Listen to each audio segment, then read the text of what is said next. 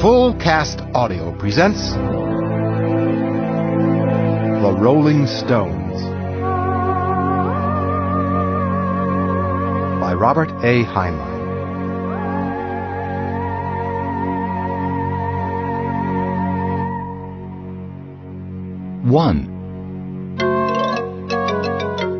The Unheavenly Twins.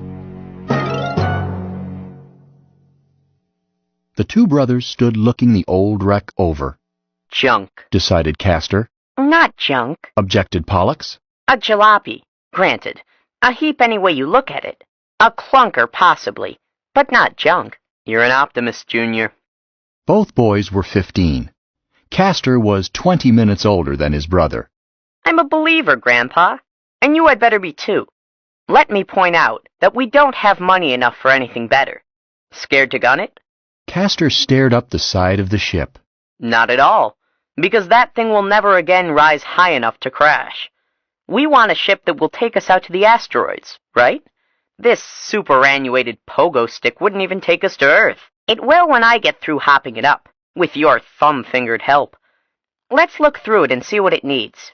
Castor glanced at the sky. It's getting late.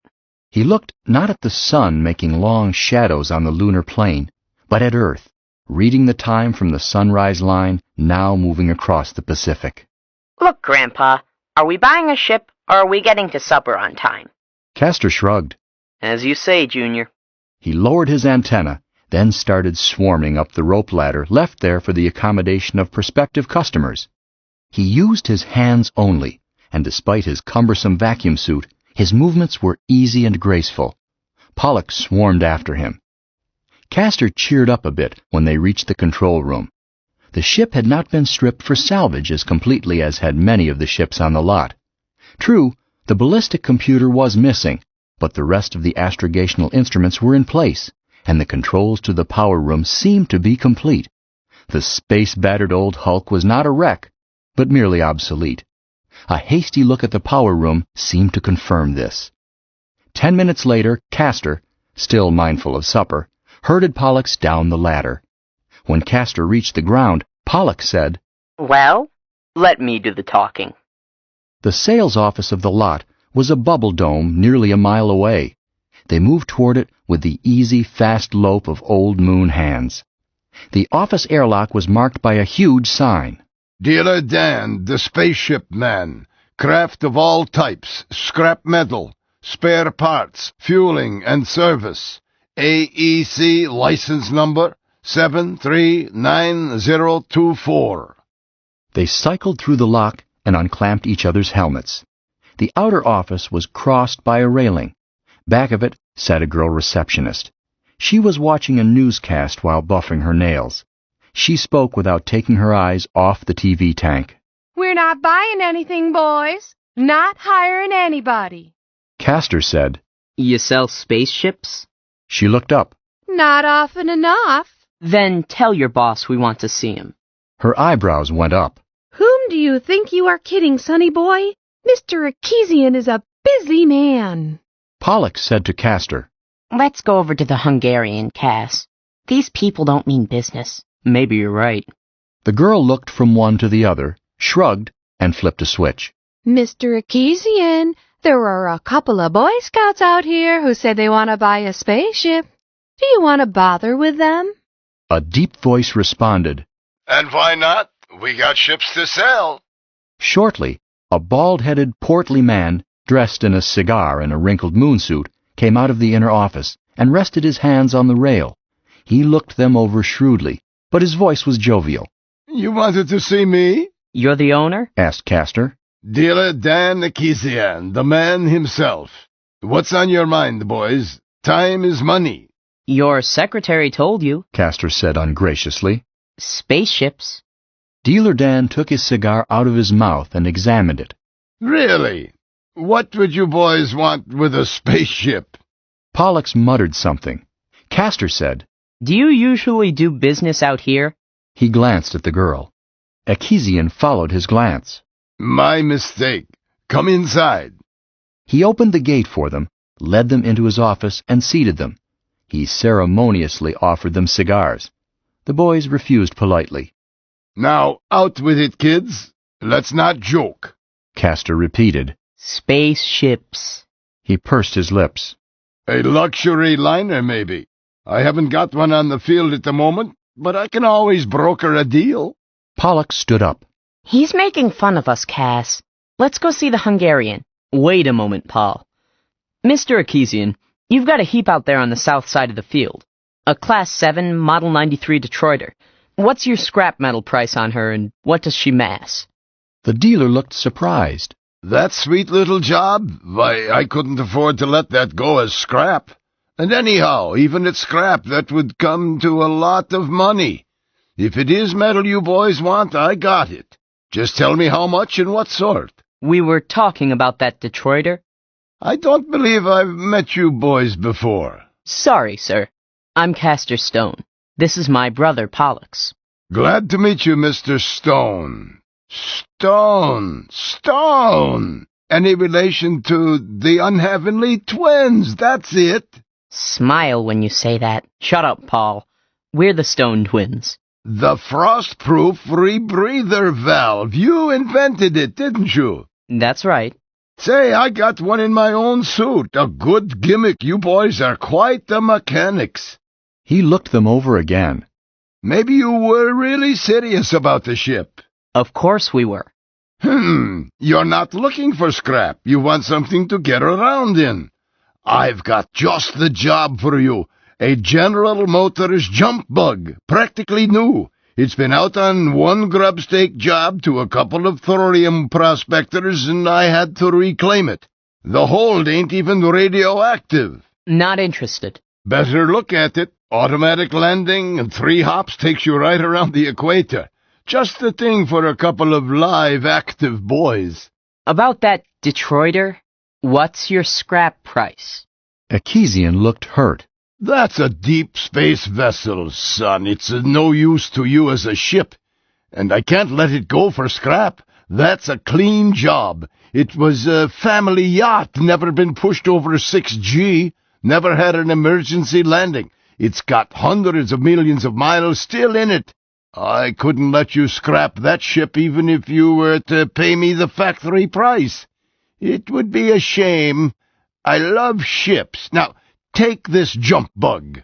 You can't sell that Detroiter as anything but scrap, Castor answered. It's been sitting there 2 years that I know of. If you had hoped to sell her as a ship, you wouldn't have salvaged the computer. She's pitted. Her tubes are no good, and an overhaul would cost more than she's worth. Now, what's her scrap price? Dealer Dan rocked back and forth in his chair. He seemed to be suffering. Scrap that ship? Just fuel her up and she's ready to go. Venus, Mars, even the Jovian satellites. What's your cash price? Cash? Cash. Akesian hesitated, then mentioned a price. Castor stood up and said, You were right, Pollux. Let's go see the Hungarian. The dealer looked pained. If I were to write it off for my own use, I couldn't cut that price. Not in fairness to my partners. Come on, Paul. Look, boys, I can't let you go over to the Hungarians. He'll cheat you. Pollux looked savage. Maybe he'll do it politely. Shut up, Paul. Sorry, Mr. Akesian. My brother is at housebroken. But we can't do business. He stood up. Wait a minute. That's a good valve you boys thought up. I use it. I feel I owe you something. He named another and lower sum. Sorry. We can't afford it. He started to follow Pollux out. Wait! Akesian mentioned a third price. Cash, he added. Of course. And you pay the sales tax? Well, for a cash deal, yes. Good. Sit down, gentlemen. I'll call in my girl and we'll stat the papers. No hurry, answered Castor. We've still got to see what the Hungarian has on his lot. And the government salvage lot, too. Huh? That price doesn't stand unless you deal right now.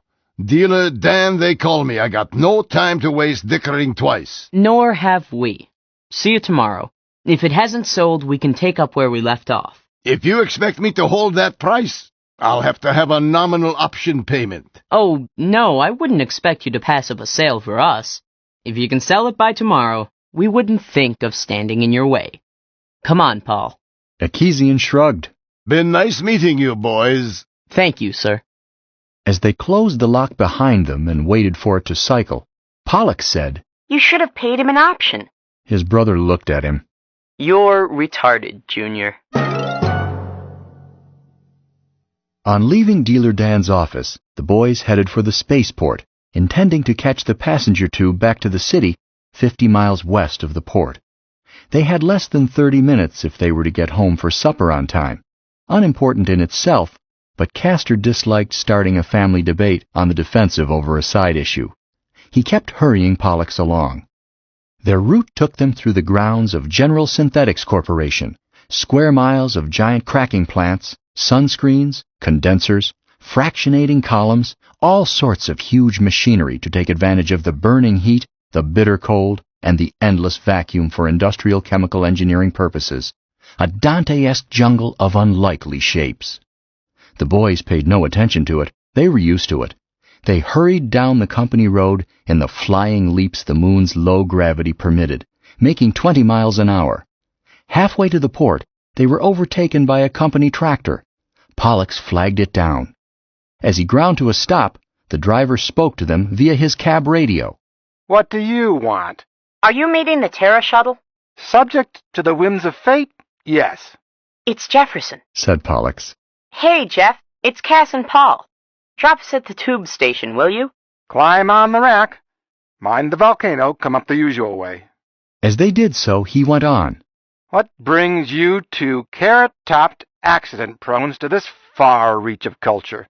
Castor hesitated and glanced at Pollux. They had known Jefferson James for some time, having bowled against him in the City League. He was an old moon hand, but not a native, having come to Luna before they were born to gather color for a novel. The novel was still unfinished. Pollux nodded. Castor said, Jeff, can you keep a secret? Certainly. But permit me to point out that these radios are not directional. See your attorney before admitting any criminal act or intention. Castor looked around. Aside from 2 tractor trucks in the distance, no one seemed to be in line of sight. We're going into business. When were you out of it?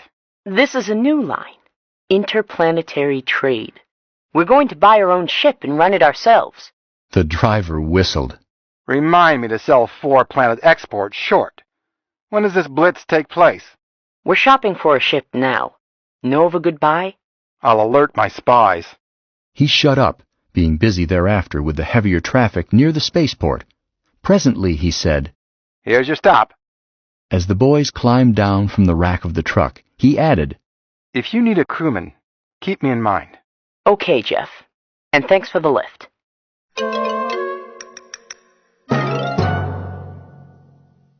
Despite the lift, they were late. A squad of Marine MPs heading into the city on duty preempted the first tube car. By the time the next arrived, the ship from Earth had grounded, and its passengers took priority. Thereafter, they got tangled with the changing shift from the synthetics plant. It was well past supper time when they arrived at their family's apartment, a half-mile down inside Luna City. Mr. Stone looked up as they came in. Well, the star borders. He was sitting with a small recorder in his lap, a throat mic clipped to his neck. Dad, it was unavoidable. Castor began. It always is. Never mind the details. Your dinner is in the cozy. I wanted to send it back, but your mother went soft and didn't let me. Dr. Stone looked up from the far end of the living room, where she was modeling ahead of their older sister, Meade. Correction. Your father went soft. I would have let you starve. Meade, quit turning your head. Check, announced their 4-year-old brother, and got up from the floor where he had been playing chess with their grandmother. He ran towards them. Hey, Cass, Paul, where you been? Did you go to the port? Why didn't you take me? Did you bring me anything? Castor swung him up by his heels and held him upside down. Yes, no, maybe, and why should we? Here, Paul, catch. He sailed the child through the air. His twin reached out and caught him, still by the heels. Check yourself, announced Grandmother. And mate in 3 moves. Shouldn't let your social life distract you from your game, Lowell. The youngster looked back at the board from his upside-down position. Wrong, Hazel. Now I let you take my queen, then blammy! His grandmother looked again at the board. Huh? Wait a minute. Suppose I refuse your queen, then... Why, the little scamp! He's trapped me again. Meade said, Shouldn't let him beat you so often, Hazel. It's not good for him. Meade, for the 9th time, quit turning your head. Sorry, Mother. Let's take a rest. Grandmother snorted. You don't think I let him beat me on purpose, do you? You play him. I am giving up the game for good. Meade answered just as her mother spoke. At the same time, Pollux chucked the boy back at Castor. You take him. I want to eat. The child squealed. Mr. Stone shouted, Quiet! And stay quiet. he went on, while unfastening the throat mic. How is a man to make a living in all this racket? This episode has to be done over completely, sent to New York tomorrow, shot, canned, distributed, and on the channels by the end of the week.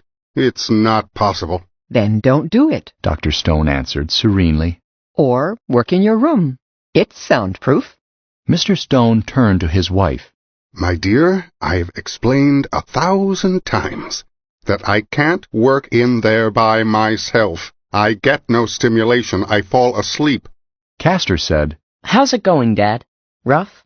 Well, now that you ask me, the villains are way ahead and I don't see a chance for our heroes. I thought of a gimmick while Paul and I were out. You have this young kid you introduced into the story slide into the control room while everybody is asleep. They don't suspect him, see? He's too young, so they haven't put him in irons. Once in the control room... Castor stopped and looked crestfallen. No, it won't do. He's too young to handle the ship. He wouldn't know how. Why do you say that? His father objected. All I have to do is to plant that he has had a chance to... Let me see. He stopped. His face went blank. No. He said presently. No good, huh? Eh? What? It smells, but I think I can use it. Stevenson did something like it in Treasure Island, and I think he got it from Homer. Let's see. If we... He again went into his trance. Pollux had opened the warming cupboard. Castor dropped his baby brother on the floor and accepted a dinner pack from his twin. He opened it. Meat pie again, he stated bleakly, and sniffed it. Synthetic, too. Say that over again and louder. His sister urged him. I've been trying for weeks to get Mother to subscribe to another restaurant. Don't talk, Meade. I'm modeling your mouth. Grandmother Stone snorted. You youngsters have it too easy. When I came to the moon, there was a time when we had nothing but soya beans and coffee powder for 3 months. Hazel, the last time you told us about that, it was 2 months, and it was tea instead of coffee. Young lady, who's telling this lie, you or me? Hazel stood up and came over to her twin grandsons. What were you two doing on Dan Akesian's lot? Castor looked at Pollux, who looked back. Castor said cautiously, Who told you that we were there? Don't try to kid your grandmother. When you have been on... The entire family joined her in chorus. On the moon as long as I have. Hazel sniffed.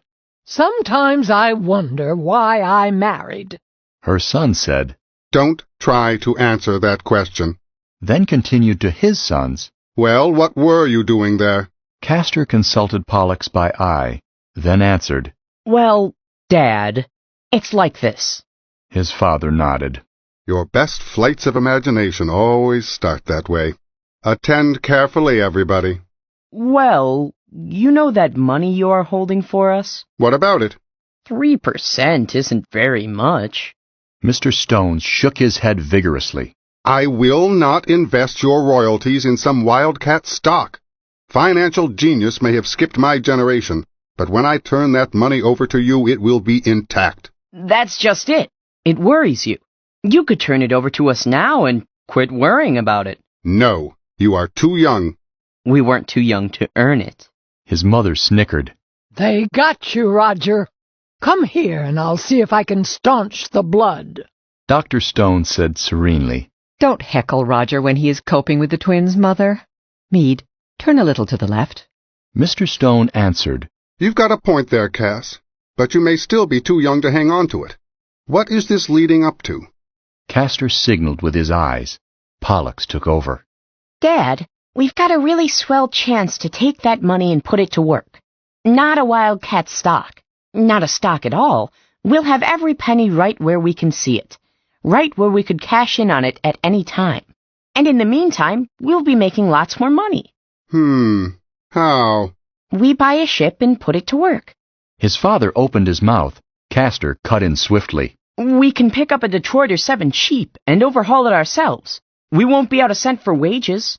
Pollux filled in without a break. You've said yourself, Dad, that we are both born mechanics. We've got the hands for it. Castor went on. We'd treat it like a baby because it would be our own. We've both got both certificates, control and power. We wouldn't need any crew. No overhead, that's the beauty of it. So we carry trade goods out to the asteroids, and we bring back a load of high grade. We can't lose. 400%. Maybe 500. More like 600. And no worries for you. And we'd be out of your hair. Not late for dinner. Pollux had his mouth open when his father again yelled. Quiet! He went on. Edith, bring the barrel. This time we use it. Mr. Stone had a theory, often expressed, that boys should be raised in a barrel and fed through the bunghole. The barrel had no physical existence. Dr. Stone said, Yes, dear. And went on modeling. Don't waste your money on a Detroiter. They're unstable. The gyro system is no good. Wouldn't have one as a gift. Get a Douglas. Mr. Stone turned to his mother. Hazel, if you are going to encourage the boys in this nonsense— Not at all. Not at all. Merely intellectual discussion. Now with a Douglas, they could make some money. A Douglas has a very favorable— Hazel. His mother broke off, then said thoughtfully, as if to herself, I know there is free speech on the moon. I wrote it into the charter myself. Roger Stone turned back to his sons. See here, boys. When the Chamber of Commerce decided to include pilot training in their youth welfare program, I was all for it. I even favored it when they decided to issue junior licenses to anybody who graduated high in the course. When you two got your jets, I was proud as could be. It's a young man's game. They license commercial pilots at 18 And they retire them at 30, added Castor. We haven't any time to waste. We'll be too old for the game before you know it. Pipe down. I'll do the talking for a bit. If you think I'm going to draw that money out of the bank and let you two young yahoos go gallivanting around the system in a pile of sky junk that will probably blow the first time you go over 2 Gs, you had better try another think. Besides, you're going down to Earth for school next September. We've been to Earth, answered Castor. And we didn't like it. Added Pollux. Too dirty. Likewise too noisy. Groundhogs everywhere. Castor finished. Mr. Stone brushed it aside. 2 weeks you were there. Not time enough to find out what the place is like. You'll love it once you get used to it. Learn to ride horseback, play baseball, see the ocean. A lot of impure water, Castor answered. Horses are to eat. Take baseball, Castor continued. It's not practical. How can you figure a 1G trajectory and place your hand at the point of contact in the free flight time between bases? We're not miracle men. I played it. But you grew up in a 1G field. You've got a distorted notion of physics. Anyhow, why would we want to learn to play baseball? When we come back, we wouldn't be able to play it here. Why, you might crack your helmet. Mr. Stone shook his head. Games aren't the point. Play baseball or not, as suits you. But you should get an education. What does Luna City Technical lack that we need? And if so, why? After all, Dad, you were on the Board of Education. I was not. I was mayor. Which made you a member ex officio. Hazel told us. Mr. Stone glanced at his mother. She was looking elsewhere. He went on. Tech is a good school, of its sort, but we don't pretend to offer everything at Tech. After all, the moon is still an outpost, a frontier. But you said in your retiring speech as mayor that Luna City was the Athens of the future and the hope of the new age. Poetic license. Tech is still not Harvard. Don't you boys want to see the world's great works of art? Don't you want to study the world's great literature? We've read Ivanhoe, said Castor. And we don't want to read The Mill on the Floss, added Pollux. We prefer your stuff. My stuff? My stuff isn't literature. It's more of an animated comic strip. We like it, Castor said firmly. His father took a deep breath. Thank you. Which reminds me that I still have a full episode to sweat out tonight, so I will cut this discussion short. In the first place, you can't touch the money without my thumbprint. From now on, I'm going to wear gloves. In the second place, both of you are too young for an unlimited license. You could get us a waiver for OutSystem. When we got back, we'd probably be old enough for unlimited. You're too young. Castor said, Why, Dad, not half an hour ago you accepted a gimmick from me in which you were going to have an 11-year-old kid driving a ship. I'll raise his age. It'll ruin your gimmick. Confound it! That's just fiction, and poor fiction at that. It's hokum, dreamed up to sell merchandise. He suddenly looked suspiciously at his son. Cass, you planted that gimmick on me, just to give yourself an argument in favor of this harebrained scheme. Castor looked pious. Why, Father, how could you think such a thing? Don't father me. I can tell a hawk from a handsaw. Anybody can. The hawk class is a purely commercial type, while a Hanshaw runabout is a sport job. Come to think about it, boys, a Hanshaw might be better than a Douglas. I like its fractional controls and— Hazel, quit encouraging the boys, and quit showing off. You're not the only engineer in the family. I'm the only good one. Oh, yes? Nobody ever complained about my work. Then why did you quit? You know why. Fiddle with finicky figures for months on end, and what have you got? A repair dock, or a stamping mill. And who cares? So you aren't an engineer. You're merely a man who knows engineering. What about yourself? You didn't stick with it. No, but my reasons were different. I saw 3 big, hairy male men promoted over my head, and not one of them could do a partial integration without a pencil. Presently I figured out that the Atomic Energy Commission had a bias on the subject of women, no matter what the civil service rules said. So I took a job dealing blackjack. Luna City didn't offer much choice in those days, and I had you to support. The argument seemed about to die out. Castor judged it was time to mix it up again. Hazel, do you really think we should get a Hanshaw?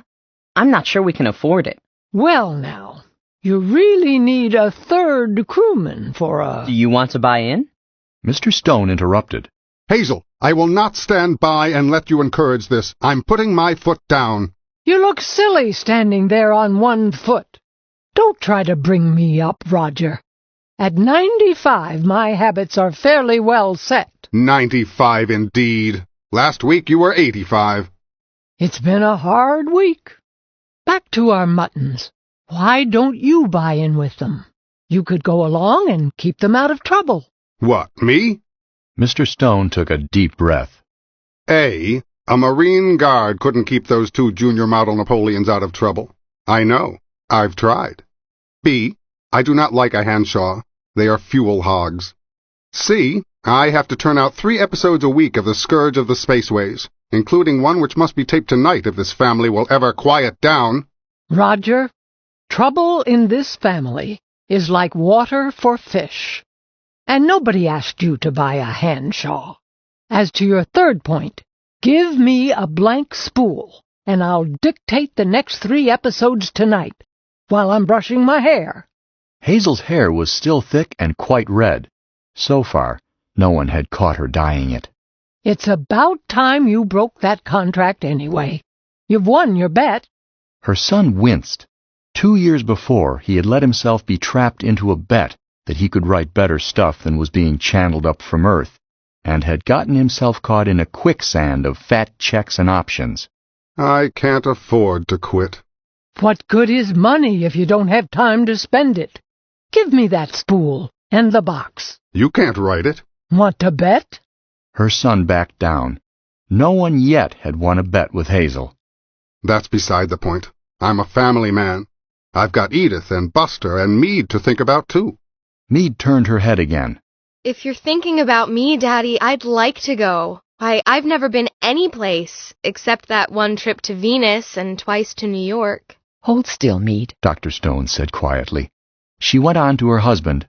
You know, Roger, I was thinking just the other day how cramped this apartment is, and we haven't been any place, as Meade says, since we got back from Venus. Mr. Stone stared.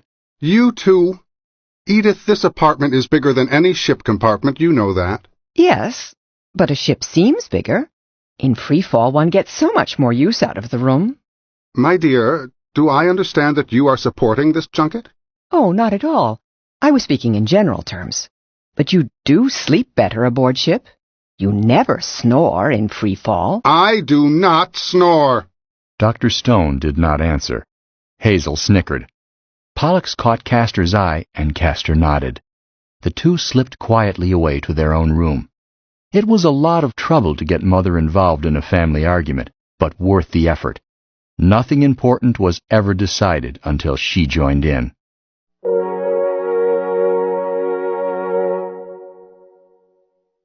Meade tapped on their door a little later. Castor let her in and looked her over. She was dressed in the height of fashion for the American Old West. Square dancing again, huh? Eliminations tonight. Look here, Cass. Even if Daddy breaks loose from the money, you two might be stymied by being underage for an unlimited license, right? We figure on a waiver. They had also discussed blasting off without a waiver, but it did not seem the time to mention it. But you might not get it. Just bear in mind that I will be 18 next week. Bye now. Good night. When she had gone, Pollux said, That's silly. She hasn't even taken her limited license. No, but she's had astrogation in school, and we could coach her. Cass, you're crazy. We can't drag her all around the system. Girls are a nuisance. You've got that wrong, Junior. You mean sisters. Girls are okay. Pollux considered this. Yeah, I guess you're right. I'm always right. Oh, so? How about the time you tried to use liquid air to... Let's not be petty. Grandmother Hazel stuck her head in next. Just a quick battle report, boys. Your father is groggy, but still fighting gamely. Is he going to let us use the money? Doesn't look like it as of now. Tell me, how much did Akesian ask you for that Detroiter? Castor told her. She whistled. The Gonoff. That unblushing groundhog. I'll have his license lifted. Oh, we didn't agree to pay it. Don't sign with him at all, unless I'm at your elbow. I know where the body is buried. Okay. Look, Hazel, you really think a Detroiter 7 is unstable? She wrinkled her brow. Its gyros are too light for the ship's moment of inertia. I hate a ship that wobbles. If we could pick up a war surplus triple-duo gyro system, cheap, you would have something. I'll inquire around. It was much later when Mr. Stone looked in. Still awake, boys? Oh, sure. Come in. About that matter we were discussing tonight. Pollux said, Do we get the money? Castor dug him in the ribs, but it was too late. Their father said, I told you that was out. But I wanted to ask you, did you, when you were shopping around today, happen to ask, about any larger ships? Castor looked blank. Why, no, sir. We couldn't afford anything larger.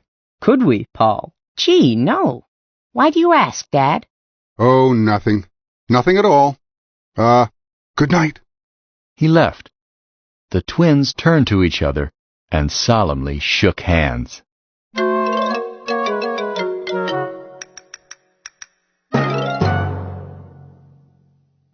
Two. A case for a dramatic license. At breakfast the next morning by Greenwich time, of course, it was still late afternoon by local sun time, and would be for a couple of days, the Stone family acted out the episode Hazel had dictated the night before of Mr. Stone's Marathon Adventure serial.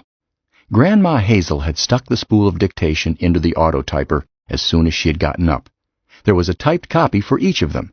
Even Buster had a small side to read, and Hazel played several parts, crouching and jumping around and shifting her voice from rusty bass to soprano. Everybody got into the act. Everybody but Mr. Stone. He listened with a dour, try-to-make-me-laugh expression. Hazel finished her grand cliff-hanging finale by knocking over her coffee. She plucked the cup out of the air and had a napkin under the brown flood before it could reach the floor, under the urge of the moon's leisurely field. Well? She said breathlessly to her son, while still panting from the galactic overlord's frantic attempts to escape a just fate. How about it? Isn't that a dilly? Did we scare the dickens out of him, or didn't we? Roger Stone did not answer. He merely held his nose. Hazel looked amazed. You didn't like it? Why, Roger, I do believe you're jealous. To think I would raise a son with spirits so mean that he would be envious of his own mother. Buster spoke up. I liked it. Let's do that part over where I shoot the space pirate. He pointed a finger and made a zizzing noise. Whee! Blood all over the bulkheads. There's your answer, Roger. You're public. If Buster likes it, you're in. I thought it was exciting. Meade put in. What was wrong with it, Daddy? Yes. Go ahead, tell us. Very well. In the first place, spaceships do not make 180-degree turns. This one does. In the second place, what in blazes is this galactic overlord nonsense? When did he creep in? Oh, that. Son, your show was dying on its feet, so I gave it a transfusion. But galactic overlords? Now, really? It's not only preposterous, it's been used over and over again. Is that bad? Next week, I'm going to equip Hamlet with atomic propulsion and stir it in with the Comedy of Errors. I suppose you think Shakespeare will sue me? He will if he can stop spinning. Roger Stone shrugged. I'll send it in. There's no time left to do another one, and the contract doesn't say it has to be good. It just says I have to deliver it. They'll rewrite it in New York anyway. Even Money says your fan mail is up 25% on this episode. No, thank you. I don't want you wearing yourself out writing fan mail. Not at your age. What's wrong with my age? I used to paddle you twice a week, and I can still do it. Come on, put up your dukes. Too soon after breakfast. Sissy, pick your way of dying. Marquis of Queensbury, Dockside, or Kill Quick. Send around your seconds. Let's do this properly.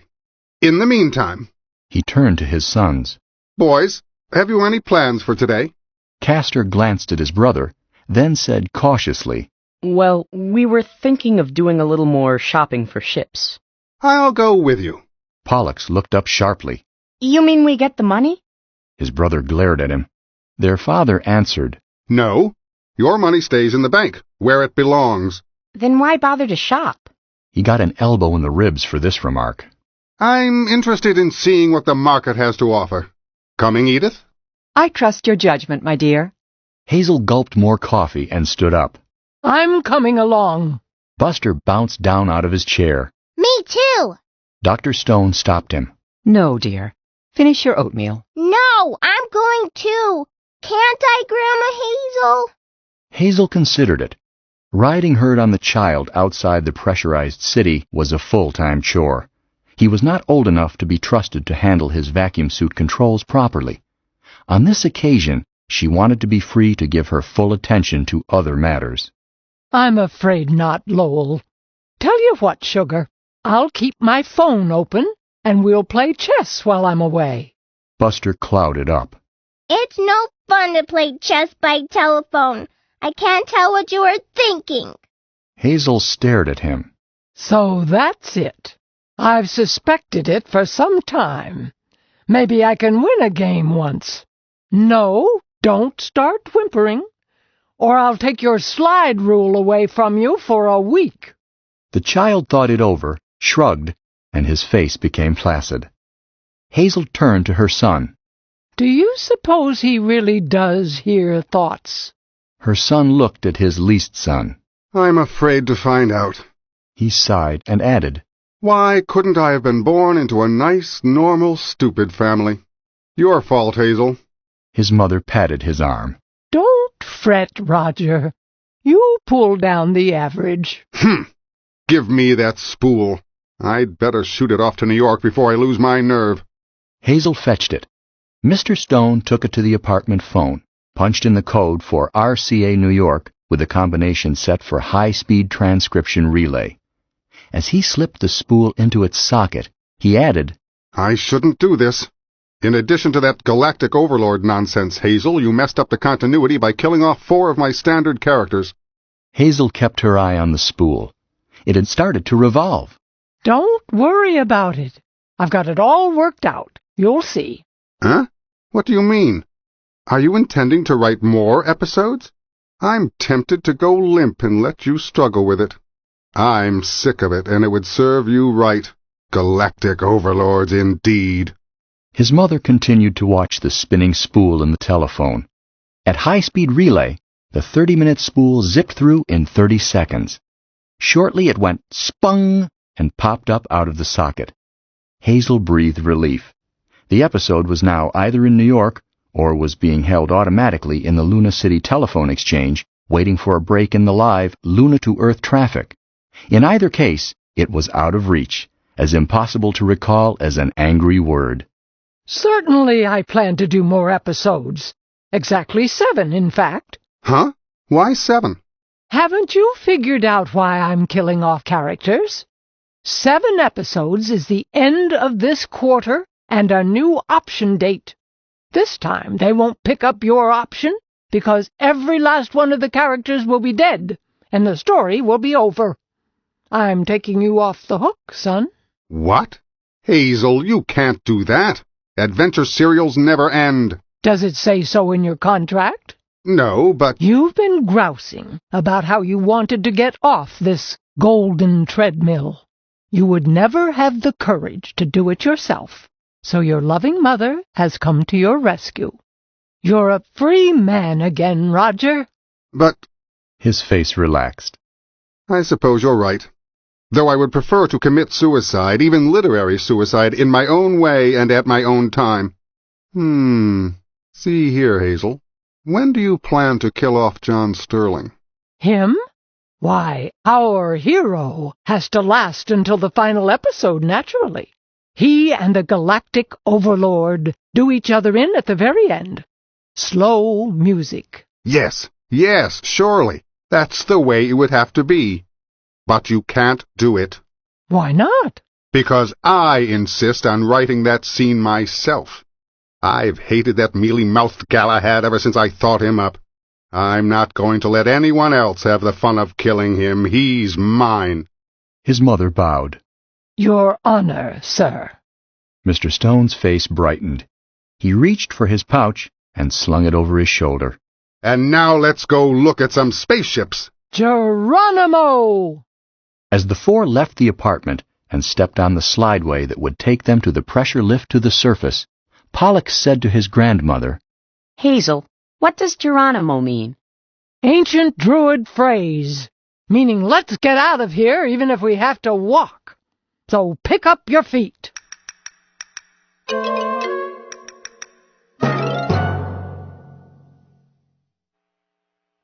"3.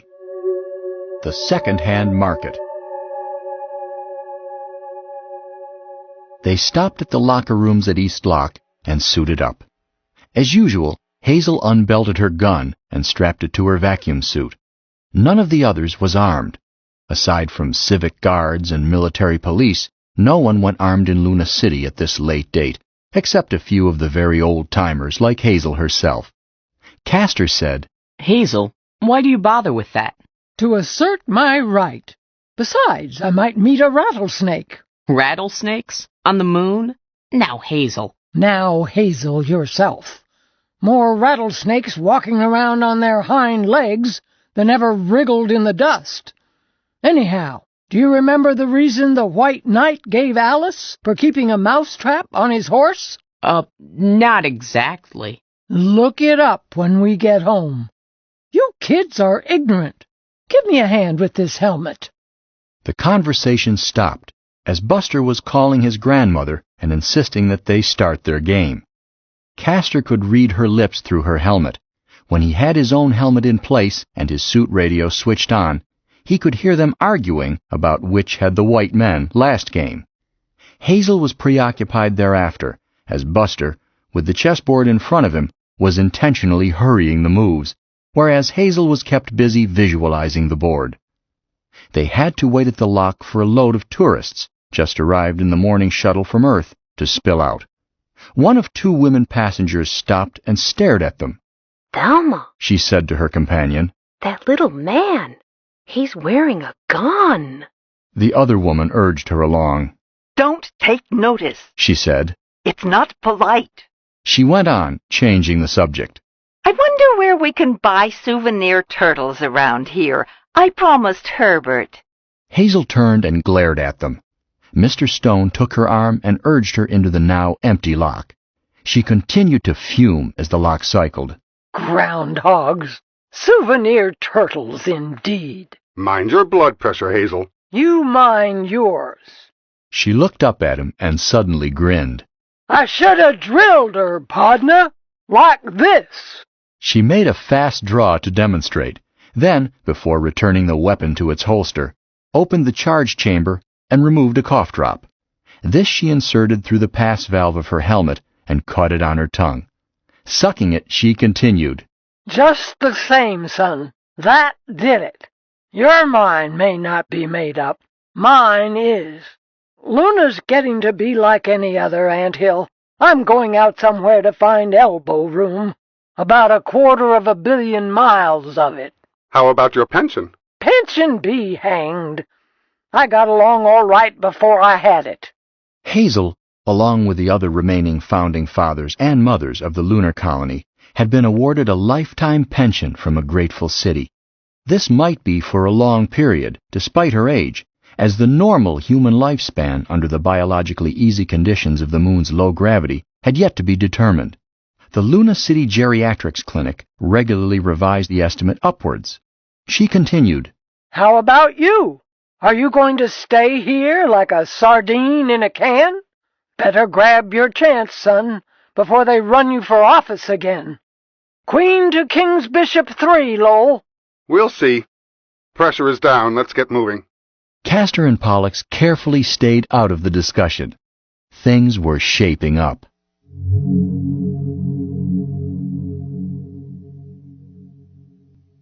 As well as Dealer Dan's lot, the government salvage yard and that of the bankrupt Hungarian were, of course, close by the spaceport. The Hungarian's lot sported an ancient, sun-tarnished sign. Bargains, bargains, bargains, going out of business. But there were no bargains there, as Mr. Stone decided in 10 minutes and Hazel in 5. The government salvage yard held mostly robot freighters without living quarters, one-trip ships, the interplanetary equivalent of discarded packing cases, and obsolete military craft unsuited for most private uses. They ended up at a Kezian's lot. Pollux headed at once for the ship he and his brother had picked out. His father immediately called him back. Hey, Paul, what's your hurry? Don't you want to see our ship? Your ship? Are you still laboring under the fancy that I am going to let you two refugees from a correction school buy that Detroiter? Huh? Then what did we come out here for? I want to look at some ships, but I am not interested in a Detroiter 7. Pollux said, Huh? See here, Dad. We aren't going to settle for a jump bug. We need a... The rest of his protest was cut off as Castor reached over and switched off his walkie-talkie. Castor picked it up. What sort of a ship, Dad? Paul and I have looked over most of these heaps, one time or another. Well, nothing fancy. A conservative family job. Let's look at that Henshaw up ahead. I thought you said Henshaws were fuel hogs, Roger. True, but they are very comfortable. You can't have everything. Why not? Pollux had switched his radio back on immediately. He put in, Dad, we don't want a runabout. No cargo space. Castor reached again for his belt switch. He shut up. But Mr. Stone answered him. Forget about cargo space. You two boys would lose your shirts if you attempted to compete with the sharp traders running around the system. I'm looking for a ship that will let the family make an occasional pleasure trip. I'm not in the market for a commercial freighter. Pollux shut up. They all went to the Henshaw Mr. Stone had pointed out and swarmed up into her control room. Hazel used both hands and feet in climbing the rope ladder, but was only a little behind her descendants. Once they were in the ship, she went down the hatch into the power room. The others looked over the control room and the living quarters, combined in one compartment. The upper or bow end was the control station, with couches for pilot and co-pilot. The lower or after end had 2 more acceleration couches for passengers.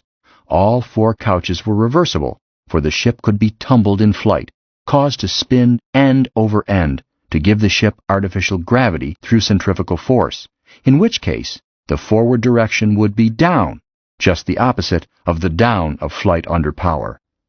Pollux looked over these arrangements with distaste. The notion of cluttering up a ship with gadgetry to coddle the tender stomachs of groundhogs disgusted him. No wonder Hanshaws were fuel hogs. But his father thought differently. He was happily stretched out in the pilot's couch, fingering the controls. This baby might do, if the price is right. I thought you wanted this for the family, Dad. I do. Be pretty cramped in here once you rigged extra couches. Edith won't like that. You let me worry about your mother.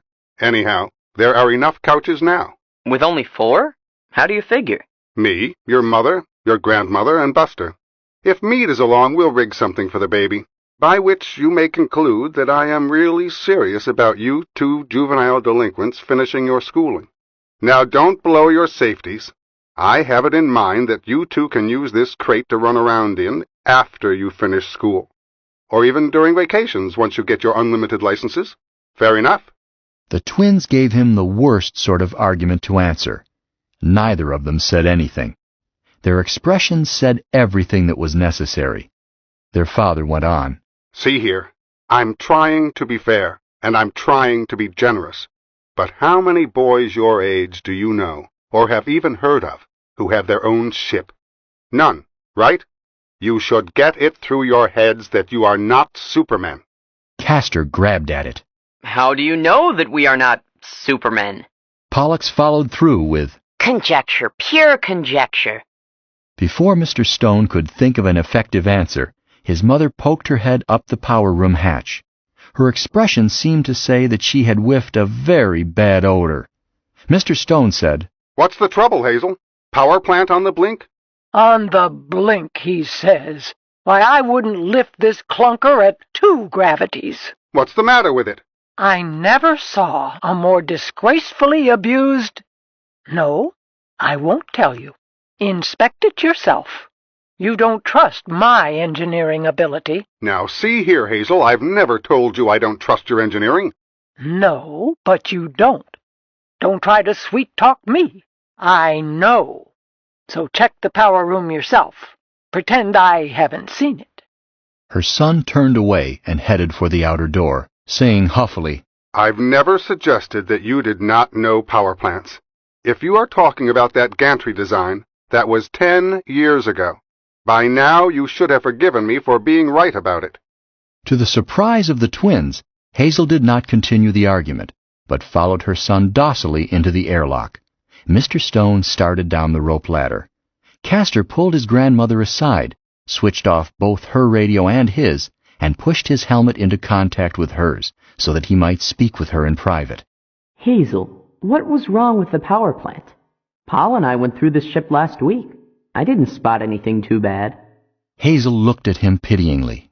You've been losing sleep lately? It's obvious. Only 4 couches. Oh. Castor switched on his radio and silently followed his brother and father to the ground.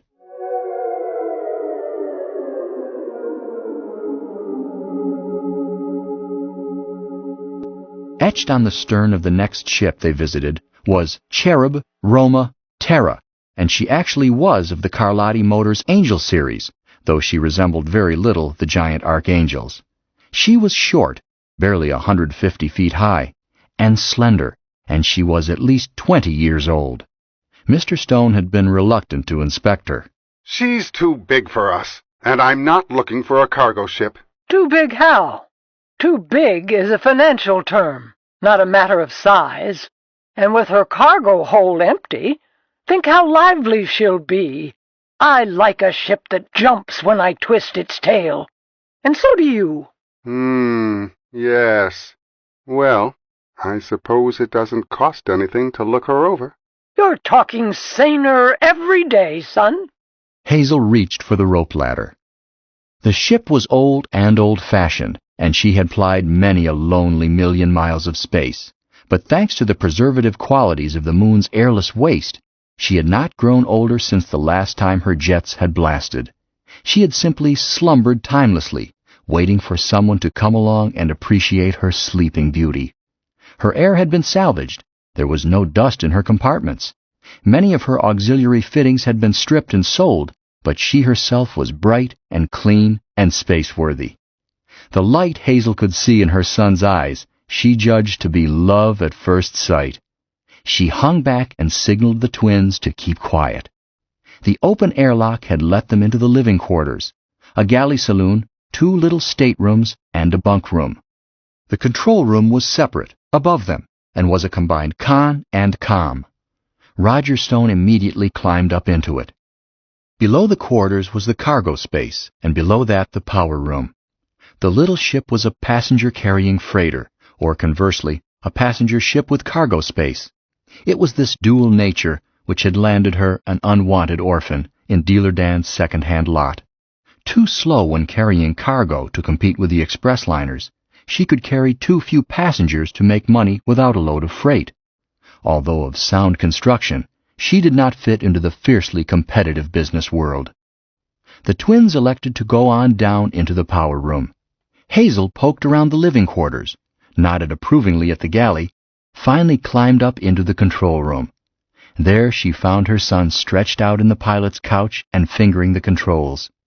Hazel promptly swung herself into the co-pilot's couch, settled down in the bare rack, the pneumatic pads were missing, and turned her head toward Roger Stone. She called out, All stations manned and ready, Captain. He looked at her and grinned. Stand by to raise ship. Board green. Clear from tower. Ready for count-off. -30, 29, 28. He broke off and added sheepishly, It does feel good. You're darn tootin' it does. Let's grab ourselves a chunk of it before we're too old. This city life is getting us covered with moss. Roger Stone swung his long legs out of the pilot's couch. Maybe we should. Yes, we really should. Hazel's booted feet hit the deck plates by his. That's my boy. I'll raise you up to man size yet. Let's go see what the twins have taken apart. The twins were still in the power room. Roger went down first. He said to Castor, Well, son, how does it look? Will she raise high enough to crash? Castor wrinkled his forehead. We haven't found anything wrong, exactly. But they've taken her boost units out. The pile is just a shell. What do you expect? For 'em to leave hot stuff sitting in a decommissioned ship? In time, the whole stern would be radioactive, even if somebody didn't steal it. Quit showing off, Hazel. Cass knows that. We'll check the log data and get a metallurgical report later, if we ever talk business. King's Knight to Queen's Bishop 5. What's the matter, Roger? Cold feet? No, I like this ship, but I don't know that I can pay for her. And even if she were a gift, it will cost a fortune to overhaul her and get her ready for space. Pooh! I'll run the overhaul myself, with Cass and Paul to do the dirty work. Won't cost you anything but dockage. As for the price, we'll burn that bridge when we come to it. I'll supervise the overhaul myself. Want to fight? Let's go down and find out just what inflated notions Dan Akesian has this time. And remember, let me do the talking. Now wait a minute. I never said I was going to buy this bucket. Who said you were? But it doesn't cost anything to dicker. I can make Dan see reason. Dealer Dan Akesian was glad to see them, doubly so when he found that they were interested not in the Detroiter 7, but in a larger, more expensive ship. At Hazel's insistence, she and Akesian went into his inner office alone to discuss prices. Mr. Stone let her get away with it, knowing that his mother drove a merciless bargain. The twins and he waited outside for quite a while. Presently, Mr. Akesian called his office girl in. She came out a few minutes later, to be followed shortly by Akesian and Hazel. It's all settled, she announced, looking smug. The dealer smiled grudgingly around his cigar. Your mother is a very smart woman, Mr. Mayor. Take it easy. You are both mixed up in your timing. I'm no longer mayor, thank heaven, and nothing is settled yet. What are the terms? Akesian glanced at Hazel, who pursed her lips. Well now, son, it's like this. I'm too old a woman to fiddle around. I might die in bed waiting for you to consider all sides of the question. So I bought it. You? For all practical purposes, it's a syndicate. Dan puts up the ship, I wangle the cargo, and the boys and I take the stuff out to the asteroids for a fat profit. I've always wanted to be a skipper. Castor and Pollux had been lounging in the background, listening and watching faces. At Hazel's announcement, Pollux started to speak. Castor caught his eye and shook his head. Mr. Stone said explosively, That's preposterous! I won't let you do it! I'm of age, son. Mr. Akesian, you must be out of your mind! The dealer took his cigar and stared at the end of it. Business is business. Well, at least you won't get my boys mixed up in it. That's out! Maybe. Maybe not. Let's ask them. They're not of age. No, not quite. But suppose they went into court and asked that I be appointed their guardian. Mr. Stone listened to this quietly, then turned to his sons. Cass, Paul, did you frame this with your grandmother? Pollux answered, No, sir. Would you do what she suggests? Castor answered, Now, Dad, you know we wouldn't like to do anything like that. But you would do it, huh? I didn't say so, sir. Mr. Stone turned back. This is pure blackmail, and I won't stand for it. Mr. Akesian, you knew that I came in here to bid on that ship. You knew that my mother was to bargain for it as my agent. You both knew that, but you made a deal behind my back. Now either you set that so-called deal aside and we start over, or I haul both of you down to the Better Business Bureau. Hazel was expressionless. Mr. Akesian examined his rings. There's something in what you say, Mr. Stone. Suppose we go inside and talk it over. I think we had better. Hazel followed them in and plucked at her son's sleeve before he had a chance to start anything. Roger, you really want to buy this ship? I do. She pointed to papers spread on Akesian's desk. Then just sign right there and stamp your thumb. He picked up the papers instead. They contained no suggestion of the deal Hazel had outlined. Instead, they conveyed to him all right, title, and interest in the vessel he had just inspected, and at a price much lower than he had been prepared to pay. He did some hasty mental arithmetic and concluded that Hazel had not only gotten the ship at scrap metal prices, but also must have bulldozed Akesian into discounting the price by what it would have cost him to cut the ship up into pieces for salvage. In dead silence, he reached for Mr. Akesian's desk stylus, signed his name, then carefully affixed his thumbprint. He looked up and caught his mother's eye. Hazel, there is no honesty in you, and you'll come to a bad end. She smiled. Roger, you do say the sweetest things. Mr. Akesian sighed. As I said, Mr. Stone, your mother is a very smart woman. I offered her a partnership. Then there was a deal? Oh, no, not that deal. I offered her a partnership in the lot. But I didn't take it. I want elbow room. Roger Stone grinned and shrugged, stood up. Well, anyway, who's skipper now? You are. Captain? As they came out, both twins said, Dad, did you buy it? Don't call him Dad. He prefers to be called Captain. Oh, likewise. Oh.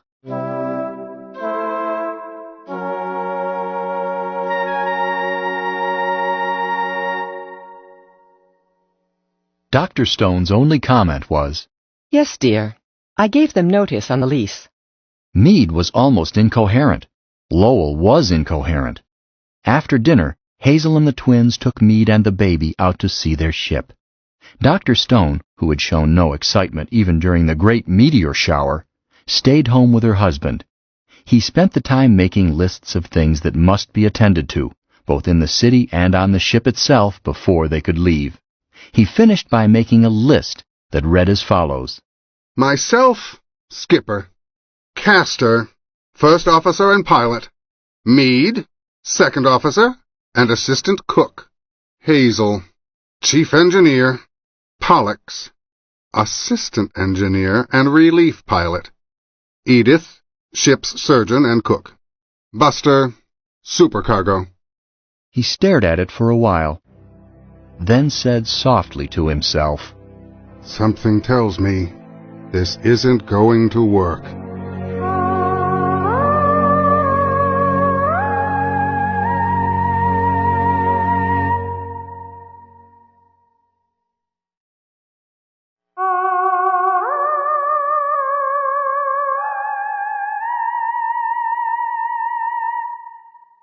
Four.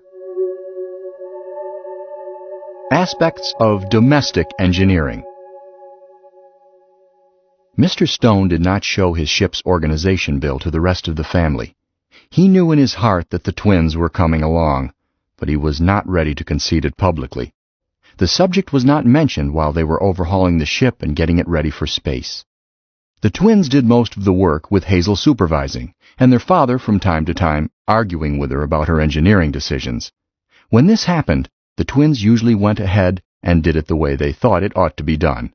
Neither of them had much confidence in the skill and knowledge of their elders. Along with their great natural talent for mechanics and their general brilliance went a cocksure, half-baked conceit, which led them to think that they knew a great deal more than they did. This anarchistic and unstable condition came to a head over the overhaul of the intermediate injector sequence. Mr. Stone had decreed, with Hazel concurring, that all parts which could be disassembled would so be, interior surfaces inspected, tolerances checked, and gaskets replaced with new ones. The intermediate sequence in this model was at comparatively low pressure. The gasketing was of silicone silica laminate rather than wrung metal. Spare gaskets were not available in Luna City, but had to be ordered up from Earth. This Mr. Stone had done. But the old gaskets appeared to be in perfect condition, as Pollux pointed out when they opened the sequence. Hazel, why don't we put these back in? They look brand new. His grandmother took one of the gaskets, looked it over, flexed it, and handed it back. Lots of life left in it, that's sure. Keep it for a spare. That wasn't what Paul said. The new gaskets have to be flown from Rome to Pike's Peak, then jumped here. It might be 3 days, or it might be a week. And we can't do another thing until we get this mess cleaned up. You can work in the control room. Your father wants all new parts on everything that wears out. Oh, bother. Dad goes too much by the book. You've said so yourself. Hazel looked up at her grandson, bulky in his pressure suit. Listen, Runt. Your father is an A1 engineer. I'm privileged to criticize him. You aren't. Pollux cut in hastily. Just a sec, Hazel. Let's keep personalities out of this. I want your unbiased professional opinion. Are those gaskets fit to put back in, or aren't they? Cross your heart and shame the devil. Well, I say they are fit to use. You can tell your father I said so. He ought to be here any minute now. I expect he will agree. She straightened up. I've got to go. Mr. Stone failed to show up when expected. The twins fiddled around, doing a little preliminary work on the preheater. Finally, Pollux said, What time is it? Past 4. Dad won't show up this afternoon. Look, those gaskets are all right. And, anyhow, 2 gets you 5, he'd never know the difference. Well, he would okay them if he saw them. Hand me that wrench. Hazel did show up again, but by then they had the sequence put back together and had opened up the preheater. She did not ask about the injector sequence, but got down on her belly with a flashlight and mirror and inspected the preheater's interior. Her frail body, although still agile as a cricket under the moon's weak pull, was not up to heavy work with a wrench, but her eyes were sharper and much more experienced than those of the twins. Presently she wiggled out. Looks good. We'll put it back together tomorrow. Let's go see what the cook ruined tonight. She helped them disconnect their oxygen hoses from the ship's tank and reconnect to their backpacks. Then the three went down out of the ship and back to Luna City. Dinner was monopolized by a hot argument over the next installment of The Scourge of the Spaceways. Hazel was still writing it, but the entire family, with the exception of Dr. Stone, felt free to insist on their own notions of just what forms of mayhem and violence the characters should indulge in next. It was not until his first pipe after dinner that Mr. Stone got around to inquiring about the day's progress. Castor explained that they were about to close up the preheater. Mr. Stone nodded. Moving right along. Good. Wait a minute. You'll just have to tear it down again to put in the... Or did they send those gaskets out to the ship? I didn't think they had come in yet. What gaskets? Pollux said innocently. Hazel glanced quickly at him, but said nothing. The gaskets for the intermediate injector sequence, of course. Oh, those. Pollux shrugged. They were okay. Absolutely perfect to 9 decimal places. So we put 'em back in. Oh, you did. That's interesting. Tomorrow you can take them out again, and I'll stand over you when you put the new ones in. Castor took over. But, Dad, Hazel said they were okay. Roger Stone looked at his mother. Well, Hazel? She hesitated. She knew that she had not been sufficiently emphatic in telling the twins that their father's engineering instructions were to be carried out to the letter. On the other hand, she had told them to check with him. Or had she? The gaskets were okay, Roger. No harm done. He looked at her thoughtfully. So you saw fit to change my instructions? Hazel, are you itching to be left behind? She noted the ominously gentle tone of his voice and checked an angry reply. No, she said simply. No what? No, Captain. Not Captain yet, perhaps, but that's the general idea. He turned to his sons. I wonder if you two yahoos understand the nature of the situation. Castor bit his lip. Pollux looked at his twin, then back at his father. Dad, you're the one who doesn't understand the nature of the situation. You're making a fuss over nothing. If it'll give you any satisfaction, we'll open it up again. But you'll simply see that we were right. If you had seen those gaskets, you would have passed them. Probably. Almost certainly. But a skipper's orders as to how he wants his ship gotten ready for space are not subject to change by a dockyard mechanic, which is what you both rate at the moment. Understand me? Okay, so we should have waited. Tomorrow we'll open her up, you'll see that we were right, and we'll close it up again. Wrong. Tomorrow you will go out, open it up, and bring the old gaskets back to me. Then you will both stay right here at home until the new gaskets arrive. You can spend the time contemplating the notion that orders are meant to be carried out.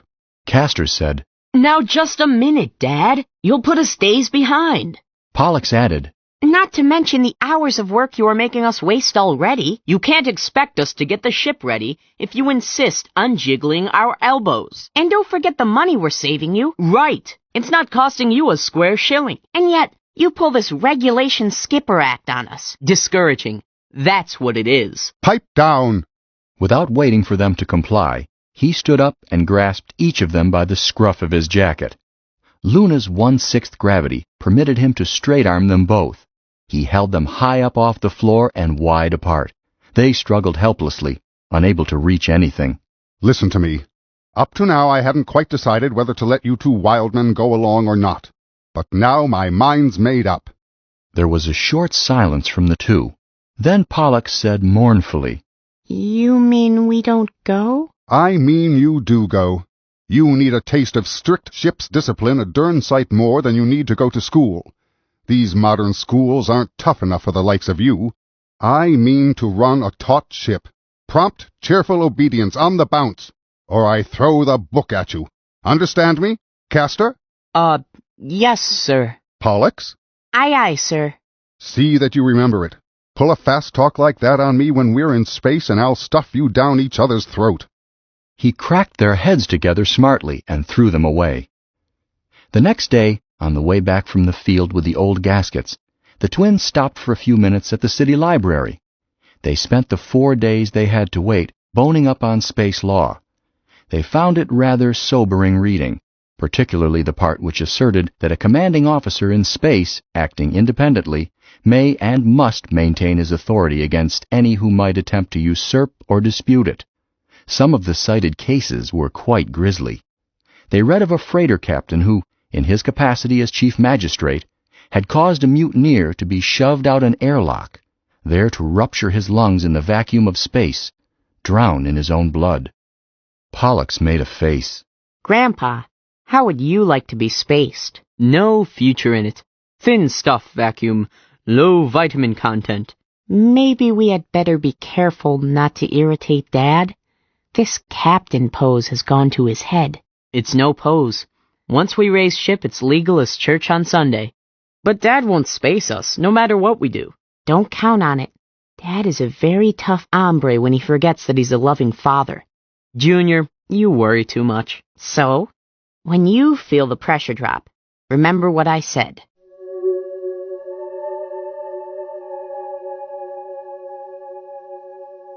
It had been early agreed that the ship could not stay the Cherub. There had been no such agreement on what the new name should be. After several noisy arguments, Dr. Stone, who herself had no special preference, suggested that they place a box on the dining table, into which proposed names might be placed without debate. For 1 week the slips accumulated. Then the box was opened. Dr. Stone wrote them down. Dauntless, Jabberwock, HMS Pinafore, The Clunker, Star Wagon, Go Devil, Onward, Icarus, Susan B. Anthony, Iron Duke, Morning Star, Tumbleweed, Paul, Viking. One would think that with all the self-declared big brains there are around this table, someone would show some originality. Almost every name on the list can be found in the big register, half of them for ships still in commission. I move we strike out those tired, second-hand used-before names and consider only fresh ones. Hazel looked at him suspiciously. What ones will that leave? Well, You've looked them up, haven't you? I thought I caught you sneaking a look at the slips before breakfast. Mother, your allegation is immaterial, irrelevant, and unworthy of you. But true. Okay, let's have a vote. Or does someone want to make a campaign speech? Dr. Stone rapped on the table with her thimble. We'll vote. I've still got a medical association meeting to get to tonight. As chairman, she ruled that any name receiving less than 2 votes in the first round would be eliminated. Secret ballot was used. When Meade canvassed the vote, 7 names had gotten 1 vote each.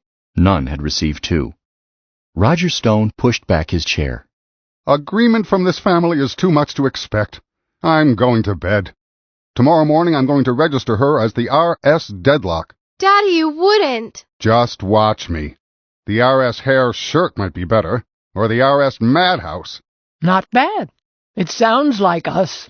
Never a dull moment. I, for one, could stand a little decent monotony. Rubbish.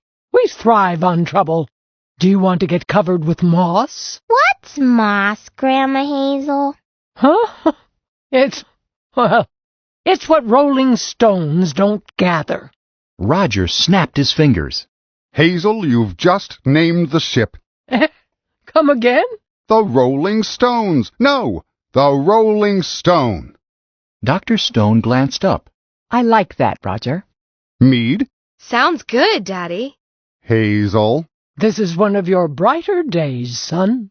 Stripped of the implied insult, I take it that means yes. I don't like it.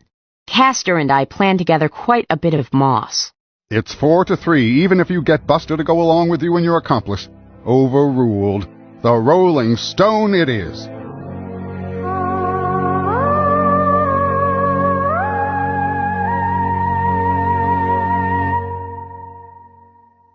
Despite their great sizes and tremendous power, spaceships are surprisingly simple machines. Every technology goes through 3 stages. First, a crudely simple and quite unsatisfactory gadget. Second, an enormously complicated group of gadgets designed to overcome the shortcomings of the original and achieving thereby somewhat satisfactory performance through extremely complex compromise. Third, a final proper design therefrom. In transportation, The ox cart and the rowboat represent the first stage of technology. The second stage might well be represented by the automobiles of the middle 20th century, just before the opening of interplanetary travel. These unbelievable museum pieces were for their time fast, sleek, and powerful. But inside their skins were assembled a preposterous collection of mechanical buffoonery. The prime mover for such a juggernaut might have rested in one's lap. The rest of the mad assembly consisted of afterthoughts, intended to correct the uncorrectable, to repair the original basic mistake in design, for automobiles and even the early aeroplanes were powered, if one may call it that, by reciprocating engines.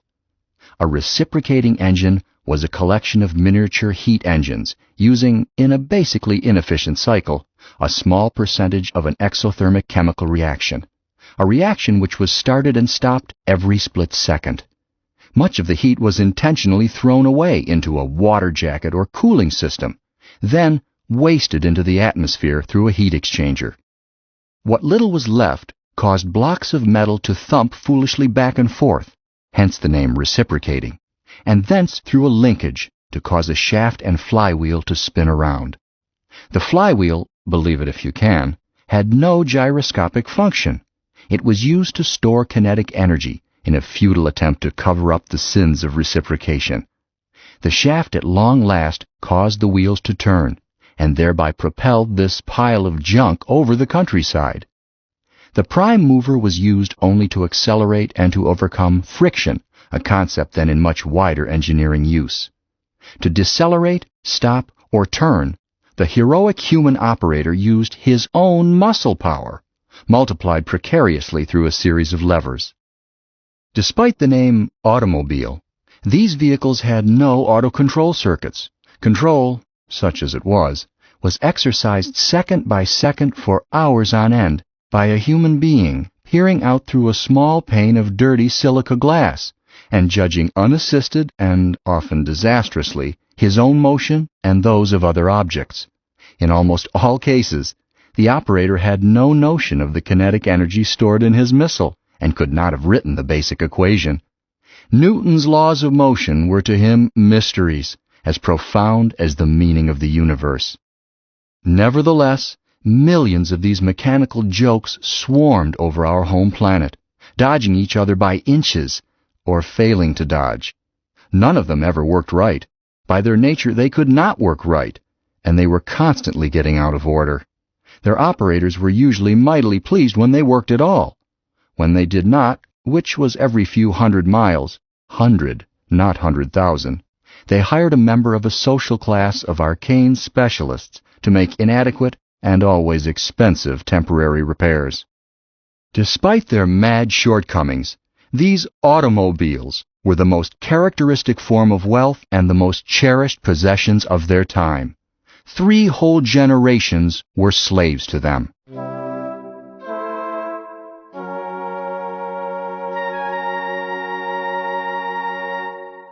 The Rolling Stone was of the third stage of technology. Her power plant was nearly 100% efficient, and, save for her gyroscopes, she contained almost no moving parts. The power plant used no moving parts at all. A rocket engine is the simplest of all possible heat engines. Castor and Pollux might have found themselves baffled by the legendary Model T Ford automobile, but the Rolling Stone was not nearly that complex. She was merely much larger. Many of the fittings they had to handle were very massive, but the moon's 1/6 gravity was an enormous advantage. Only occasionally did they have to resort to handling equipment. Having to wear a vacuum suit while doing mechanics work was a handicap, but they were not conscious of it. They had worn space suits whenever they were outside the pressurized underground city since before they could remember. They worked in them and wore them without thinking about them, as their grandfather had worn overalls. They conducted the entire overhaul without pressurizing the ship, because it was such a nuisance to have to be forever cycling an airlock, dressing and undressing, whenever they wanted anything outside the ship. An IBM company representative from the city installed the new ballistic computer and ran it in. But after he had gone, the boys took it apart and checked it throughout themselves, being darkly suspicious of any upcheck given by a manufacturer's employee. The ballistic computer of a spaceship has to be right. Without perfect performance from it, a ship is a mad robot, certain to crash and kill its passengers. The new computer was of the standard "I tell you 3 times" variety, a triple brain, each third of which was capable of solving the whole problem. If one triplet failed, the other 2 would outvote it and cut it off from action, permitting thereby at least one perfect landing and a chance to correct the failure. The twins made personally sure that the multiple brain was sane in all its 3 lobes. Then, to their disgust, their father and grandmother checked everything that they had done. The last casting had been X-rayed. The last metallurgical report had been received from the spaceport laboratories. The last piece of tubing had been reinstalled and pressure tested.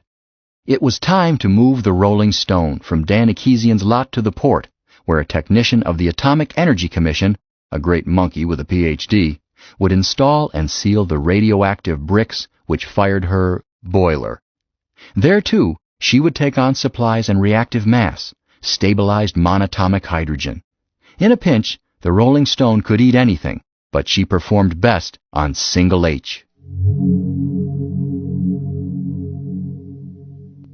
The night before the ship was to be towed to the spaceport, the twins tackled their father on a subject dear to their hearts: money.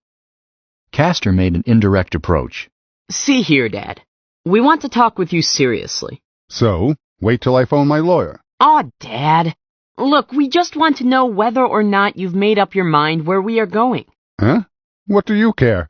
I've already promised you that it will be someplace new to you. We won't go to Earth nor to Venus, not this trip. Yes, but where? I may just close my eyes, set up a probe on the computer by touch, and see what happens.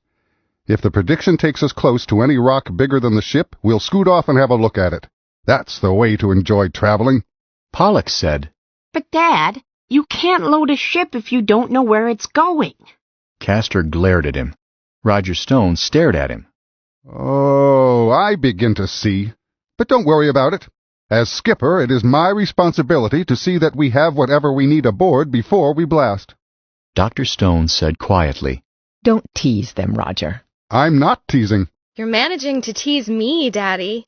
Let's settle it. I vote for Mars. It's not subject to vote. The deuce it ain't. Pipe down, Mother.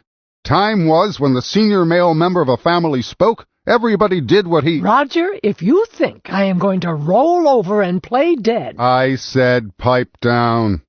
But everybody in this family thinks it's funny to try to get around Pop. Meade sweet-talks me. The twins fast-talk me.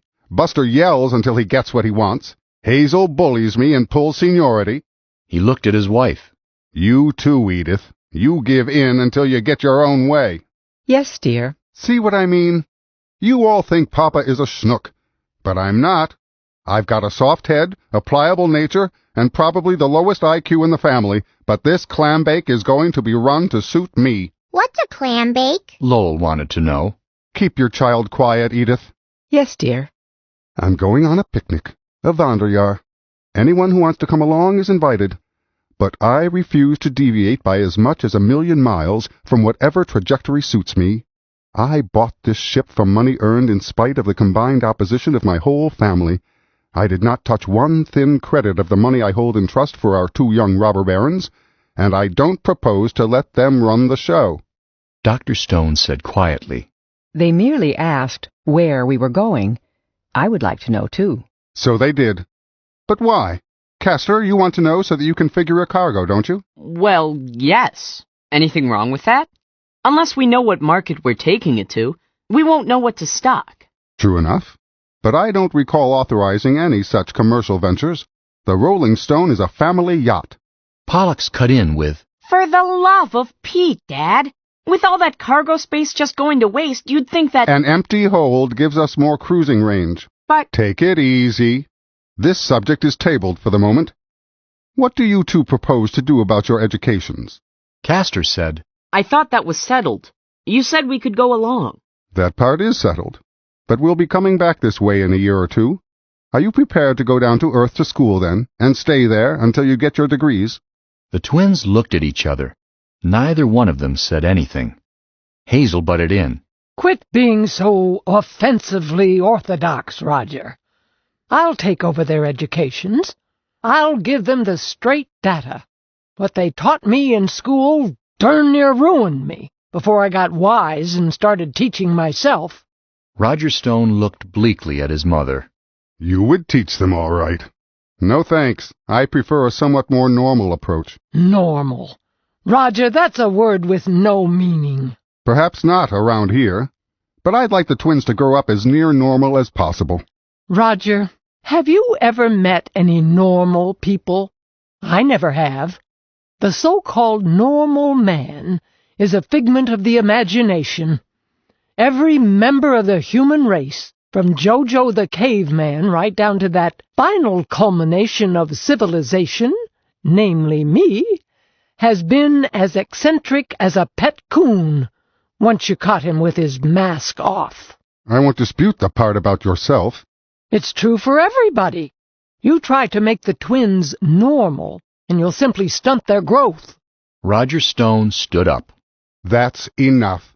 Castor, Pollux, come with me. Excuse us, everybody.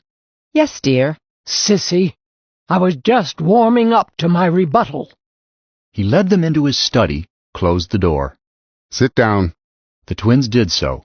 Now we can settle this quietly. Boys, I'm quite serious about your educations.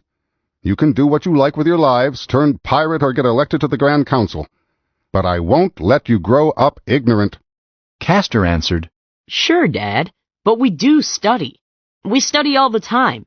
You've said yourself that we are better engineers than half the young snots that come up from Earth. Granted, but it's not enough. Oh, you can learn most things on your own, but I want you to have a formal, disciplined, really sound grounding in mathematics. Huh? Why, we cut our teeth on differential equations. Pollux added, We know Hudson's manual by heart. We can do a triple integration in our heads faster than Hazel can. If there's one thing we do know, it's mathematics. Roger Stone shook his head sadly. You can count on your fingers, but you can't reason. You probably think that the interval from 0 to 1 is the same as the interval from 99 to 100. Isn't it? Is it? If so, can you prove it? Their father reached up to the spindles on the wall, took down a book spool, and inserted it into his study projector. He spun the selector, stopped with a page displayed on the wall screen. It was a condensed chart of the fields of mathematics invented thus far by the human mind. Let's see you find your way around that page. The twins blinked at it. In the upper left-hand corner of the chart, they spotted the names of subjects they had studied. The rest of the array was unknown territory. In most cases, they did not even recognize the names of the subjects. In the ordinary engineering forms of the calculus, they actually were adept. They had not been boasting. They knew enough of vector analysis to find their way around unassisted in electrical engineering and electronics. They knew classical geometry and trigonometry well enough for the astrogating of a spaceship, and they had enough of non-Euclidean geometry, tensor calculus, statistical mechanics, and quantum theory to get along with an atomic power plant.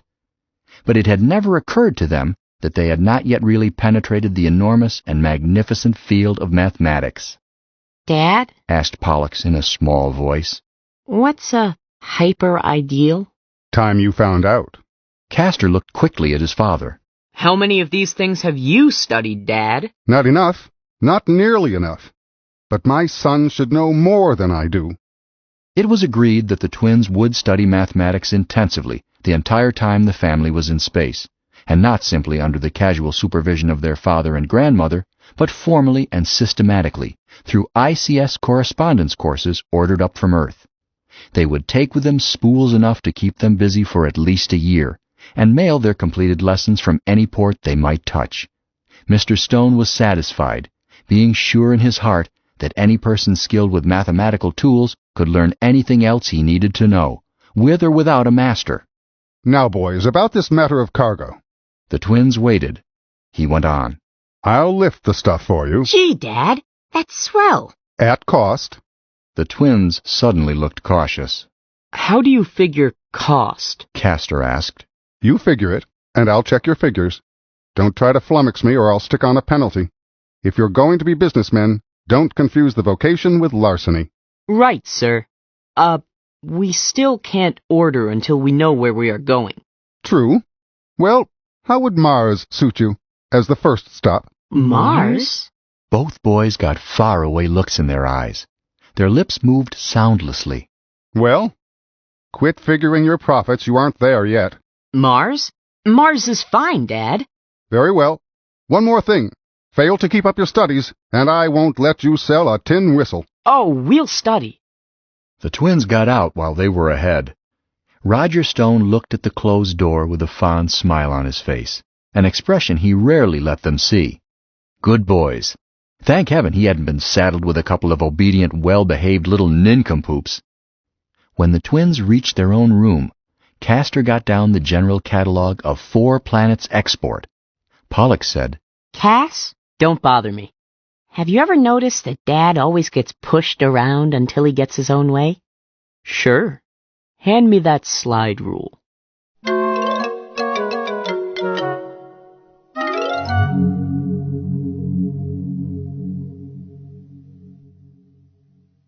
Five.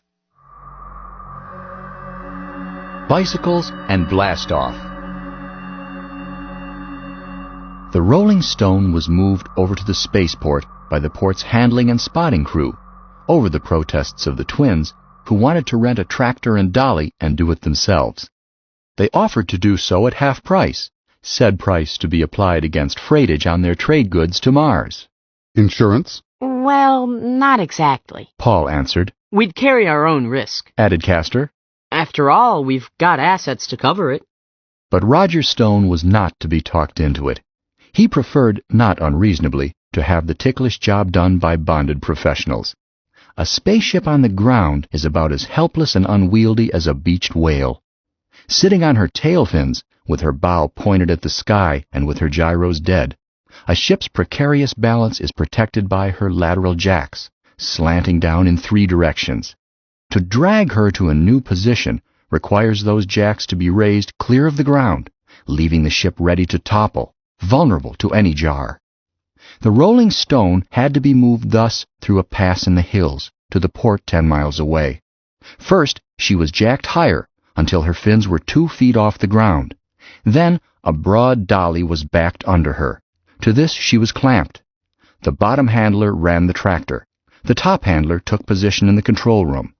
With his eyes on a bubble level, his helmet hooked by wire phone to his mate, he nursed a control stick which let him keep the ship upright. A hydraulic mercury capsule was under each fin of the ship. By tilting the stick, the top handler could force pressure into any capsule to offset any slight irregularity in the road. The twins followed the top handler up to his station. Looks easy, remarked Paul, while the handler tested his gear with the jacks still down. It is easy, agreed the handler. Provided you can outguess the old girl and do the opposite of what she does, only do it first. Get out now, we're ready to start. Look, mister, said Castor. We want to learn how. We'll hold still and keep quiet. Not even strapped down. You might twitch an eyebrow and throw me half a degree off. Well, for the love of Pete, complained Pollux. Whose ship do you think this is? Mine, for the time being, the man answered without rancor. Now, do you prefer to climb down, or simply be kicked clear of the ladder?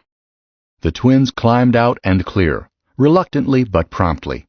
The Rolling Stone, designed for the meteoric speeds of open space, took off for the spaceport at a lively 2 miles an hour. It took most of a Greenwich day to get her there. There was a bad time in the pass when a slight moonquake set her to rocking, but the top handler had kept her jacks lowered as far as the terrain permitted. She bounced once on number 2 jack, then he caught her, and she resumed her stately progress. Seeing this, Pollux admitted to Castor that he was glad they had not gotten the contract. He was beginning to realize that this was an esoteric skill, like glass blowing or chipping flint arrowheads. He recalled stories of the big quake of '31, when 9 ships had toppled. No more temblors were experienced, save for the microscopic shivers Luna continually experiences under the massive tidal strains of her 80 times heavier cousin Terra. The Rolling Stone rested at last on a launching flat on the east side of Layport, her jet pointed down into splash baffles. Fuel bricks, water, and food, and she was ready to go. anywhere.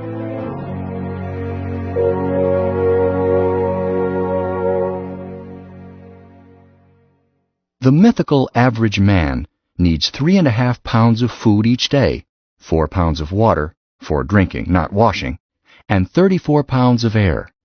By the orbit most economical of fuel, the trip to Mars from the Earth-Moon system takes 37 weeks. Thus, it would appear that the 7 rolling stones would require some 75,000 pounds of consumable supplies for the trip, or about a ton a week. Fortunately, the truth was brighter, or they would never have raised ground. Air and water in a spaceship can be used over and over again, with suitable refreshing, just as they can be on a planet.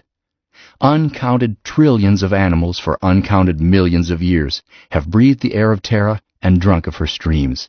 Yet air of Earth is still fresh, and her rivers still run full. The sun sucks clouds up from the ocean brine and drops it as sweet rain.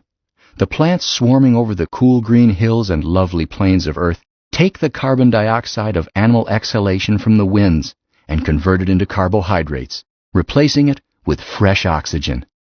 With suitable engineering, a spaceship can be made to behave in the same way. Water is distilled.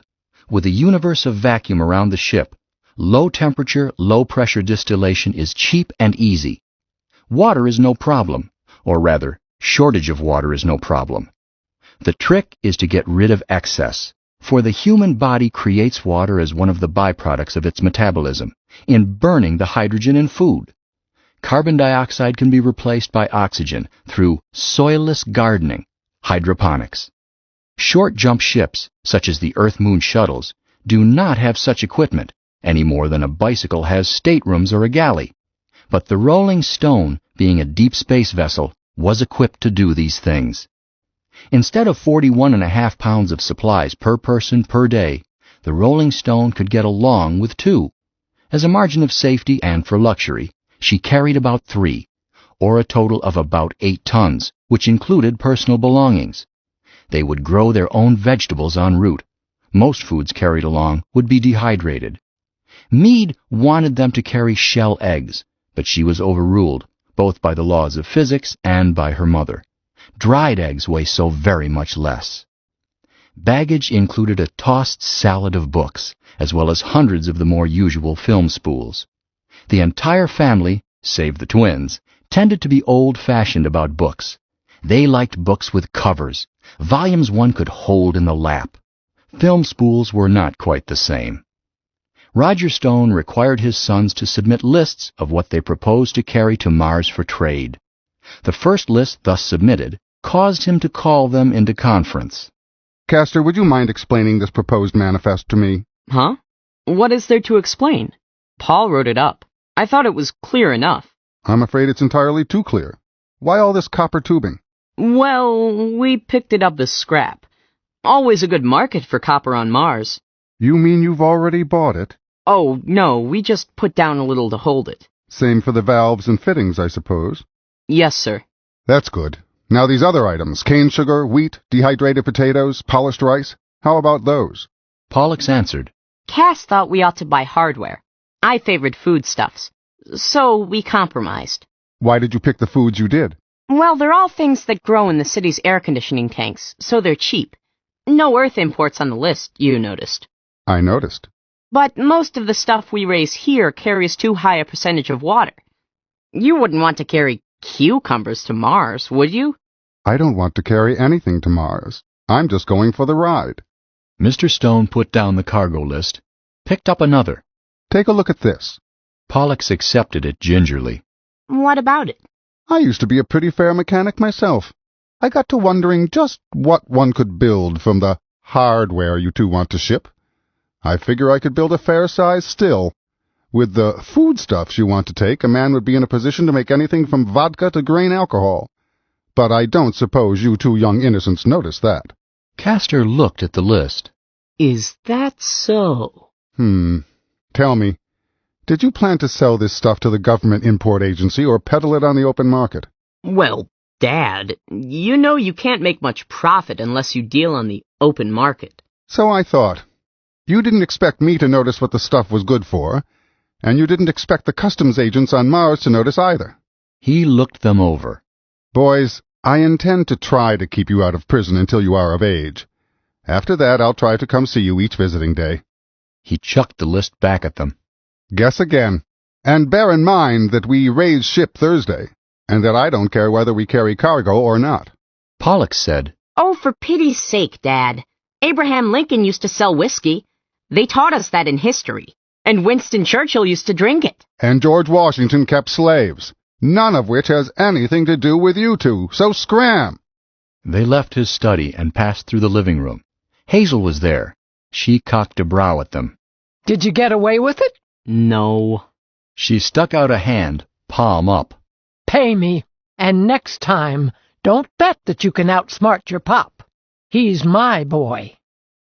Cass and Paul settled on bicycles as their primary article of export. On both Mars and Luna, prospecting by bicycle was much more efficient than prospecting on foot. On the Moon, the old-style rock sleuth with nothing but his skis and Shank's ponies to enable him to scout the area where he had landed his jump bug had almost disappeared. All the prospectors took bicycles along as a matter of course, just as they carried climbing ropes and spare oxygen.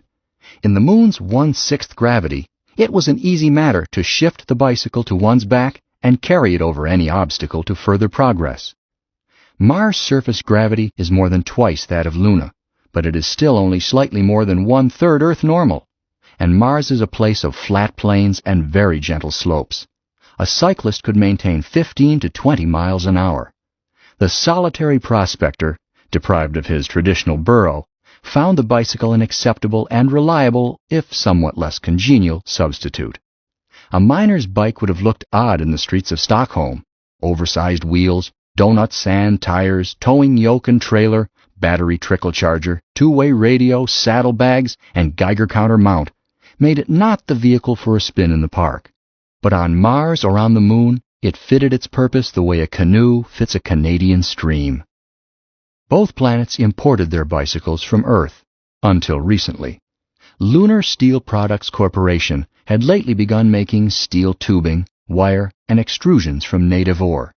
Sears and Montgomery had subsidized an assembly plant to manufacture miners' bikes on the Moon under the trade name Lunocycle, and Looney Bikes, using less than 20% by weight of parts raised up from Earth, undersold imported bikes by half.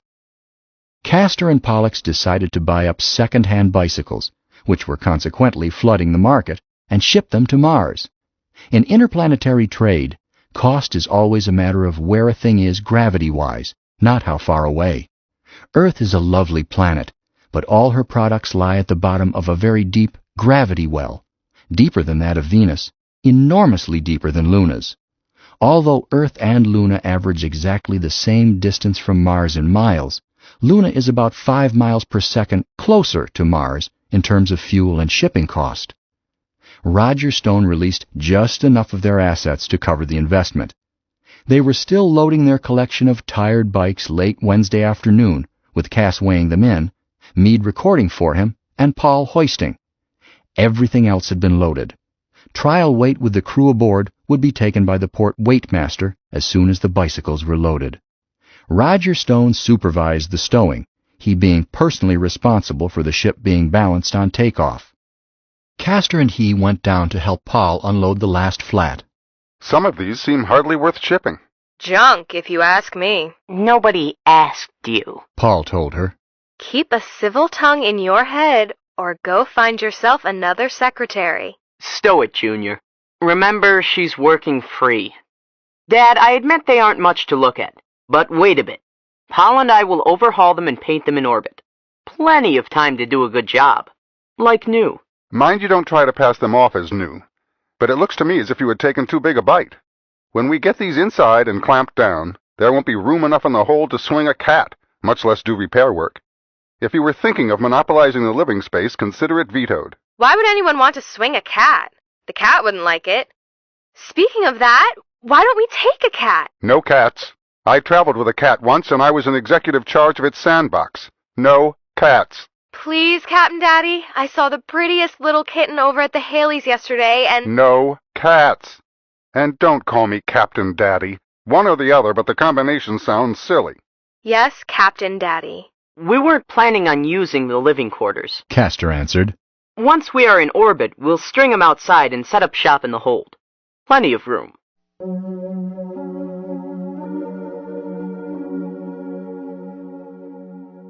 A goodly portion of Luna City came out to see them off. The current mayor, the Honorable Thomas Beasley, was there to say goodbye to Roger Stone. The few surviving members of the Founding Fathers turned out to honor Hazel. A delegation from the Junior League, and what appeared to be approximately half of the male members of the senior class of City Tech, showed up to mourn Meade's departure. She wept and hugged them all, but kissed none of them. Kissing while wearing a spacesuit is a futile, low-caloric business. The twins were attended only by a dealer, who wanted his payment, and wanted it now, and wanted it in full.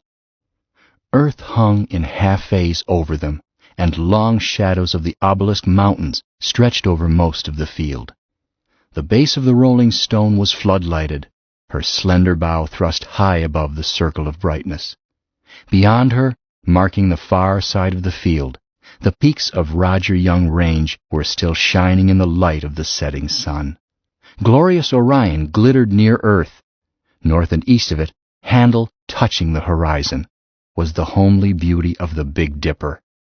The arching depth of sky and the mighty and timeless monuments of the moon dwarfed the helmeted, squatty figures at the base of the spaceship. A searchlight on the distant control tower pointed at them, blinked red 3 times. Hazel turned to her son. 30 minutes, Captain. Right. He whistled into his microphone. Silence, everyone. Please keep operational silence until you are underground. Thanks for coming, everybody. Goodbye. Bye, Raj. Good trip, folks. Aloha! Hurry back.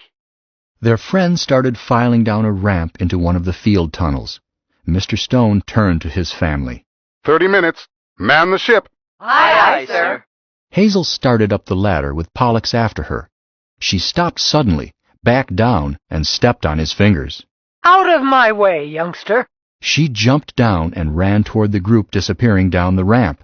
Hey, Tom! Beasley! Wait! Half a mo! The mayor paused and turned around. She thrust a package into his hand. Mail this stuff for me. Certainly, Hazel. That's a good boy. Bye. She came back to the ship. Her son inquired, What was the sudden crisis, Hazel? 6 episodes. I stay up all night getting them ready. Then I didn't even notice I still had 'em, until I had trouble climbing with one hand. Sure your head's on tight. None of your lip, boy. Get in the ship. Aye, aye, sir. Once they were all inboard, the port's weight master made his final check, reading the scales on the launching flat under each fin, adding them together. 2 7/10 pounds under, Captain. Pretty close figuring. He fastened trim weights in that amount to the front of the ladder. Take it up. Thank you, sir. Roger Stone hauled up the ladder, gathered in the trim weights, and closed the door of the airlock.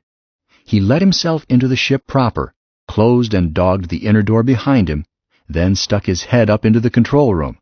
Castor was already in the co-pilot's couch. Time? Minus 17 minutes, Captain. She tracking? He reached out and set the trim weights on a spindle at the central axis of the ship. Pretty as could be. The main problem and the exact second of departure had been figured 3 weeks earlier. There is only one short period every 26 months when a ship may leave the Luna-Terra system for Mars by the most economical orbit. After trial weight had been taken the day before, Captain Stone had figured his secondary problem, i.e., how much thrust for how long a period was required to put this particular ship into that orbit. It was the answer to this second problem which Castor was now tracking in the automatic pilot. The first leg of the orbit would not be toward Mars, but toward Earth, with a second critical period as touchy as the takeoff as they rounded Earth. Captain Stone frowned at the thought, then shrugged. That worry had to come later. Keep her tracking. I'm going below. He went down into the power room, his eyes glancing here and there as he went. Even to a merchant skipper to whom it is routine, the last few minutes before blastoff are worry-making. Blastoff for a spaceship has a parachute jump quality. Once you jump, it is usually too late to correct any oversights. Space skippers suffer nightmares about misplaced decimal points. Hazel and Pollux occupied the couches of the chief and assistant. Stone stuck his head down without going down. Power room? She'll be ready. I'm letting her warm slowly. Dr. Stone, Meade, and Buster were riding out the lift in the bunk room for company. He stuck his head in. Everybody okay? His wife looked up from her couch. Certainly, dear. Lowell has had his injection. Buster was stretched out on his back, strapped down and sleeping. He alone had never experienced acceleration thrust and free-falling. His mother had decided to drug him, lest he be frightened. Roger Stone looked at his least son. I envy him. Meade sat up. Head pretty bad, Daddy? I'll live. But today I regard farewell parties as much overrated affairs, especially for the guest of honor. The horn over his head said, in Castor's voice, Want me to boost your dad? I feel fine. Mind your own business, co-pilot. She's still tracking? Tracking, sir. 11 minutes. Hazel's voice came out of the horn. The wages of sin are death. Look who's talking. No more unauthorized chatter over the intercom. That's an order. Aye, aye, Captain. He started to leave. His wife stopped him. I want you to take this, dear. She held out a capsule. I don't need it. Take it. Yes, Dr. Darling. He swallowed it, made a face, and went up to the control room. As he climbed into his couch, he said, Call tower for clearance. Aye, aye, sir. Rolling Stone, Luna City Registry, to tower. Request clearance to lift, according to approved plan. Tower to Rolling Stone, you are cleared to lift. Rolling Stone to tower. Roger. Castor answered. Captain Stone looked over his board. All green, except one red light from power room, which would not wink green until he told his mother to unlock the safety on the cadmium damper plates. He adjusted the microvernier on his tracking indicator, satisfied himself that the autopilot was tracking to perfection as Castor had reported. All stations report in succession. Power room. She's sizzling, Skipper. Came back Hazel's reply. Passengers. We're ready, Roger. Co-pilot. Clear and green, sir. Checkoff completed. 5 minutes. Strap down and report. Power gang strapped. We're strapped, dear. Strapped, sir. All stations. Power room, unlock for lift. The last red light on his board winked green, as Hazel reported, Power board unlocked, Skipper. Ready to blast. Another voice followed hers, more softly. Now I lay me down to sleep. Shut up, Meade. Co-pilot, commence the count. Castor started sing-songing. Minus 2 minutes 10. Minus 2 minutes. Minus 1 minute 50. Minus 1 minute 40. Roger Stone felt his blood begin to pound, and wished heartily that he had had the sense to come home early, even if the party had been in his honor. Minus 1 minute. Minus 55. Minus 50. He braced his right hand with his forefinger over the manual firing key, ready to blast if the autopilot should fail, then quickly took it away. This was no military vessel. If it failed to fire, the thing to do was to cancel, not risk his wife and kids with imperfect machinery. After all, he held only a private license. Minus 35. Half minute. His head felt worse. Why leave a warm apartment to bounce around in a tin-covered wagon? 28, 27, 26. Well, if anything went wrong, at least there wouldn't be any little orphans left around. The whole Stone family was here, root and branch. The Rolling Stones. 19, 18, 17. He didn't fancy going back and meeting all those people who had just come out to say goodbye, telling them, It's like this. We swung, and we missed. 12, 11, and 10, and 9. He again placed his forefinger over the manual button, ready to stab. And 5, and 4, and 3, and 2, and... Castor's chant was blanked out by the blazing white noise of the jet. the Rolling Stone cast herself into the void.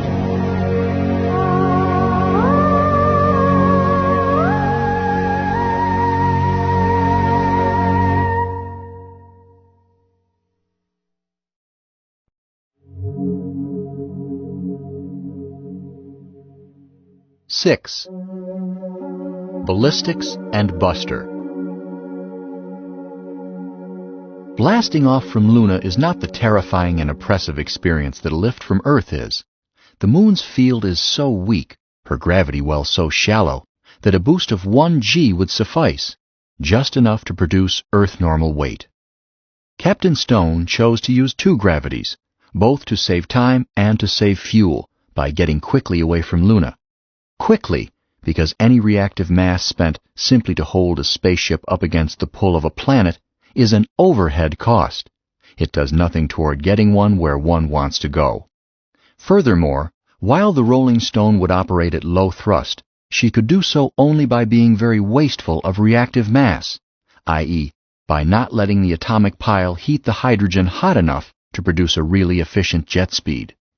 So, he caused the stone to boost at 2 gravities for slightly over 2 minutes. 2 gravities, a mere nothing. The pressure felt by a wrestler pinned to the mat by the body of his opponent. The acceleration experienced by a child in a schoolyard swing. Hardly more than the push resulting from standing up very suddenly. But the Stone family had been living on Luna. All the children had been born there. 2 gravities was 12 times what they were used to. Roger's headache, which had quieted under the sedative his wife had prescribed for him, broke out again with renewed strength. His chest felt caved in. He fought for breath, and he had to read and reread the accelerometer to convince himself that the ship had not run wild. After checking over his board and assuring himself that all was going according to plan, even if it did feel like a major catastrophe, he turned his head heavily. Cass, you all right? Castor gasped. Sure, Skipper. Tracking to flight plan, sir. Very well, sir. He turned his face to his intercom mic. Edith? There was no answer. Edith! This time a strained voice replied. Yes, dear. Are you all right? Yes, dear. Meade and I are all right. The baby is having a bad time. He was about to call the power room when Castor reminded him of the passage of time. 20 seconds. 19. 18. He turned his eyes to the branchless timer and poised his hand on the cutoff switch, ready to choke the jet if the autopilot should fail. Across from him, Castor covered him should he fail. Below in the power room, Hazel was doing the same thing, hand trembling over the cutoff. As the timer flashed the last half-second, as Castor shouted, Branchless! 3 hands slammed at 3 switches, but the autopilot had beaten them to it. The jet gasped as its liquid food was suddenly cut off from it.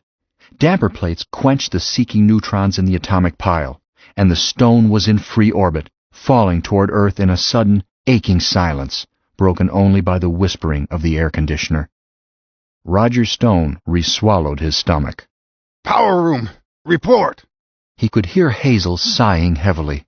Okay, son. But mind that top step. It's a dilly. Cass, call the port. Get a Doppler check. Aye, aye, sir. Castor called the radar and Doppler station at Layport. The Rolling Stone had all the usual radar and piloting instruments, but a spaceship cannot possibly carry equipment of the size and accuracy of those mounted as pilot aids at all ports and satellite stations. Rolling Stone to Luna Pilot. Come in, Luna Pilot. While he called, he was warming up their own radar and Doppler radar, preparing to check the performance of their own instruments against the land-based standards. He did this without being told, it being a co-pilot's routine duty. Luna Pilot to Rolling Stone. Rolling Stone to Luna Pilot. Request range, bearing, and separation rate. And flight plan deviations. Today's Flight 14. Plan is filed, no variations. We're on you. Stand by to record. Standing by, answered Castor, and flipped the switch on the recorder. They were still so close to the moon, that the speed of light lag in transmission was unnoticeable. A bored voice read off the reference time to the nearest half-second, gave the double coordinates of their bearing in terms of system standard, corrected back to where the moon had been at their blast-off, then gave their speed and distance relative to Luna, with those figures also corrected back to where the moon had been. The corrections were comparatively small, since the moon ambles along at less than 2/3 of a mile per second, but the corrections were utterly necessary. A pilot who disregarded them would find himself fetching up thousands or even millions of miles from his destination. The operator added, "Deviation from flight plan negligible. A very pretty departure, Rolling Stone." Castor thanked him and signed off. In the groove, Dad. Good. Did you get our own readings? Yes, sir. About 7 seconds later than theirs. Okay. Run 'em back on the flight line and apply the vectors. I want a check. He looked more closely at his son. Castor's complexion was a delicate chartreuse. Say, didn't you take your pills? Yes, sir. It always hits me this way at first. I'll be all right. You look like a week-old corpse. You don't look so hot yourself, Dad. I don't feel so hot just between us. Can you work that prob, or do you want to sack in for a while? Sure I can. Well, mind your decimal places. Aye, aye, Captain. I'm going aft. He started to unstrap, saying into the intercom as he did so, All hands, unstrap at wheel. Power room, secure the pile and lock your board. Hazel answered, I heard the flight report, Skipper. Power room secured. Don't anticipate my orders, Hazel, unless you want to walk back. She answered, I expressed myself poorly, Captain. What I mean to say is, we are now securing the power room as per your orders, sir. There, it's done. Power room secured. Very well, Chief. He smiled grimly, having noted by the telltales on his own board that the first report was the correct one. She had secured as soon as she had known they were in the groove. Just as he had feared, playing skipper to a crew of rugged individualists was not going to be a picnic. He grasped the center stanchion, twisted around so that he faced aft, and floated through the hatch into the living quarters. He wiggled into the bunk room and checked himself by a handhold. His wife, daughter, and least child were all unstrapped. Dr. Stone was manipulating the child's chest and stomach. He could not see just what she was doing, but it was evident that Lowell had become violently nauseated. Meade, glassy-eyed herself, was steadying herself with one hand and trying to clean up the mess with the other. The boy was still unconscious.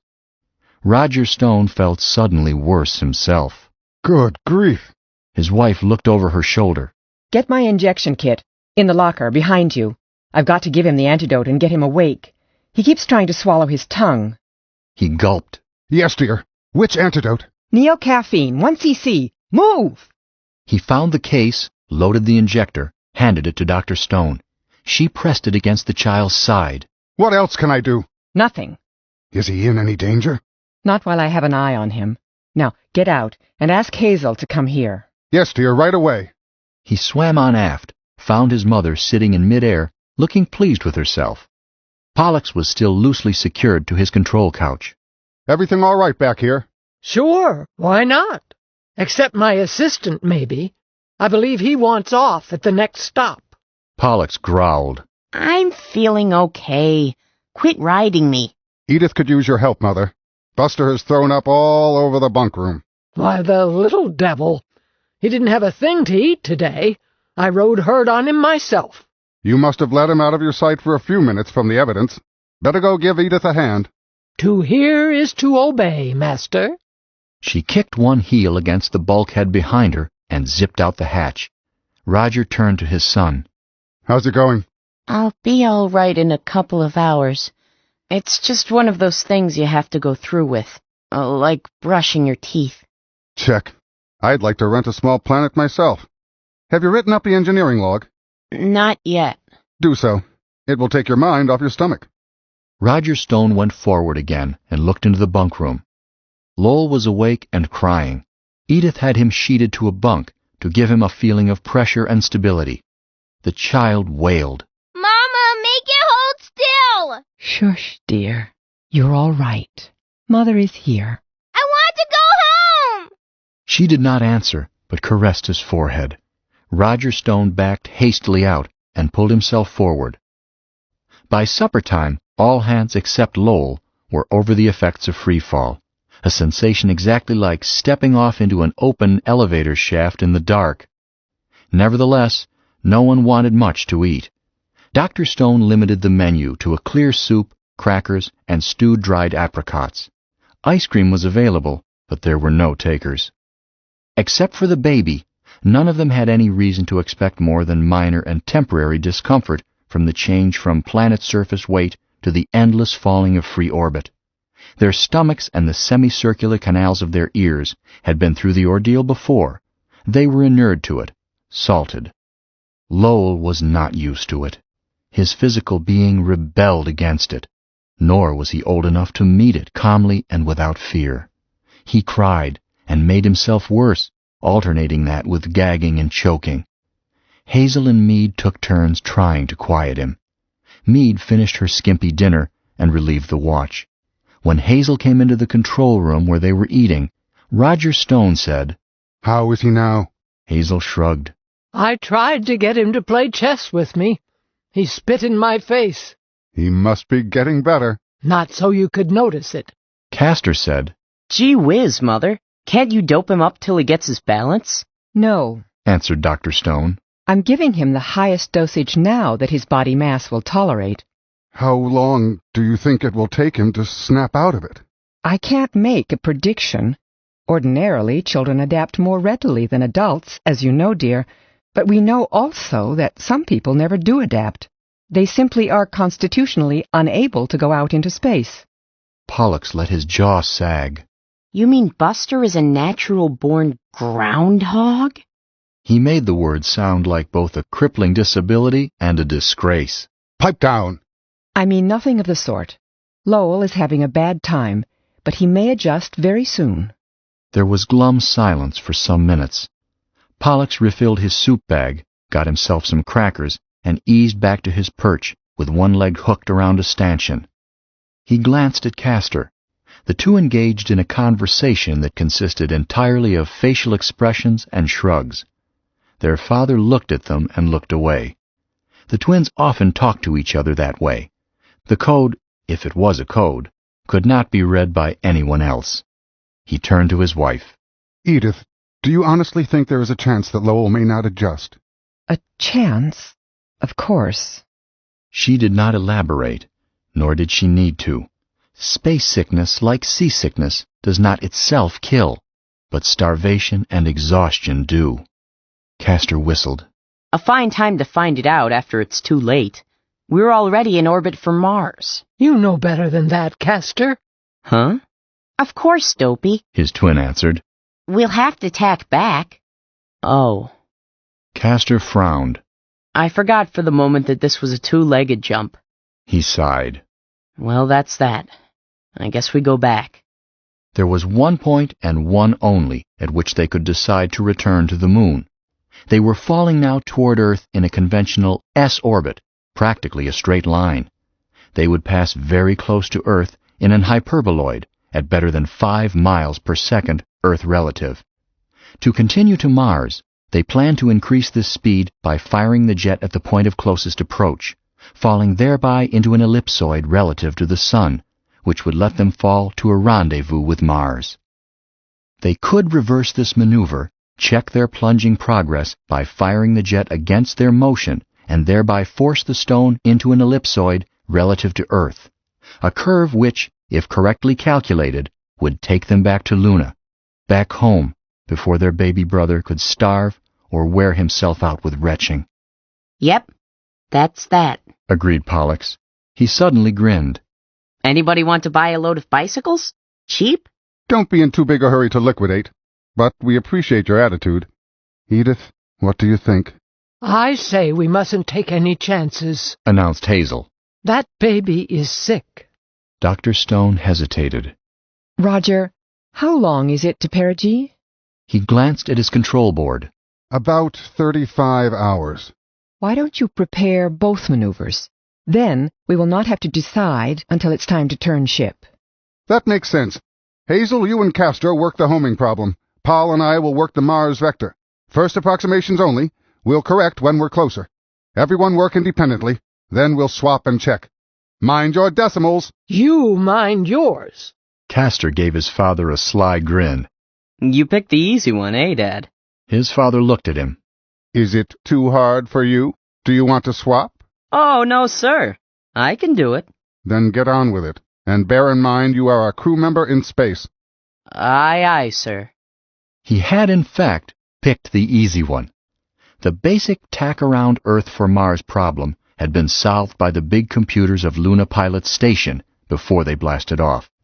To be sure, Luna Pilot's answer would have to be revised to fit the inevitable errors or deviations from flight plan that would show up when they reached perigee, rounding Earth.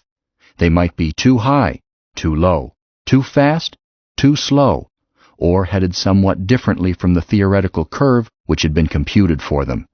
In fact, they could be sure to be wrong in all three factors. The tiniest of errors at blastoff had 250,000 miles in which to multiply. But nothing could be done to compute the corrections for those errors for the next 15 or 20 hours. The deviations had to be allowed to grow before they could be measured accurately. But the blast back to shape an ellipsoid home to Luna was a brand new, unpremeditated problem. Captain Stone had not refused it out of laziness. He intended to do both problems, but had kept his intention to himself. In the meantime, he had another worry. Strung out behind him were several more ships, all headed for Mars. For the next several days, there would be frequent departures from the Moon, all ships taking advantage of the one favorable period in every 26 months, when the passage to Mars was relatively cheap, i.e., when the minimum fuel ellipse tangent to both planets' orbits would actually make rendezvous with Mars, rather than arrive foolishly at some totally untenanted part of Mars' orbit. Except for military vessels and super-expensive passenger ships, all traffic for Mars left at this one time. During the 4-day period bracketing the ideal instant of departure, ships leaving Layport paid a fancy premium for the privilege, over and above the standard service fee. Only a large ship could afford such a fee. The saving in cost of single H reactive mass had to be greater than the fee. The Rolling Stone had departed just before the premium charge went into effect. Consequently, she had trailing her like beads on a string a round dozen of ships, all headed down to Earth to tack around her toward Mars. If the Rolling Stone vectored back and shaped course for Luna rather than Mars, there was a possibility of traffic trouble. Collisions between spaceships are almost unheard of. Space is very large and ships are very tiny.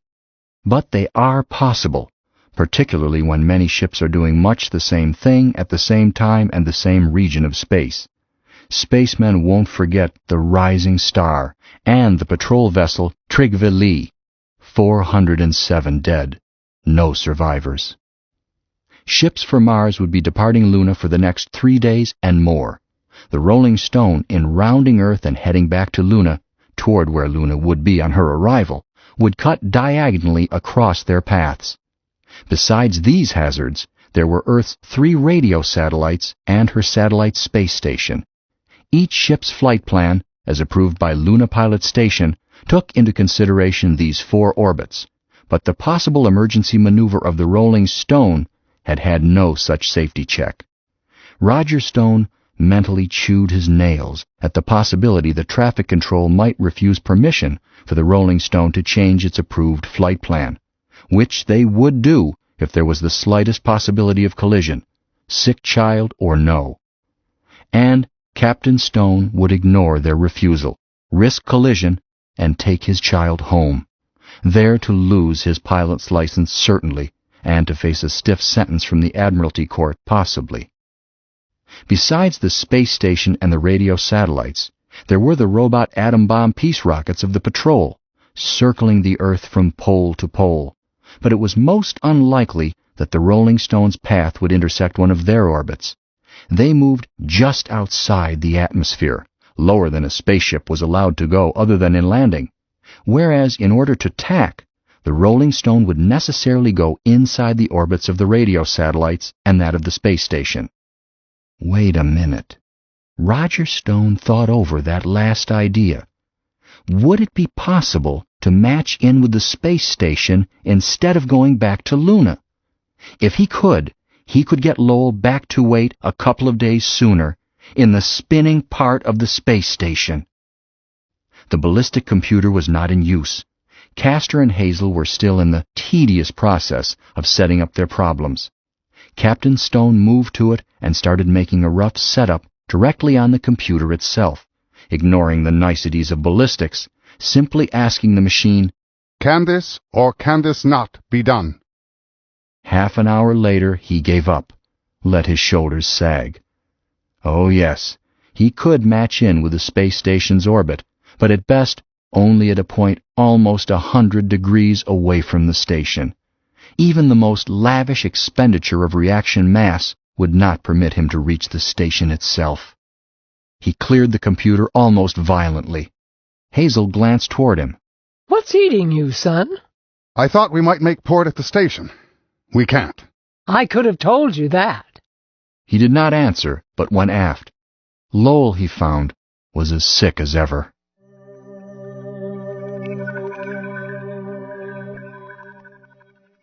Earth was shouldering into the starboard port, great and round and lovely. They were approaching her rapidly, less than 10 hours from the critical point at which they must maneuver one way or the other. Hazel's emergency flight plan, checked and rechecked by the captain, had been radioed to traffic control. They were all resigned to a return to Luna. Nevertheless, Pollux was, with the help of Quito Pilot Ecuador, checking their deviations from their original flight plan and setting up the problem of preparing a final ballistic for Mars. Dr. Stone came into the control room, poised near the hatch, caught her husband's eye, and beckoned him to come with her. He floated after her into their stateroom. "What is it? Is Lowell worse?" "No, he's better." "Huh?" "Dear, I don't think he was space sick at all." "What's that?" "Oh, a little bit, perhaps. But I think his symptoms were largely allergy. I think he is sensitive to the sedative." "Huh? I never heard of anyone being sensitive to that stuff before." "Neither have I. But there can always be a first time. I withdrew the drug several hours ago, since it did not seem to help him. His symptoms eased off gradually, and his pulse is better now." "Is he okay? Is it safe to go on to Mars?" "Too early to say. I'd like to keep him under observation another day or two." "But, Edith, you know that's impossible. I've got to maneuver." He was wretched from strain and lack of sleep. Neither had slept since blastoff more than 24 hours earlier. "Yes, I know. Give me 30 minutes warning before you must have an answer. I'll decide then." "Okay. I'm sorry I snapped at you." "Dear Roger." Before they were ready to round the corner on their swing past Earth, the child was much better. His mother kept him under a light hypnotic for several hours. When he woke from it, he demanded food. She tried letting him have a few mouthfuls of custard. He choked on the first bite, but that was simply mechanical trouble with no gravity. On the second bite, he learned how to swallow and kept it down. He kept several more down and was still insisting that he was starved when she made him stop. Then he demanded to be untied from the couch. His mother gave in on this, but sent for Meade to keep him under control and in the bunk room. She pulled herself forward and found her husband.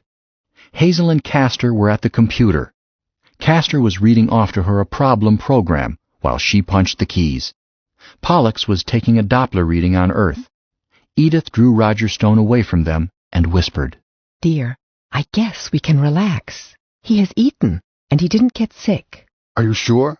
I wouldn't want to take even a slight chance." She shrugged. "How can I be sure?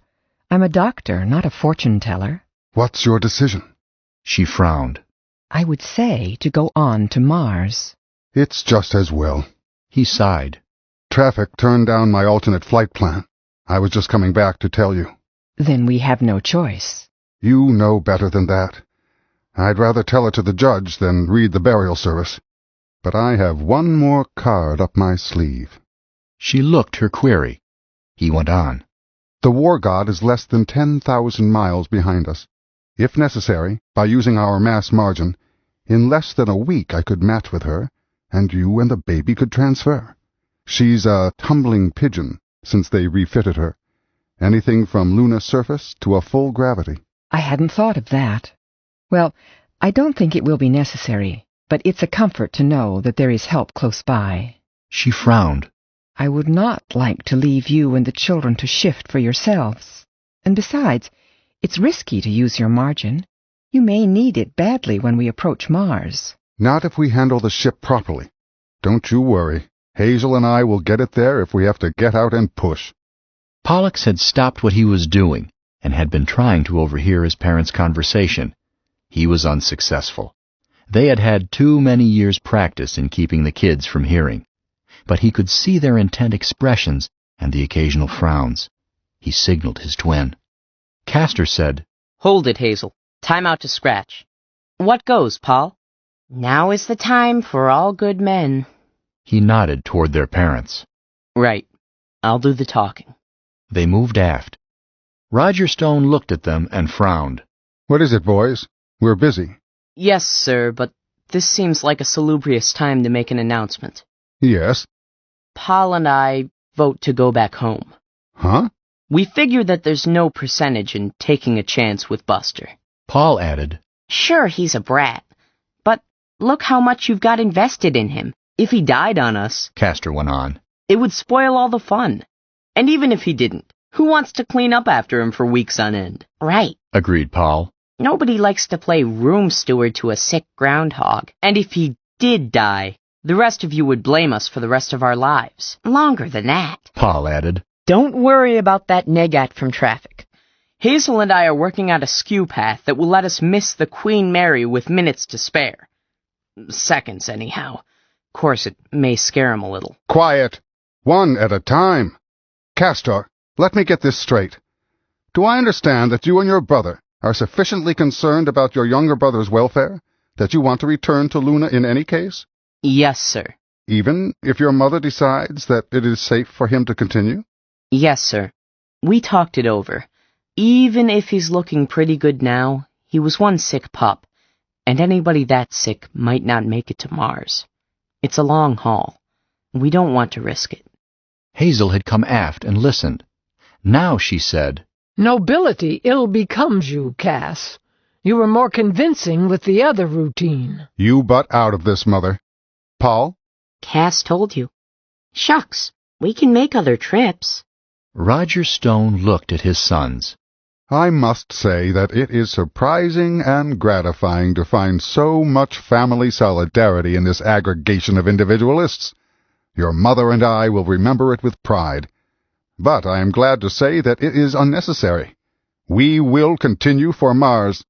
Hazel scowled at him. Roger, did you bump your head on the takeoff? This is no time to take a chance. We take the kid back to Luna. I've talked with the boys, and they mean it. So do I. Castor said, Dad, if you're afraid of the skew orbit, I'll pilot. I know. Silence! When he got it, he went on as if to himself. It says right here in the book to give orders, not explanations, and never to let them be argued. So help me, I'm going to run a taut ship if I have to put my own mother in irons.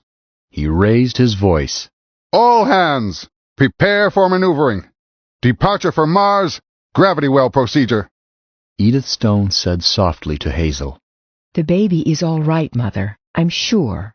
Then she turned to her sons. Castor, Pollux, come here, dears. But Dad said... I know. Come here first. She kissed each of them and said, Now, man your stations. Meade appeared at the hatch, towing Lowell behind her like a toy balloon. He seemed cheerful, and his face was cheerfully smeared with chocolate. What's all the racket about?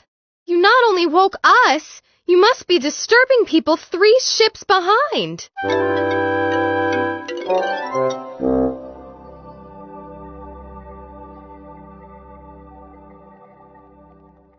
Seven. In the gravity well. A gravity well maneuver involved what appears to be a contradiction in the law of conservation of energy. A ship leaving the moon or a space station for some distant planet can go faster on less fuel by dropping first toward Earth, then performing her principal acceleration while as close to Earth as possible. To be sure, a ship gains kinetic energy, speed, in falling toward Earth, but one would expect that she would lose exactly the same amount of kinetic energy as she coasted away from Earth. The trick lies in the fact that the reactive mass, or fuel, is itself mass, and as such has potential energy of position when the ship leaves the moon. The reactive mass used in accelerating near Earth, that is to say, at the bottom of the gravity well, has lost its energy of position by falling down the gravity well. That energy has to go somewhere, and so it does, into the ship as kinetic energy. The ship ends up going faster for the same force and duration of thrust than she possibly could by departing directly from the moon or from a space station. The mathematics of this is somewhat baffling, but it works. Captain Stone put both the boys in the power room for this maneuver and placed Hazel as second pilot. Castor's feelings were hurt, but he did not argue, as the last discussion of ship's discipline was still echoing. The pilot has his hands full in this maneuver, leaving it up to the co-pilot to guard the autopilot, to be ready to fire manually if need be, and to watch for Brennschluss. It is the pilot's duty to juggle his ship on her gyros and flywheel, with his eyes glued to a measuring telescope, a coelostat, to be utterly sure to the extreme limit of the accuracy of his instruments that his ship is aimed exactly right when the jet fires. In the passage from Earth to Mars, a mistaken angle of 1 minute of arc, 1/60th of a degree, will amount to, at the far end, about 15,000 miles. Such mistakes must be paid for in reactive mass by maneuvering to correct, or, if the mistake is large enough, it will be paid for tragically and inexorably with the lives of captain and crew, while the ship plunges endlessly on into the empty depths of space. Roger Stone had a high opinion of the abilities of his twins, but on this touchy occasion he wanted the co-pilot backing him up to have the steadiness of age and experience. With Hazel riding the other couch, he could give his whole mind to his delicate task. To establish a frame of reference against which to aim his ship, he had 3 stars, Spica, Deneb, and Fomalhaut, lined up in his scope, their images brought together by prisms. Mars was still out of sight beyond the bulging breast of Earth, nor would it have helped to aim for Mars. The road to Mars is a long curve, not a straight line. One of the images seemed to drift a trifle away from the others. Sweating, he unclutched his gyros and nudged the ship by flywheel. The errant image crept back into position. "Doppler?" he demanded. In the groove. "Time?" About a minute. Son, keep your mind on your duck shooting and don't fret. He wiped his hands on his shirt and did not answer. For some seconds, silence obtained. Then Hazel said quietly, Unidentified radar beacon blip on the screen, sir. Robot response and a string of numbers. "Does it concern us?" Closing north and starboard. Possible collision course. Roger Stone steeled himself not to look at his own screen. A quick glance would tell him nothing that Hazel had not reported. He kept his face glued to the eye shade of the coelostat. "Evasive maneuver indicated?" Son, you're as likely to dodge into it as duck away from it. Too late to figure a ballistic. He forced himself to watch the star images and thought about it. Hazel was right. One did not drive a spaceship by the seat of the pants. At the high speeds and tight curves at the bottom of a gravity well, close up to a planet, an uncalculated maneuver might bring on a collision, or it might throw them into an untenable orbit, one which would never allow them to reach Mars. But what could it be? Not a spaceship, it was unmanned. Not a meteor, it carried a beacon. Not a bomb rocket, it was too high. He noted that the images were steady, and stole a glance first at his own screen, which told him nothing, and then through the starboard port. Good heavens, he could see it! A great gleaming star against the black of space. Growing. Mind your scope, son. 19 seconds. He put his eye back to the scope. The images were steady. Hazel continued. It seems to be drawing ahead slightly. He had to look. As he did so, something flashed up and obscured the starboard port, and at once was visible in the port side port. Visible, but shrinking rapidly. Stone had a momentary impression of a winged torpedo shape. Whew! They went that-a-way, pardner. She added briskly, All hands brace for acceleration. 5 seconds. He had his eye on the star images, steady and perfectly matched, as the jets slammed him into his pads. The force was 4 gravities, much more than the boost from Luna, but they held it for only slightly more than 1 minute. Captain Stone kept watching the star images, ready to check her if she started to swing, but the extreme care with which he had balanced his ship in loading was rewarded. She held her attitude. He heard Hazel shout, Brenchless! Just as the noise and pressure dropped off and died. He took a deep breath and said to the mic, You all right, Edith? Yes, dear. We're all right. Power room. Okay, Pollux answered. Secure and lock. There was no need to have the power room stand by. Any corrections to course and speed on this leg would be made days or weeks later, after much calculation. Aye, aye, sir. Say, Dad, what was the chatter about a blip? Pipe down. I've got a call coming in. Rolling Stone, Luna, to traffic. Come in, traffic. There was a whir and a click, and a female voice chanted, Traffic control to Rolling Stone, Luna, routine traffic precautionary. Your plan as filed will bring you moderately close to experimental rocket satellite of Harvard Radiation Laboratory. Hold to flight plan. You will fail contact by ample safe margin. End of message. Repeat. The transcription ran itself through once more and shut off. Now they tell us. Oh, those cushion warmers, those bureaucrats. I'll bet that MSG has been holding in the tank for the past hour, waiting for some idiot to finish discussing his missing laundry. She went on, fuming. Moderately close. Ample safe margin. Why, Roger, the consarned thing singed my eyebrows. A miss is as good as a mile. A mile isn't nearly enough, as you know darn well. It took 10 years off my life, and at my age I can't afford that. Roger Stone shrugged. After the strain and excitement, he was feeling let down and terribly weary. Since blastoff, he had been running on stimulants instead of sleep. I'm going to cork off for the next 12 hours. Get a preliminary check on our vector. If there's nothing seriously wrong, don't wake me. I'll look at it when I turn out. Aye, aye, Captain Bligh. First check showed nothing wrong with their orbit. Hazel followed him to bed. Bed in a figurative sense, for Hazel never strapped herself to her bunk in free fall, preferring to float loosely wherever air currents wafted her. She shared a stateroom with Meade. The 3 boys were assigned to the bunkroom, and the twins attempted to turn in, but Lowell was not sleepy. He felt fine and was investigating the wonderful possibilities of free fall. He wanted to play tag. The twins did not want to play tag. Lowell played tag anyhow. Pollux snagged him by an ankle. Listen, you. Weren't you enough trouble by being sick? I was not sick. So? Who was it we had to clean up after? Santa Claus? There ain't any Santa Claus. I was not sick.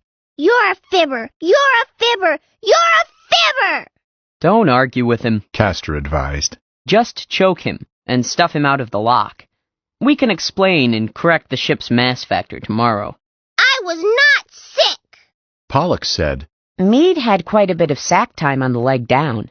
Maybe you can talk her into taking him off our hands? I'll try. Meade was awake. She considered it. Cash? Sis, don't be that way. Well, 3 days dishwashing? Skinflint. It's a deal.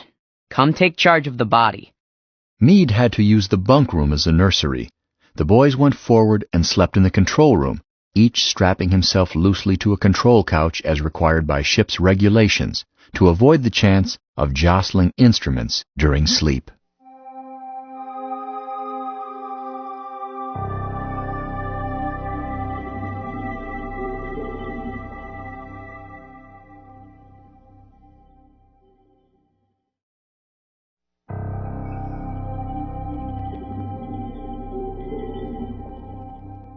8.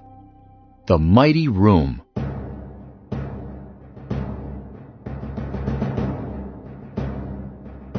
Captain Stone had all hands, with the exception of Dr. Stone and Lowell, compute their new orbit. They all worked from the same data, using readings supplied by traffic control and checked against their own instruments. Roger Stone waited until all had finished before comparing results. What do you get, Hazel? As I figure, Captain, you won't miss Mars by more than 1,000,000 miles or so. I figure it right on. Well, now that you mention it, so do I. Cass, Paul, Meade? The twins were right together to 6 decimal places, and checked with their father and grandmother to 5. But Meade's answer bore no resemblance to any of the others. Her father looked it over curiously. Baby girl, I can't figure out how you got this out of the computer. As near as I can tell, you have us headed for Proxima Centauri. Meade looked at it with interest. Is that so? Tell you what, let's use mine and see what happens. It ought to be interesting. But not practical. You have us going faster than light. I thought the figures were a bit large. Hazel stuck out a bony forefinger. That ought to be a minus sign, hun. That's not all that's wrong, announced Pollux. Look at this. He held out Meade's programming sheet. That will do, Paul. You are not called on to criticize Meade's astrogation. But... Stow it. I don't mind, Daddy. I knew I was wrong. She shrugged. It's the first one I've ever worked outside of school. Somehow it makes a difference when it's real. It certainly does, as every astrogator learns. Never mind, Hazel has the median figures. We'll log hers. Hazel shook hands with herself. The winner and still champion. Castor said, Dad, that's final? No more maneuvers until you calculate your approach to Mars? Of course not. No changes for 6 months at least. Why? Then Paul and I respectfully request the captain's permission to decompress the hold and go outside. We want to get to work on our bikes. Never mind the fake military vessel phraseology, but I have news for you. He took a sheet of paper out of his belt pouch. Just a moment while I make a couple of changes. He wrote on it, then fastened it to the control room bulletin board. It read, Ship's routine. 0700, Reveille. Optional for Edith, Hazel, and Buster. 0745, breakfast. Meade cooks, twins wash dishes. 0900, school, C&P, math. Meade, astrogation, coached by Hazel. Lowell, reeling, writhing, and fainting in coils, or whatever his mother deems necessary. 1200, end of morning session. 12:15, lunch. 1300, school, C&P, math, hydroponics chores, Meade. 1600, end of afternoon session. 1800, dinner. All hands initial ship's maintenance schedule. Saturday routine. Turn 2 after breakfast and clean ship. Hazel in charge. Captain's inspection at 1100. Personal laundry in afternoon. Sunday routine. Meditation, study, and recreation. Make and mend in afternoon. Hazel looked it over. Where are we headed, Raj? Botany Bay? You forgot to set a time to flog the peasants. It seems very reasonable to me. Possibly. 6 gets you 10, it won't last a week. Done. Let's see your money. The twins had read it with dismay. Pollux blurted out, But, Dad, you haven't left us any time to repair our bikes. Do you want us to lose our investment? I've assigned 30 hours of study a week. That leaves 138 other hours. How you use them is your business, as long as you keep our agreement about studying. Castor said, Suppose we want to start math at 8:30, and again right after lunch. Can we get out of school that much earlier? I see no objection. And suppose we study evenings sometimes. Can we work up some velvet? Their father shrugged. 30 hours a week. Any reasonable variations in the routine will be okay, provided you enter in the log the exact times. Now that that's settled, I regret to inform you, Captain, that there is one other little item on that Procrustean program that will have to be cancelled, for the time being at least. Much as I would enjoy inducting our little blossom into the mysteries of astrogation, I don't have the time right now. You'll have to teach her yourself. Why? Why, the man asks. You should know better than anyone. The scourge of the spaceways, that's why. I've got to hole up and write like mad for the next 3 or 4 weeks. I've got to get several months of episodes ahead before we get out of radio range. Roger Stone looked at his mother sadly. I knew it was bound to come, Hazel, but I didn't expect it to hit you so young. The mental processes dull, the mind tends to wander, Whose mind does what? Why, you young— Take it easy. If you'll look over your left shoulder out the starboard port and squint your eyes, you might imagine that you see a glint on the war god. It can't be much over 10,000 miles away. What's that got to do with me? Poor Hazel. We'll take good care of you. Mother, we're riding in orbit with several large commercial vessels. Every one of them has burners powerful enough to punch through to Earth. We won't ever be out of radio contact with Earth. Hazel stared out the port as if she could actually spot the war god. Well, I'll be dogged. Roger, lead me to my room. That's a good boy. It's senile decay, all right. You'd better take back your show. I doubt if I can write it. You let them pick up that option. You've got to write it. Speaking of the scum of the waste spaces, I've been meaning to ask you a couple of questions about it, and this is the first spare moment we've had. In the first place, why did you let them sign us up again? Because they waved too much money under my nose, as you know full well. It's an aroma we Stones have hardly ever been able to resist. I just wanted to make you admit it. You were going to get me off the hook, remember? So you swallowed it yourself. More bait. Surely. Now the other point. I don't see how you dared to go ahead with it, no matter how much money they offered.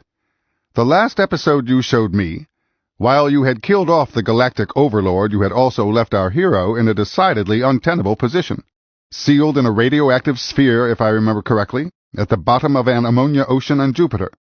The ocean was swarming with methane monsters, whatever they are, each hypnotized by the overlord's mind ray to go after John Sterling at the first whiff, and him armed only with his scout knife. How did you get him out of it? We found a way. Put in Paul. If you assume— Quiet, infants. Nothing to it, Roger. By dint of superhuman effort, our hero extricated himself from his predicament and— That's no answer. You don't understand. I open the next episode on Ganymede. John Sterling is telling Special Agent Dolores O'Shanahan about his adventure. He's making light of it, see? He's noble, so he really wouldn't want to boast to a girl. Just as he is jokingly disparaging his masterly escape, the next action starts, and it's so fast and so violent and so bloody that our unseen audience doesn't have time to think about it until the commercial.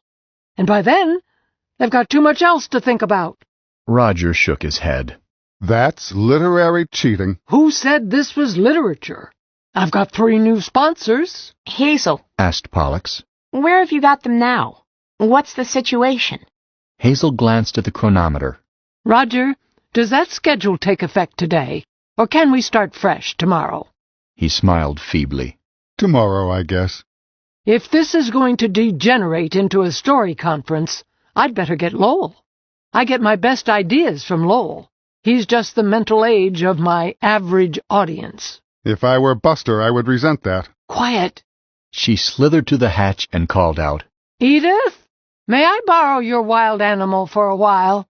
I'll get him, Grandmother, but wait for me. She returned quickly with the child. What do you want, Grandma Hazel? Bounce tag? She gathered him in an arm. No, son. Blood. Blood and gore. We're going to kill off some villains. Swell! Now, as I recall it, and mind you, I was only there once, I left them lost in the dark nebula. Their food is gone, and so is the Q fuel. They've made a temporary truce with their Arcturian prisoners and set them free to help, which is safe enough because they are silicon chemistry people and can't eat humans, which is about what they are down to. The real question is, who gets barbecued for lunch? They need the help of the Arcturian prisoners because the space entity they captured in the last episode and imprisoned in an empty fuel tank has eaten its way through all but the last bulkhead, and it doesn't have any silly prejudices about body chemistry. Carbon or silicon, it's all one to it. I don't believe that's logical. If its own chemistry was based... Out of order! Helpful suggestions only, please. Paul, you seem to have a gleam in your eye. This space entity jigger, can he stand up against radar wavelengths? Now we're getting somewhere, but we've got to complicate it a bit. Well, Meade?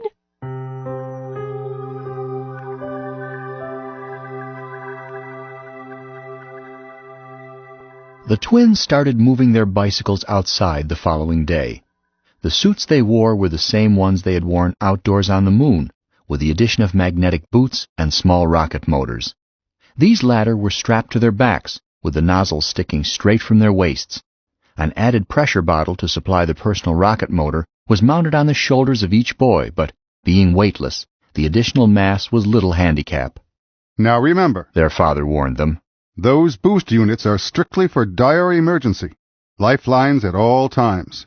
And don't depend on your boots when you shift lines.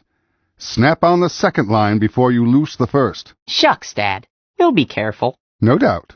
But you can expect me to make a surprise inspection at any time. One slip on a safety precaution, and it's the rack and thumb screws, plus 50 strokes of bastonado. No boiling oil? Can't afford it. See here, you think I'm joking. If one of you should happen to get loose and drift away from the ship, don't expect me to come after you. One of you is a spare anyway. Which one? Cass, maybe? Sometimes I think it's one, sometimes the other. Strict compliance with ship's orders will keep me from having to decide at this time. The cargo hatch had no airlock. The twins decompressed the entire hold, then opened the door, remembering just in time to snap on their lines as the door opened. They looked out and both hesitated. Despite their lifelong experience with vacuum suits on the face of the moon, this was the first time either one had ever been outside a ship in orbit. The hatch framed endless cosmic night, blackness made colder and darker by the unwinking diamond stars many light years away. They were on the night side of the stone. There was nothing but stars and the swallowing depths. It was one thing to see it from the safety of Luna, or through the strong quartz of a port. It was quite another to see it with nothing at all between one's frail body and the giddy, cold depths of eternity. Cass, I don't like this. There's nothing to be afraid of. Then why are my teeth chattering? Go ahead. I'll keep attention on your line. You are too good to me, dear brother. A darn sight too good. You go and I'll keep attention on your line. Don't be silly. Get on out there. After you, Grandpa. Oh, well. Castor grasped the frame of the hatch and swung himself out. He scrambled to click his magnetic boots to the side of the ship, but the position was most awkward. The suit was cumbersome, and he had no gravity to help him. Instead, he swung around, and his momentum pulled his fingers loose from the smooth frame. His floundering motions bumped the side of the ship and pushed him gently away. He floated out, still floundering, until his line checked him 3 or 4 feet from the side. Pull me in! Put your feet down, clumsy! I can't! Pull me in, you red-headed moron! Don't call me red-headed! Pollux let out a couple of feet more line. Paul, quit fooling! I don't like this! I thought you were brave, Grandpa. Castor's reply was incoherent. Pollux decided that it had gone far enough. He pulled Castor in and, while holding firmly to a hatch dog himself, he grabbed one of Castor's boots and set it firmly against the side. It clicked into place. Snap on your other line, he ordered. Castor, still breathing heavily, looked for a pad-eye in the side of the ship.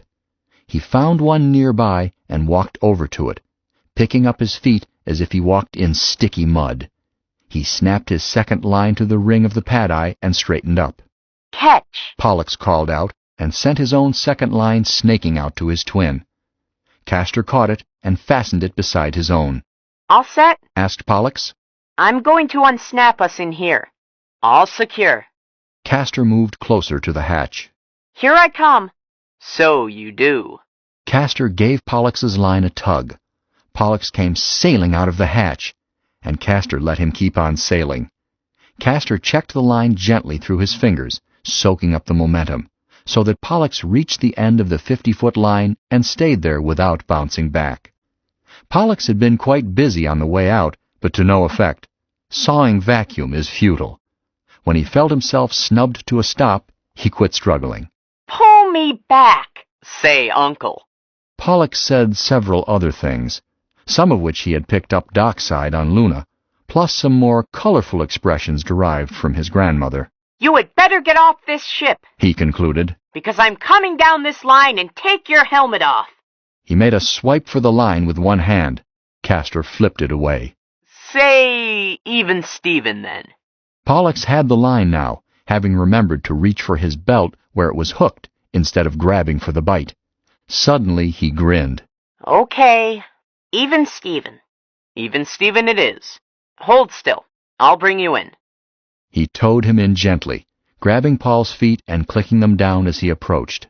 You looked mighty silly out there, He commented when Pollux was firm to the ship's side. His twin invoked their ritual. Even Steven. My apologies, Junior. Let's get to work. Pad eyes were spaced about 20 feet apart all over the skin of the ship. They had been intended for convenience in rigging during overhauls, and to facilitate outside inspections while underway. The twins now used them to park bicycles. They removed the bicycles from the hold, half a dozen at a time, strung on a wire loop like a catch of fish. They fastened each clutch of bikes to a pad eye. The machines floated loosely out from the side like boats tied up to an ocean ship.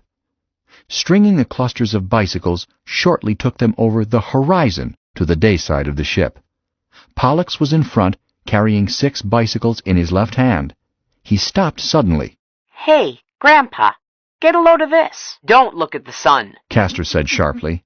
Don't be silly, but come see this. Earth and moon swam in the middle distance in slender crescent phase. The stone was slowly dropping behind Earth in her orbit, even more slowly drifting outward away from the sun. For many weeks yet, Earth would appear as a ball, a disk, before distance cut her down to a brilliant star.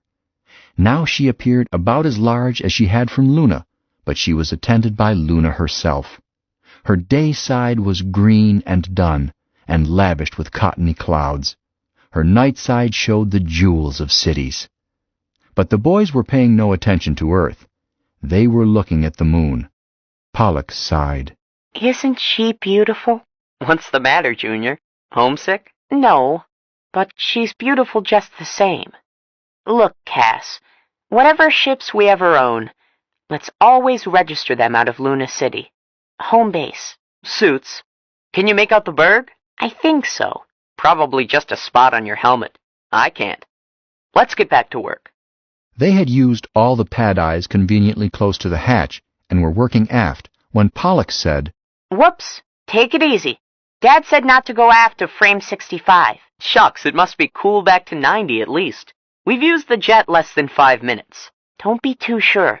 Neutrons are slippery customers, and you know what a stickler Dad is anyway. He certainly is, said a third voice. They did not jump out of their boots because they were zipped tight.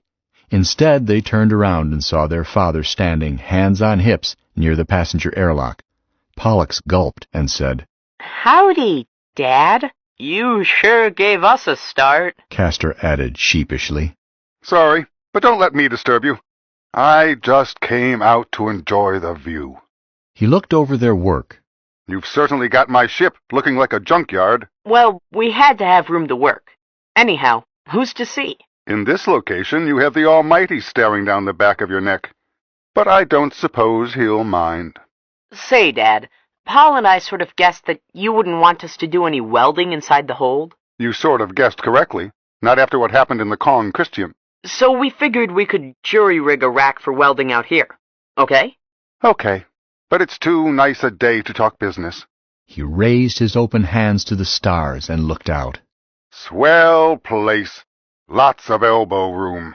Good scenery. That's the truth. But come around to the sun side if you want to see something. Right. Here, help me shift my lines. They walked around the hull and into the sunlight. Captain Stone, Earthborn, looked first at the mother planet. Looks like a big storm is working up around the Philippines. Neither of the twins answered.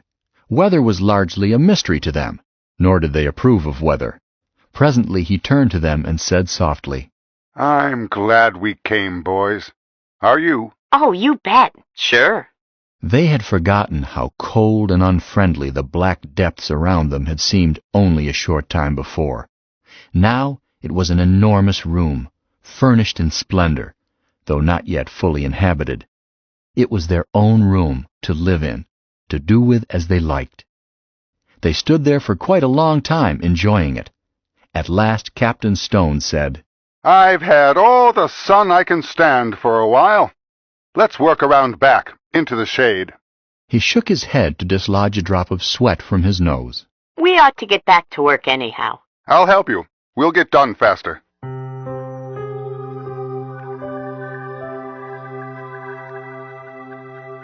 The Rolling Stone swung on and outward toward Mars. Her crew fell into routine habits. Dr. Stone was handy at weightless cooking, unusually skillful, in fact, from techniques she had picked up during a year's internship in the Freefall Research Clinic in Earth's station. Meade was not so skilled, but very little can be done to ruin breakfast. Her father supervised her hydroponics duties, supplementing thereby the course she had had in Luna City High School. Dr. Stone split the care of her least child with his grandmother and used her leisure placidly, collating some years of notes for a paper on the cumulative effects of marginal hypoxia. The twins discovered that mathematics could be even more interesting than they had thought, and much more difficult. It required even more savvy than they thought they had, already a generous estimate, and they were forced to stretch their brains. Their father caught up on the back issues of The Reactomotive World and studied his ship's manual, but still had plenty of time to coach them and quiz them. Pollux, he discovered, was deficient in the ability to visualize a curve on glancing at an equation. I don't understand it. You got good marks in analytical geometry. Pollux turned red. What's biting you? His father demanded. Well, Dad, you see, it's this way. Go on. Well, I didn't exactly get good marks in analyt. Huh? What is this? You both got top marks, I remember clearly. Well, now, you see, we were awfully busy that semester, and, it seemed logical. His voice trailed off. Out with it! Out with it! Cass took both courses in analyt, and I took both courses in history, but I did read the book. Oh, my. I suppose it's covered by the statute of limitations by this time. Anyhow, you are finding out the hard way that such offenses carry their own punishments. When you need it, you don't know it worth a hoot. Yes, sir. But an extra hour a day for you just the same, until you can visualize instantly from the equation a 4-coordinate hypersurface in a non-Euclidean continuum, standing on your head in a cold shower. Yes, sir. Cass, what course did you fudge? Did you read the book? Yes, sir. It was medieval European history, sir. You're equally culpable, but I'm not too much concerned with any course that does not require a slide rule and tables. You coach your brother. Aye, aye, sir. If you are pinched for time, I'll give you a hand with those broken-down bicycles, though I shouldn't. The twins pitched into it hard. At the end of 2 weeks, Roger Stone announced himself satisfied with Pollux's proficiency in analytical geometry. They moved on to more rarefied heights. The complex logics of matrix algebra, frozen in beautiful arrays. The tensor calculus that unlocks the atom. The wild and wonderful field equations that make man king of the universe. The crashing, mind-splitting intuition of Foresight's solution that had opened the 21st century and sent mankind another mighty step toward the stars. By the time Mars shone larger in the sky than Earth, they had gone beyond the point where their father could coach them. They plowed on together. They usually studied together, out of the same book, floating head to head in their bunkroom, one set of feet pointed to celestial south, the other pair to the north. The twins had early gotten into the habit of reading the same book at the same time. As a result, Either of them could read upside down as easily as in the conventional attitude.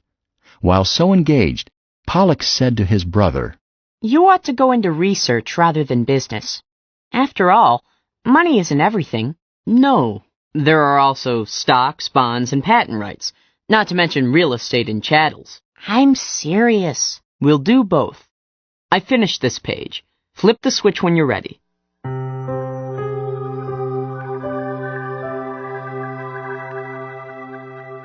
The war god, riding in a slightly different orbit, had been gradually closing on them until she could be seen as a star by naked eye, a variable star that winked out and flared up every 16 seconds. Through the stone coelostat, the cause could easily be seen. The war god was tumbling end over end, performing one full revolution every 32 seconds to provide centrifugal, artificial gravity to coddle the tender stomachs of her groundhog passengers. Each half revolution, the sun's rays struck her polished skin at the proper angle to flash a dazzling gleam at the stone. Through the scope, the reflection was bright enough to hurt the eyes. The observation turned out to be both ways. A radio message came in. Hazel printed it and handed it with a straight face to her son. "War God to Rolling Stone. Private. Rog, old boy, I have you in the scope. What in space have you got on you? Fungus? Or seaweeds? You look like a Christmas tree. P. Vandenberg, Master." Captain Stone glared at the message stat. "Why, that fat Dutchman, I'll fungus him. Here, Mother, send this. Master to Master, private message. In that drunken, tumbling pigeon, how do you keep your eye to a scope? Do you enjoy playing nursemaid to a litter of groundhogs? No doubt the dowagers fight over a chance to eat at the captain's table. Fun, I'll bet. R. Stone, Master." The answer came back. "Roger Dodger, you old codger. I've limited my table to female passengers circa age 20, so I can keep an eye on them. Preference given to blondes around 50 kilos mass. Come over for dinner. Van." Pollux looked out the port, caught the glint on the war god. "Why don't you take him up, Dad? I'll bet I could make it across on my suit jet with one spare oxy bottle." "Don't be silly. We haven't that much safety line even at closest approach. Hazel, tell him. Thanks a million, but I've got the prettiest little girl in the system cooking for me right now." Me, Daddy? I thought you didn't like my cooking. "Don't give yourself airs, Snubnose. I mean your mother, of course." Meade considered this. But I look like her, don't I? "Some. Send it, Hazel." "Right you are. My respects to Edith. Truthfully, what is that stuff? Shall I send over weed killer or barnacle remover? Or could we beat it to death with a stick?" "Why not tell him, Dad?" Castor inquired. "Very well, I will. Hazel, send. Bicycles. Want to buy one?" To their surprise, Captain Vandenberg answered, "Maybe. Got a Raleigh Sandman?" "Tell him yes." Pollux put in. "A #1 condition and brand new tires. A bargain." "Slow up there. I've seen your load. If you've got a bike in first-class condition, Raleigh or any other make, you've got it well hidden." "Aw, Dad, it will be, by the time we deliver." "What do you suppose he wants a bicycle for, dear?" Dr. Stone asked. "Prospecting? Surely not." "Probably just sightseeing. All right, Hazel, you can send it. But mind you, boys, I'll inspect that vehicle myself. Van trusts me." Hazel pushed herself away from the rig. Let the boys tell their own whoppers. I'm getting bored with this chit-chat. Castor took over at the key, started to dicker. The passenger skipper, it developed, really was willing to buy a bicycle. After a leisurely while, they settled on a price well under Castor's asking price, attractively under the usual prices on Mars, but profitably over what the boys had paid on Luna. This for delivery FOB Phobos, circa Mars. Roger Stone exchanged affectionate insults and gossip with his friend from time to time over the next several days. During the following week, the war god came within phone range, but the conversations dropped off and stopped. They had exhausted topics of conversation. The war god had made her closest approach and was pulling away again. They did not hear from her for more than 3 weeks. The call was taken by Meade. She hurried aft to the hold, where her father was helping the twins spray enamel on reconditioned bicycles. Daddy, you're wanted on the phone. War God, master to master, official. Coming. He hurried forward and took the call. Rolling Stone, Captain Stone speaking. War God, commanding officer speaking. Captain, can you... Just a moment. This does not sound like Captain Vandenberg. It isn't. This is Rowley, second officer. I understood that your captain wanted me officially. Let me speak with him. I'm trying to explain, Captain. The officer sounded strained and irritable. I am the commanding officer. Both Captain Vandenberg and Mr. O'Flynn are on the binnacle list. Eh? Sorry. Nothing serious, I hope. I'm afraid it is, sir. 37 cases on the sick list this morning, and 4 deaths. Great Scott, man. What is it? I don't know, sir. Well, what does your medical officer say it is? That's it, sir. The surgeon died during the mid-watch. Oh. Captain, can you possibly match with us? Do you have enough maneuvering margin? What? Why? You have a medical officer aboard, haven't you? Huh? But she's my wife. She's an MD, is she not? Roger Stone remained silent for a long moment. Then he said, I'll call you back shortly, sir. It was a top-level conference, limited to Captain Stone, Dr. Stone, and Hazel. First, Dr. Stone insisted on calling the War God and getting a full report on symptoms and progress of the disease. When she switched off, her husband said, Well, Edith, what is it? I don't know. I'll have to see it. Now see here, I'm not going to have you risking... I'm a doctor, Roger. You're not in practice, not now, and you are the mother of a family. It's quite out of the question... I am a doctor, Roger. He sighed heavily. Yes, dear. The only thing to be determined is whether or not you can match in with the War God. Have you two reached an answer? We'll start computing. I'm going aft and check over my supplies. She frowned. I didn't expect to have to cope with an epidemic. When she was gone, Roger turned his face, twisted with indecision, to Hazel. What do you think, Mother? Son, you don't stand a chance. She takes her oath seriously. You've known that a long time. I haven't taken the Hippocratic Oath. If I won't move the ship, there's nothing she can do about it. You're not a doctor, true, but you're a master in space. I guess the succor and rescue rule might apply. The devil with rules. This is Edith. Well, I guess I might stack the Stone family up against the welfare of the entire human race in a pinch myself. But I can't decide it for you. I won't let her do it. It's not me. There's Buster. He's no more than a baby still. He needs his mother. Yes, he does. That settles it. I'm going aft and tell her. Wait a minute. If that's your decision, Captain, you won't mind me saying that's the wrong way to do it. Huh? The only way you'll get it past your wife is to get on that computer and come out with the answer you're looking for. An answer that says it's physically impossible for us to match with them and still reach Mars. Oh, you're right. Look, will you help me fake it? I suppose so. Then let's get busy. As you say, sir. You know, Roger, if the War God comes in with an unidentified and uncontrolled disease aboard, they'll never let her make port at Mars.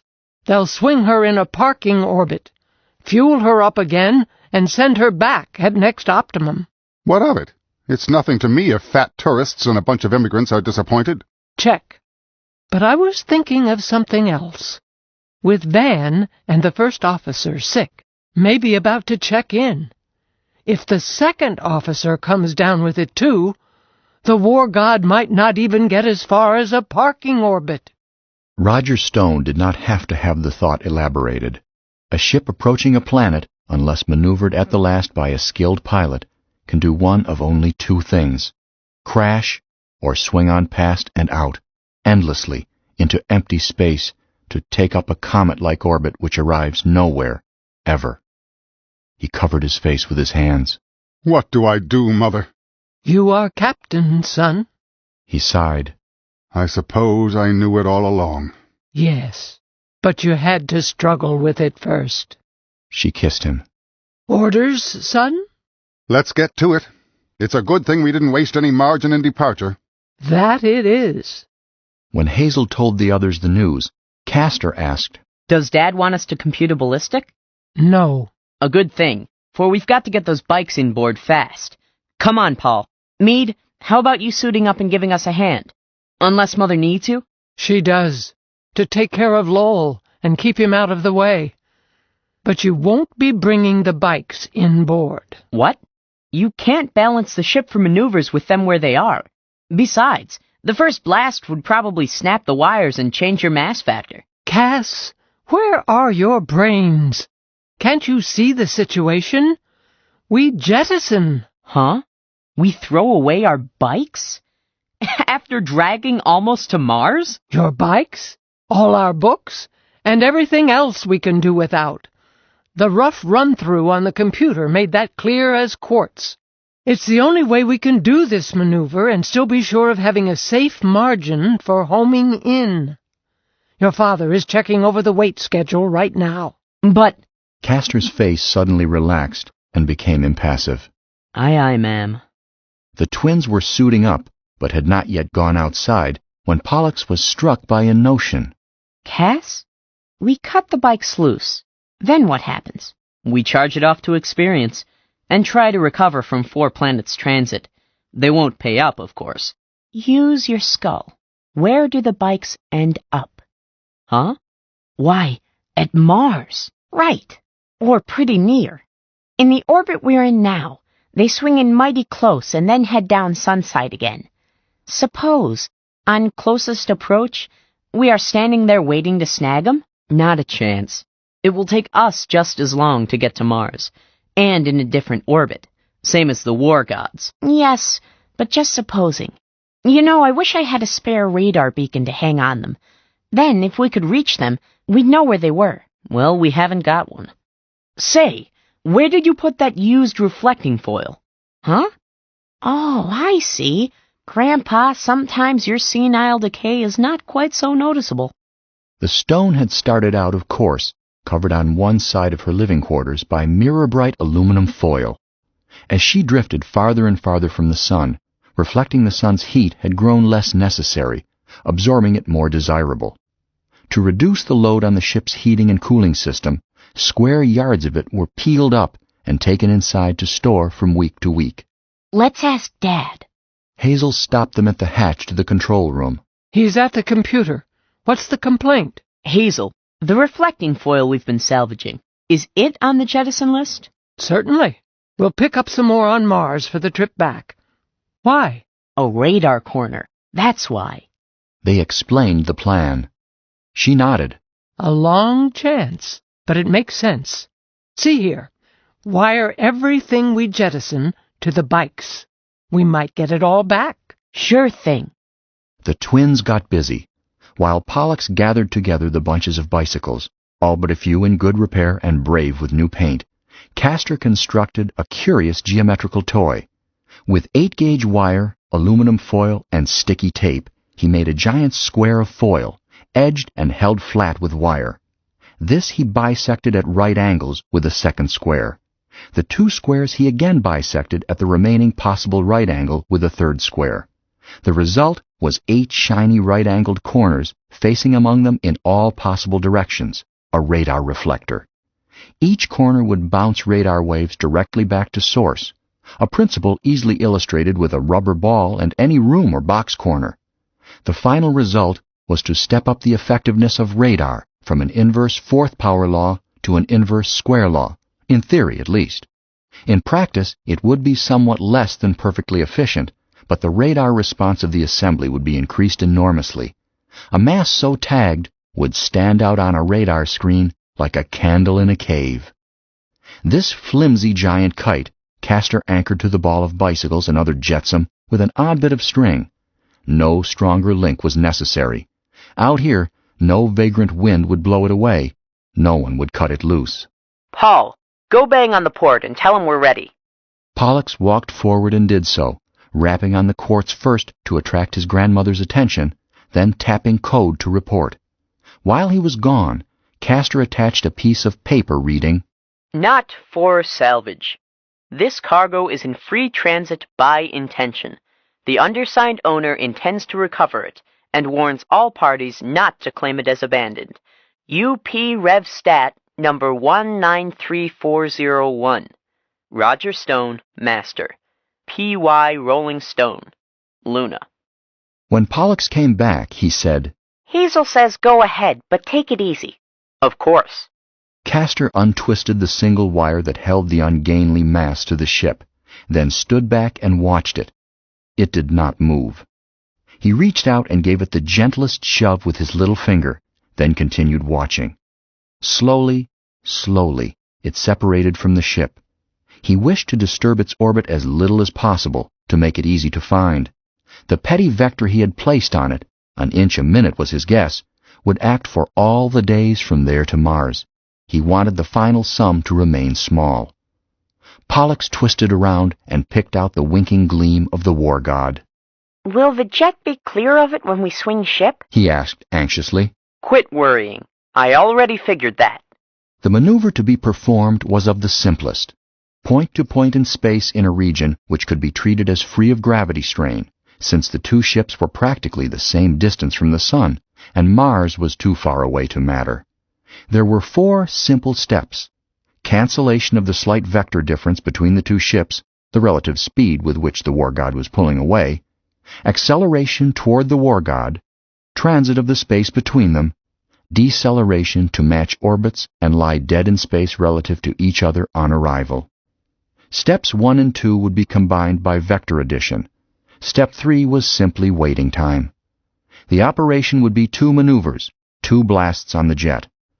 But Step 3, the time it would take to reach the war god, could be enormously cut down by lavish use of reactive mass. Had time been no object, they could have, as Hazel put it, closed the gap by throwing rocks off the stern. There was an infinite number of choices, each requiring different amounts of reactive mass. One choice would have saved the bicycles and their personal possessions, but it would have stretched the transit time out to over 2 weeks. This was a doctor's emergency call. Roger Stone elected to jettison. But he did not tell the twins this, and he did not require them to work a ballistic. He did not care to let them know of the choice between sacrificing their capital or letting strangers wait for medical attention. After all, he reflected, the twins were pretty young. 11 hours from blast time, the Stone hung in space close by the war god. The ships were still plunging toward Mars at some 16 miles per second. Relative to each other, they were stationary, except that the liner continued her stately rotation, end over end. Dr. Stone, her small figure encumbered not only with spacesuit, pressure bottles, radio, suit jet, and lifelines, but also with a Santa Claus pack of surgical supplies, stood with her husband on the side of the Stone nearest the liner. Not knowing exactly what she might need, she had taken all that she believed could be spared from the stock of their own craft: drugs, antibiotics, instruments, supplies. The others had been kissed goodbye inside and told to stay there. Lowell had cried and tried to keep his mother from entering the lock. He had not been told what was going on, but the emotions of the others were contagious. Roger Stone was saying anxiously, "Now see here, the minute you have this under control, back you come, you hear?" She shook her head. I'll see you on Mars, dearest. No, indeed. No, Roger. I might act as a carrier. We can't risk it. You might act as a carrier coming back to us on Mars, too. Don't you ever expect to come back? She ignored the rhetorical question.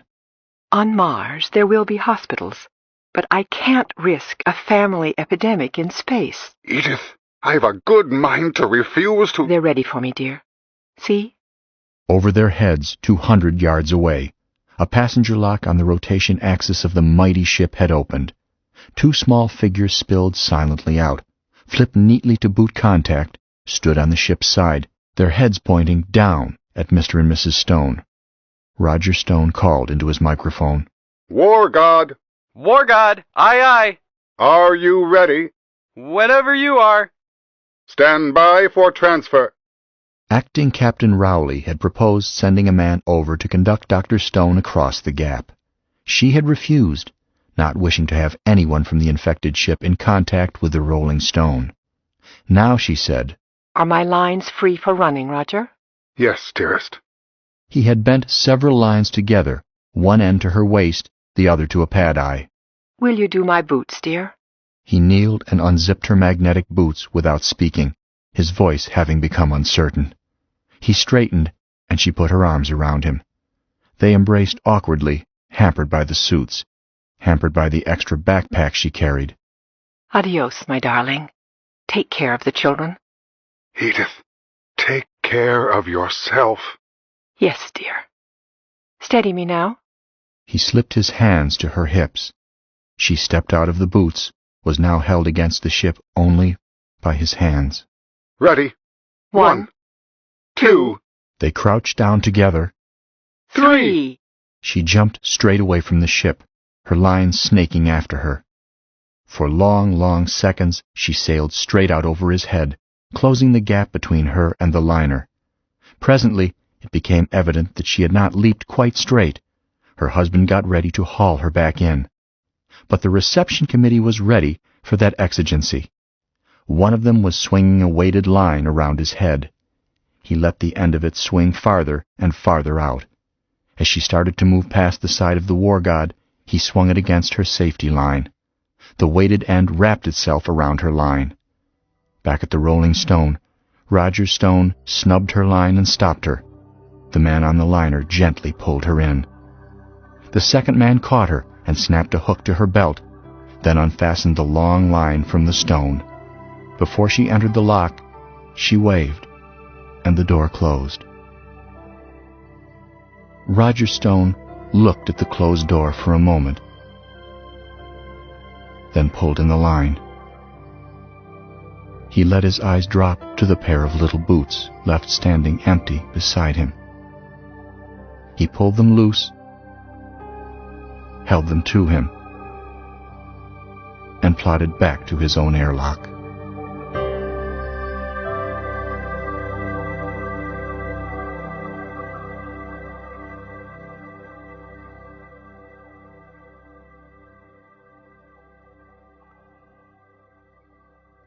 Nine. Assets recoverable. The twins kept out of their father's way for the next several days. He was unusually tender and affectionate with all of them, but he never smiled, and his mood was likely to flare suddenly and unexpectedly into anger. They stayed in their bunk room and pretended to study. They actually did study some of the time. Meade and Hazel split the care of Lowell between them. The child's feeling of security was damaged by the absence of his mother. He expressed it by temper tantrums and demands for attention. Hazel took over the cooking of lunch and dinner.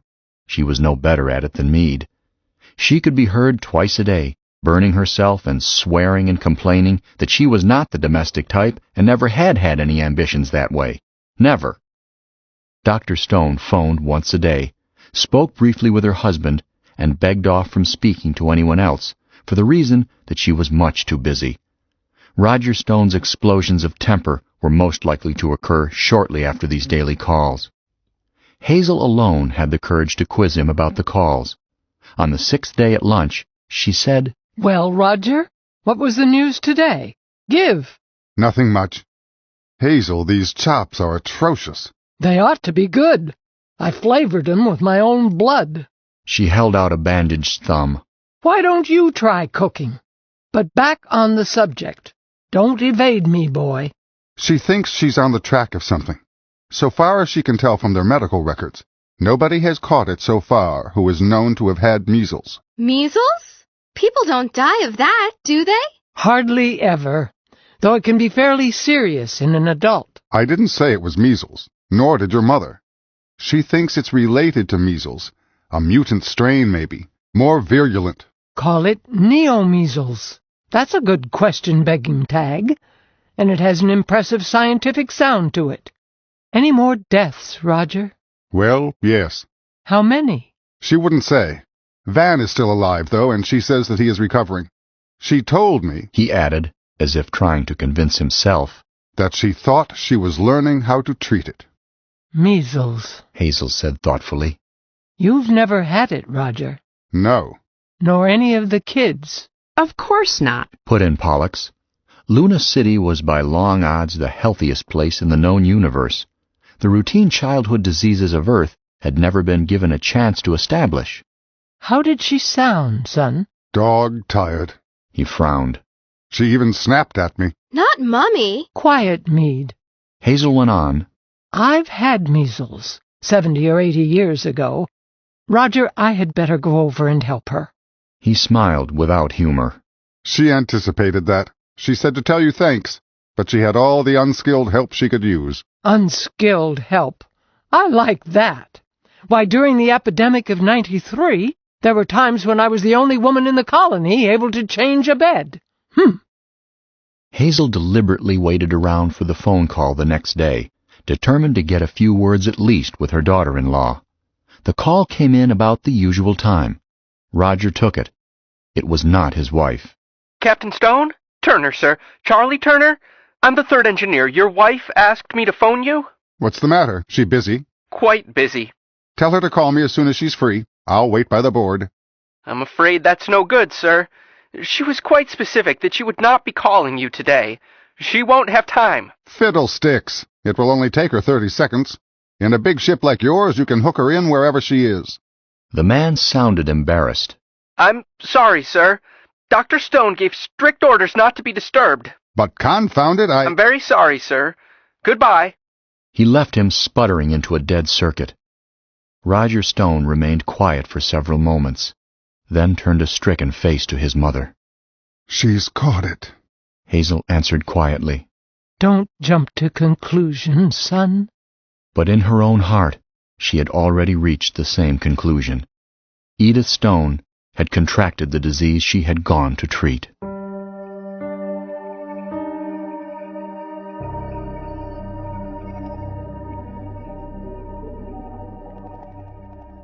The same barren stall was given Roger Stone on the following day.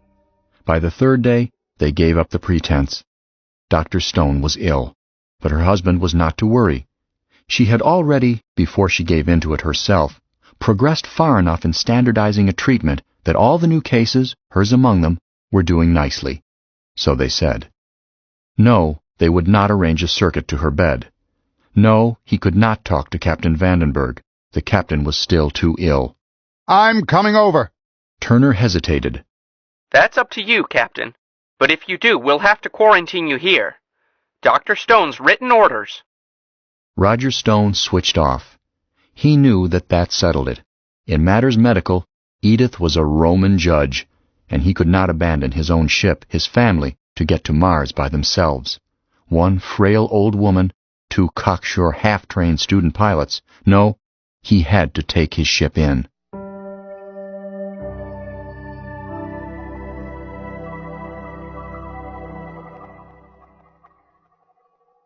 They sweated it out.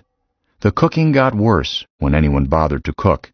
It was 7 endless Earth Standard days later when the daily call was answered by... Roger? Hello, darling. Edith, are you all right? Getting that way. What's your temperature? Now, darling, I won't have you quack-doctoring me. My temperature is satisfactory, as is the rest of my physical being. I've lost a little weight, but I could stand to, don't you think? No, I don't. Listen, you come home, you hear me? Roger, dearest, I can't, and that's settled. This entire ship is under quarantine. But how is the rest of my family? Oh, shucks, fine, fine. We're all in the pink. Stay that way. I'll call you tomorrow. Bye, dear. Dinner that night was a celebration. Hazel cut her thumb again, but not even she cared.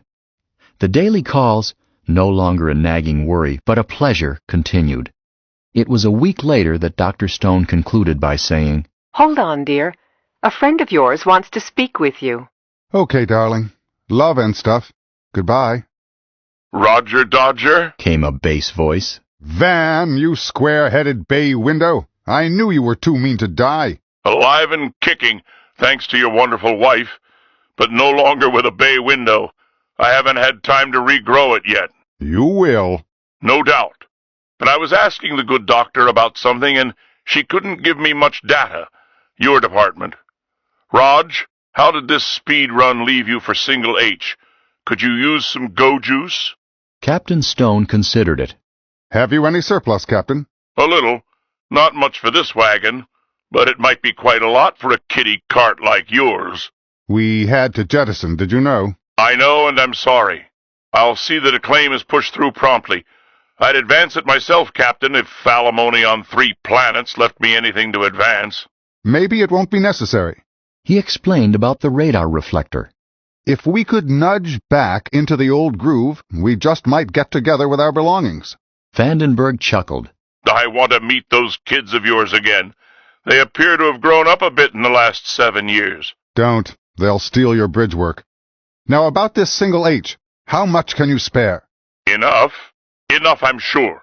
This caper is worth trying just for the sport. I'm sure it has never been done before. Never. The 2 ships, perfectly matched to eye, and almost so by instrument, nevertheless had drifted a couple of miles apart, while the epidemic in the liner raged and died out. The undetectable gravitational attraction between them gave them mutual escape velocity much less than their tiny residual relative motion. Up to now, nothing had been done about it, since they were still in the easiest of phone range. But now it was necessary to pump reactive mass from one to the other. Roger Stone threw a weight fastened to a light messenger line, as straight and as far as he could heave. By the time it was slowed to a crawl by the drag of the line, a crewman from the War God came out after it on his suit jet. In due course, the messenger line brought over a heavier line, which was fastened to the smaller ship. Hand power alone took a strain on the line. While the mass of rolling stone was enormous by human muscle standards, the vector involved was too small to handle by jet, and friction was nil.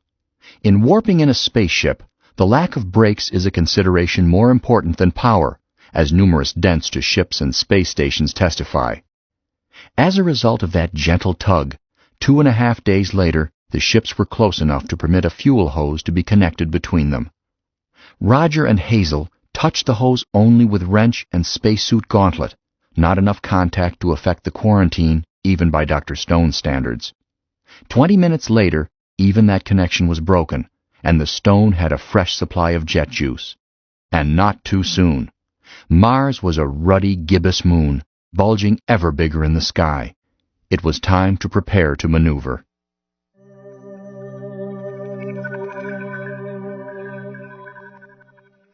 There it is! Pollux was standing watch on the radar screen. His yelp brought his grandmother floating over. More likely a flock of geese. Where? Right there. Can't you see it? Hazel grudgingly conceded that the blip might be real. The next several hours were spent in measuring distance, bearing, and relative motion by radar and Doppler, and in calculating the cheapest maneuver to let them match with the errant bicycles, baggage, and books. Roger Stone took it as easily as he could, being hurried somewhat by the growing nearness of Mars.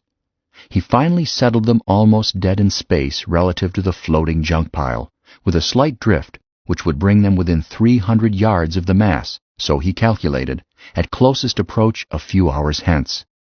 They spent the waiting time figuring the maneuvers to rendezvous with Mars. The Rolling Stone would not, of course, land on Mars, but at the port on Phobos. First, they must assume an almost circular ellipse around Mars matching with Phobos. Then, as a final maneuver, they must settle the ship on the tiny moon. Simple maneuvers made fussy by one thing only. Phobos has a period of about 10 hours. The Stone would have to arrive not only at the right place with the right speed and direction, but also at the right time. After the bicycles were taken aboard, the ship would have to be nursed along while still fairly far out if she were to fall to an exact rendezvous. Everybody worked on it but Buster, Meade working under Hazel's tutelage. Pollux continued to check by radar their approach to their cargo. Roger Stone had run through and discarded 2 trial solutions and was roughing out another which, at last, seemed to be making sense, when Pollux announced that his latest angulation of the radar data showed that they were nearly as close as they would get. His father unstrapped himself and floated to a port. Where is it? Good heavens, we're practically sitting on it. Let's get busy, boys. I'm coming too. Me too. Meade reached out and snagged him. That's what you think, Buster. You and Sis are going to play a wonderful game called What's for Dinner. Have fun, folks. She headed aft, towing the infant against his opposition. Outside, the bicycles looked considerably farther away. Cass glanced at the mass and said, Maybe I ought to go across on my suit jet, Dad? It would save time. I strongly doubt it. Try the heaving line, Paul. Pollock snapped the light messenger line to a pad-eye. Near the weighted end had been fastened a half a dozen large hooks, fashioned of 6-gauge wire. His first heave seemed to be strong enough, but it missed the cluster by a considerable margin. Let me have it, Paul, Castor demanded. Let him be. So help me, this is the last time I'm going into space without a proper line-throwing gun. Make note of that, Cass. Put it on the shopping list when we go inside. Aye, aye, sir. The second throw was seen to hit the mass, but when Paul heaved in, the line came away, the hooks having failed to catch. He tried again. This time the floating line came taut. Easy now. We don't want a bunch of bikes in our lap. There. Vast heaving. She's started. They waited. Castor became impatient and suggested that they give the line another tug. His father shook his head. Hazel added, I saw a green hand at the space station try to hurry a load that way. Steel plate it was. What happened? He had started it with a pull. He thought he could stop it with a shove. They had to amputate both legs, but they saved his life. Castor shut up. A few minutes later, the disorderly mass touched down, bending a handlebar of one bike that got pinched, but with no other damage. The twins and Hazel swarmed over the mass, working free on their safety lines and clicking on with their boots, only to pass bicycles into the hold, where Roger Stone stowed them according to his careful mass distribution schedule. Presently, Pollux came across Castor's "not for salvage" warning. Hey, Cass, here's your notice. It's no good now. Nevertheless, he accepted it and glanced at it. Then his eyes snapped wider. An endorsement had been added at the bottom. Says you, the Galactic Overlord. Captain Stone came out to investigate the delay, took the paper, and read it. He looked at his mother. Hazel. Me? Why, I've been right here in plain sight the whole time. How could I have done it? Stone crumpled the paper. I do not believe in ghosts, inside straits, nor galactic overlords. If Hazel did it, no one saw her, and she never admitted it. She persisted in the theory that the Galactic Overlord wasn't really dead after all. To prove it, she revived him in her next episode.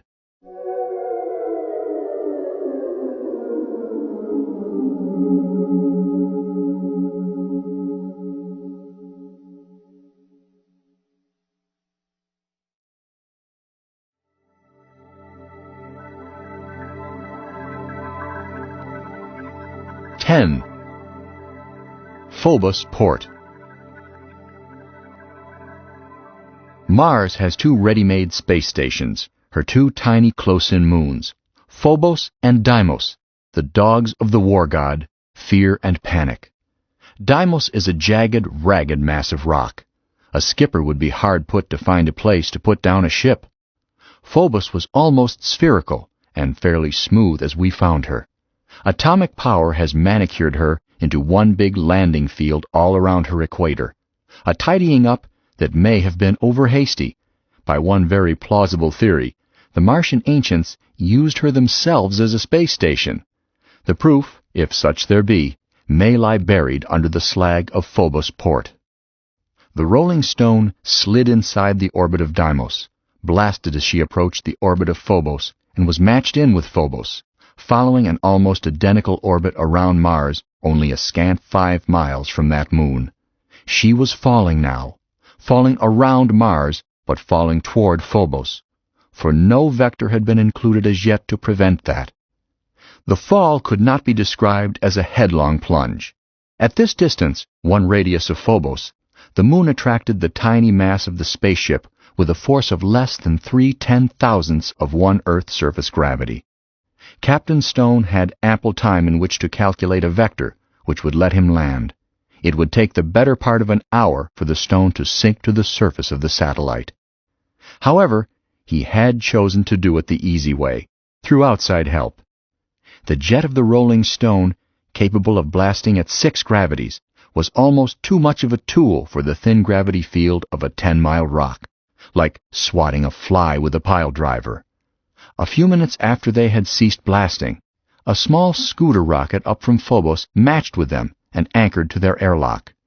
The space-suited figure who swam in removed his helmet and said, "Permission to board, sir? Jason Thomas, port pilot. You asked for pilot in tow?" "That's right, Captain Thomas." "Just call me Jay. Got your mass schedule ready?" Roger Stone gave it to him. He looked it over while they looked him over.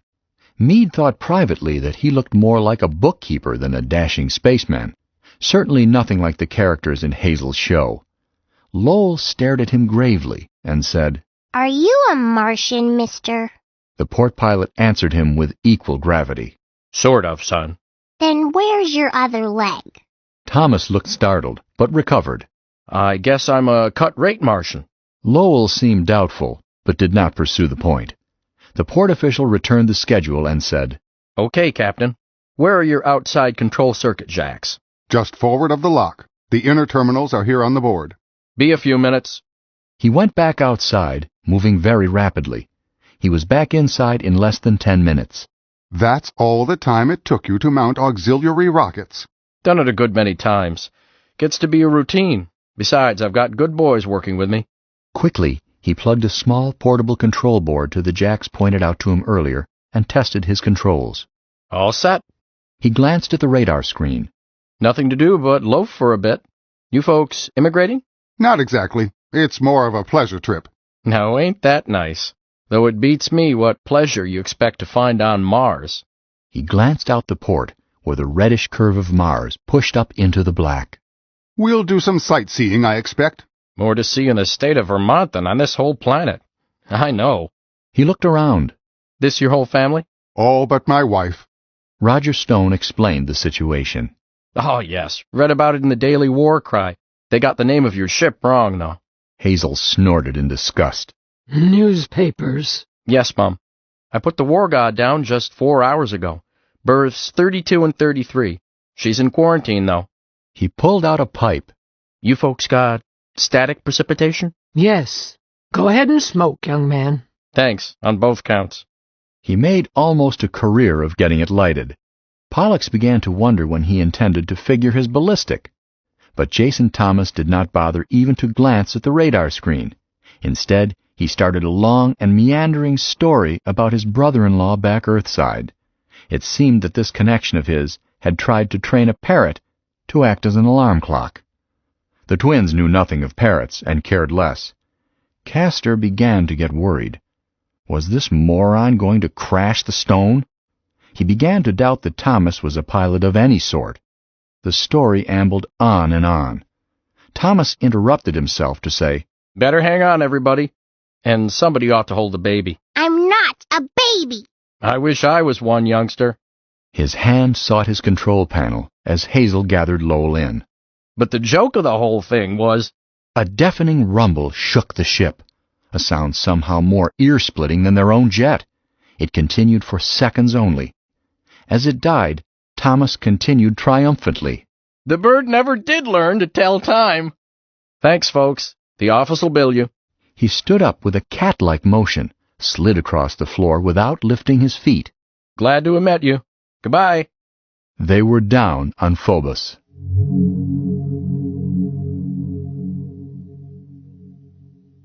Pollux got up from where he had sprawled on the deck plates and bumped his head on the overhead.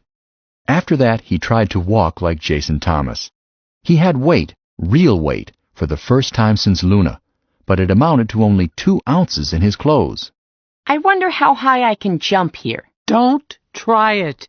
Remember, the escape velocity of this piece of real estate is only 66 feet a second.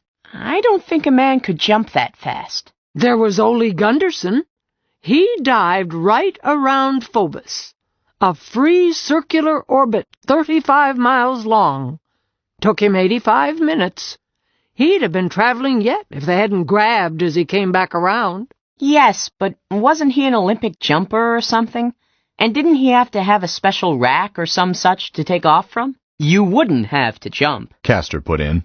66 feet a second is 45 miles an hour, so the circular speed comes out a bit more than 30 miles an hour. A man can run 20 miles an hour back home, easy. He could certainly get up to 45 here. Pollock shook his head.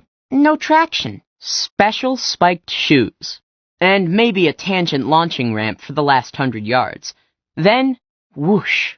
Off the end and you're gone for good. Okay, you try it, Grandpa. I'll wave goodbye to you.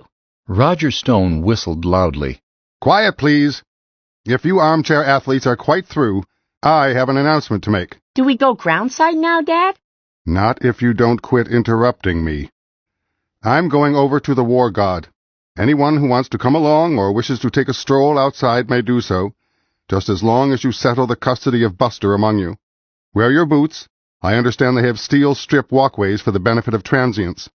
Pollux was the first one suited up and into the lock, where he was surprised to find the rope ladder still rolled up. He wondered about Jason Thomas and decided that he must have jumped. 100-odd feet of drop wouldn't hurt a man's arches here. But when he opened the outer door, he discovered that it was quite practical to walk straight down the side of the ship, like a fly on a wall. He had heard of this, but had not quite believed it, not on a planet. Well, a moon. The others followed him, Hazel carrying Lowell. Roger Stone stopped when they were down and looked around. I could have sworn, he said with a puzzled air, that I spotted the War God not very far east of us just before we landed. There's something sticking up over there, Castor said, pointing north. The object was a rounded dome, swelling up above the extremely near horizon, a horizon only 200 yards away for Castor's height of eye. The dome looked enormous, but it grew rapidly smaller as they approached it, and finally got it entirely above the horizon. The sharp curvature of the little globe played tricks on them. It was so small that it was possible to see that it was curved, but the habit of thinking of anything over the horizon as distant stayed with them. Before they reached the dome, they encountered one of the steel walking strips running across their path, and on it a man. He was spacesuited as they were, and was carrying with ease a large coil of steel line, a hand-powered winch, and a ground anchor with big horns. Roger Stone stopped him. Excuse me, friend, but could you tell me the way to the RS War God? Berths 32 and 3, I believe she is.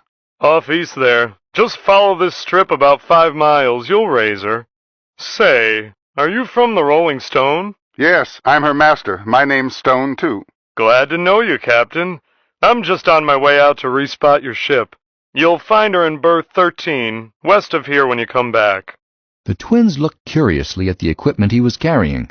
Just with that? Asked Castor, thinking of the ticklish problem it had been to move the stone on Luna. Did you leave your gyros running? Asked the port jockey. Yes, answered Captain Stone. I won't have any trouble. See you around. He headed out to the ship. The family party turned east along the strip. The traction afforded by their boot magnets against steel made much easier walking. Hazel put Lowell down and let him run. They were walking toward Mars, a great arc of which filled much of the eastern horizon. The planet rose appreciably as they progressed.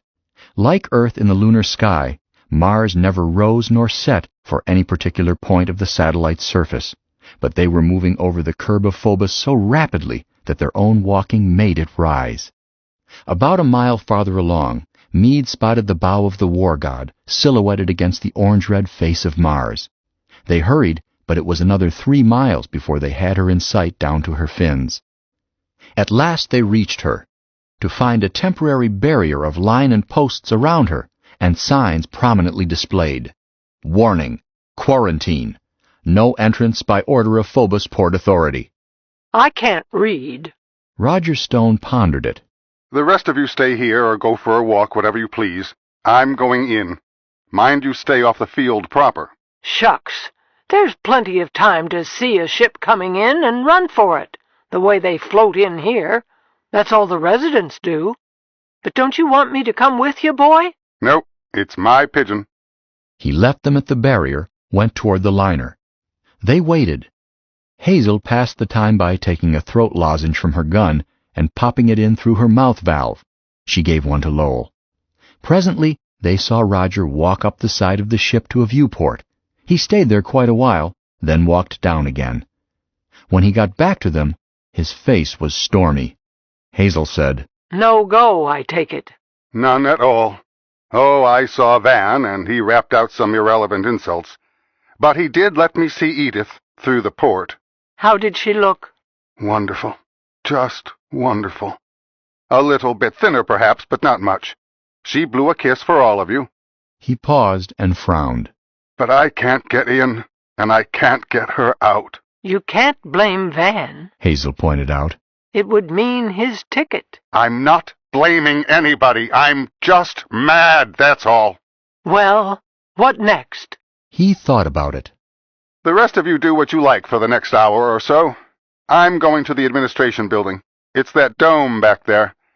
I'll meet you all at the ship, berth 13. The twins elected to walk on east, while Meade and Hazel returned at once to the ship. Buster was getting restless. The boys wanted a really good look at Mars. They had watched it through the stone's ports, of course, on the approach, but this was different, more real somehow, not framed like a television shot. 3 more miles brought all of it in sight, or all of it that was illuminated, for the planet was in half phase to them, the sun being, at that point, almost overhead. They studied the ruddy orange deserts, the olive-green fertile stretches, the canals stretching straight as truth across her flat landscape. The south polar cap was tipped slightly toward them. It had almost disappeared. Facing them was the great arrowhead of Syrtis Major. They agreed that it was beautiful, almost as beautiful as Luna, more beautiful perhaps than Earth, in spite of Earth's spectacular and always changing cloud displays. But after a while they grew bored with it and headed back to the ship.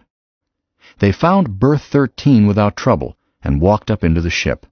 Meade had dinner ready. Hazel was playing with Buster. Their father came in just as they were ready to eat. You looked as if you had bribed a chair warmer. Not quite. He hesitated, then said, I'm going into quarantine with Edith. I'll come out when she does. But, Daddy... I'm not through. While I'm gone, Hazel takes command. She is also head of this family. I always have been. Please, Mother. Boys, if she finds it necessary to break your arms, please be advised that the action is authorized in advance. You understand me? Yes, sir. Aye, aye, sir. Good. I'm going to pack now and leave. But, Daddy... Meade objected, almost in tears. Aren't you even going to wait for dinner? He stopped and smiled. Yes, Sugar Pie. You are getting to be a good cook, did you know? Castor glanced at Pollux, then said, Dad, let me get this straight. We are simply to wait here in the ship, on this undersized medicine ball, until you and Mother get out of hock? Why, yes. No, that isn't really necessary. I simply hadn't thought about it. If Hazel is willing, you can close down the ship and go down to Mars. Phone us your address and we'll join you there. Yes, I guess that's the best scheme. The twins sighed with relief.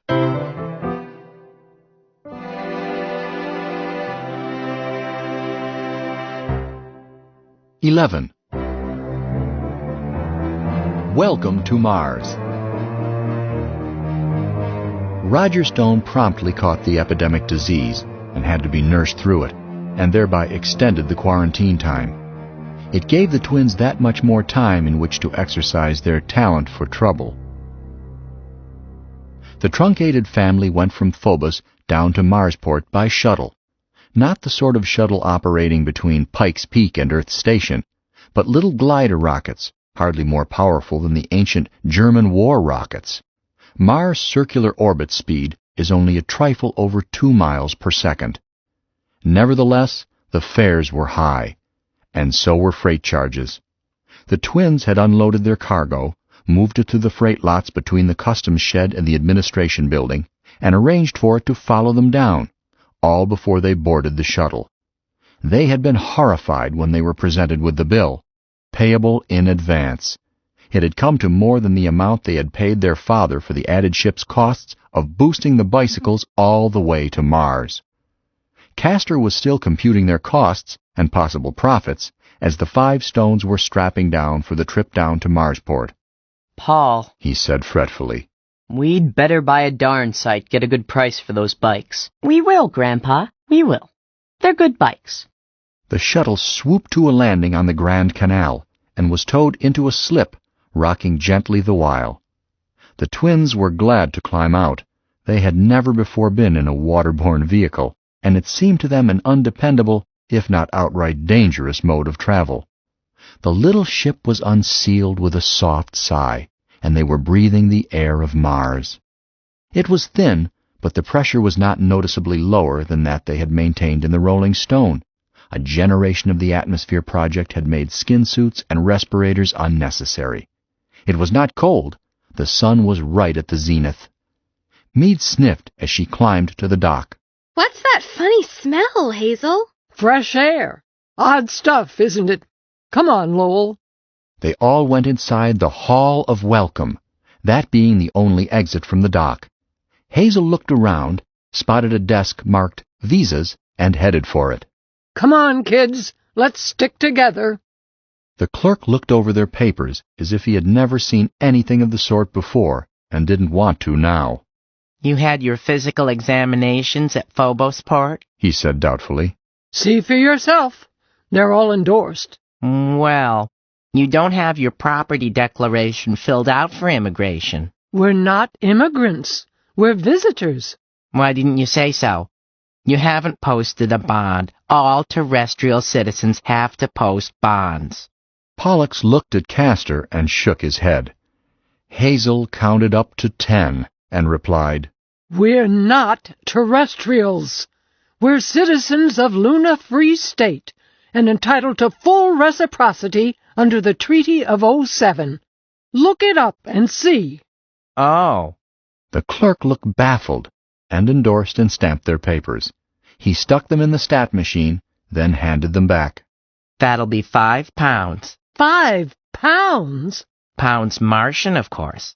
If you apply for citizenship, it's returnable. Hazel counted it out. Pollux converted the figure into system credit in his head and swore under his breath. He was beginning to think that Mars was the land of the fee. The clerk recounted the money, then reached for a pile of pamphlets, handed them each one. Welcome to Mars, he said, smiling frigidly. I know you'll like it here. I was beginning to wonder, Hazel answered, accepting a pamphlet. Eh? Never mind. Thank you. They turned away. Castor glanced at his pamphlet. It was titled, Welcome to Mars! Compliments of the Marsport Chamber of Commerce and Booster Club. He skimmed the table of contents. What to see, where to eat, and now to sleep. When in Rome, in ancient times, souvenirs, of course, business opportunities, facts and figures about Marsport, fastest growing city in the system. The inside, he found, contained more advertising space than copy. None of the pictures were stereo. Still, it was free. He stuck it in his pouch. They had not gotten more than 10 steps away when the clerk suddenly called out, Hey, madam, just a moment, please. Come back. Hazel turned around and advanced on him, her mouth set grimly. What's biting you, bub? He pointed to her holster. That gun. You can't wear that. Not in the city limits. I can't, eh? She drew it, opened the charge chamber, and offered it to him with a sudden grin. Have a cough drop? A very pleasant lady at the traveler's aid desk, after determining that they really did not want to rent an ancient Martian tower believed to be at least 1,000,000 years old, but sealed and air-conditioned nevertheless, made out for them a list of housekeeping apartments for rent. Hazel had vetoed going to any of the tourist hotels, even for one night, after telephoning 3 and getting their rates. They tramped through a large part of the city, searching. There was no public transit system. Many of the inhabitants used powered roller skates. Most of them walked. The city was laid out in an oblong checkerboard, with the main streets parallel to the canal. Except for a few remaining pressurized domes in Old Town, the buildings were all one-story prefabricated box-like structures, without eaves or windows, all of depressing monotony. The first apartment turned out to be 2 little stalls in the back of a private home, share refresher with family. The second was large enough, but was in sniffing range of a large plastics plant. One of its exhalations seemed to be butyl mercaptan, though Hazel insisted it put her more in mind of a dead goat. The third, but none of them approached the standard of comfort they had enjoyed on the moon, nor even that of the Rolling Stone. Hazel came out of the last one they had looked at, jumped back suddenly to keep from being run over by a delivery boy pulling a large hand truck, caught her breath, and said, "What'll it be, children? Pitch a tent or go back up to the stone?" Pollux protested. "But we can't do that. We've got to sell our bicycles." "Shut up, Junior," his brother told him. "Hazel, I thought there was one more. Casa something?" "Casa Manana Apartments. Way out south along the canal, and likely no better than the rest. Okay, troops, mush on." The buildings thinned out, and they saw some of the heliotropic Martian vegetation spreading greedy hands to the sun. Lowell began to complain at the walk. Carry me, Grandma Hazel. "Nothing doing, pet. Your legs are younger than mine." Meade stopped. My feet hurt, too. "Nonsense. This is just a shade over 1/3 gravity." Maybe so, but it's twice what it is back home, and we've been in free fall for a half a year and more. Is it much farther? "Sissy." The twins' feet hurt too, but they would not admit it. They alternated taking Buster piggyback the rest of the way. Casa Manana turned out to be quite new and, by their suddenly altered standards, acceptable. The walls were of compacted sand, doubled against the bitter nights. The roof was of sheet metal sandwich, with glass wool core for insulation. It was a long, low building, which made Hazel think of chicken coops, but she kept the thought to herself. It had no windows, but there were sufficient glow tubes and passable air ducting. The apartment which the owner and manager showed to them consisted of 2 tiny cubicles, a refresher, and a general room. Hazel looked them over. "Mr. Daverill, don't you have something a bit larger?" "Well, yes, ma'am, I do, but I hate to rent larger ones to such a small family with the tourist season just opening up. I'll bring in a cot for the youngster." She explained that 2 more adults would be coming. He considered this. "You don't know how long the war god will be quarantined?" "Not the slightest." "Then why don't we play that hand after it's dealt? We'll accommodate you somehow. That's a promise." Hazel decided to close the deal. Her feet were killing her. "How much?" $450 a month. 4 1/4 if you take a lease for the whole season. At first, Hazel was too surprised to protest. She had not inquired rents at the other places since she had not considered renting them. "Pounds or credits?" she said feebly. "Why, pounds, of course." "See here, I don't want to buy this place. I just want to use it for a while." Mr. Daverill looked hurt. "You needn't do either one, ma'am. With ships arriving every day now, I'll have my pick of tenants. My prices are considered very reasonable. The Property Owners Association has tried to get me to up 'em, and that's a fact."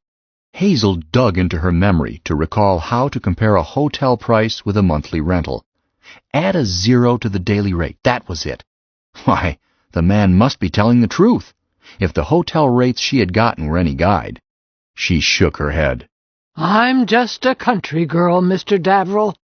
How much did this place cost to build?" Again he looked hurt. "You're not looking at it properly, ma'am. Every so often we have a big load of tourists dumped on us.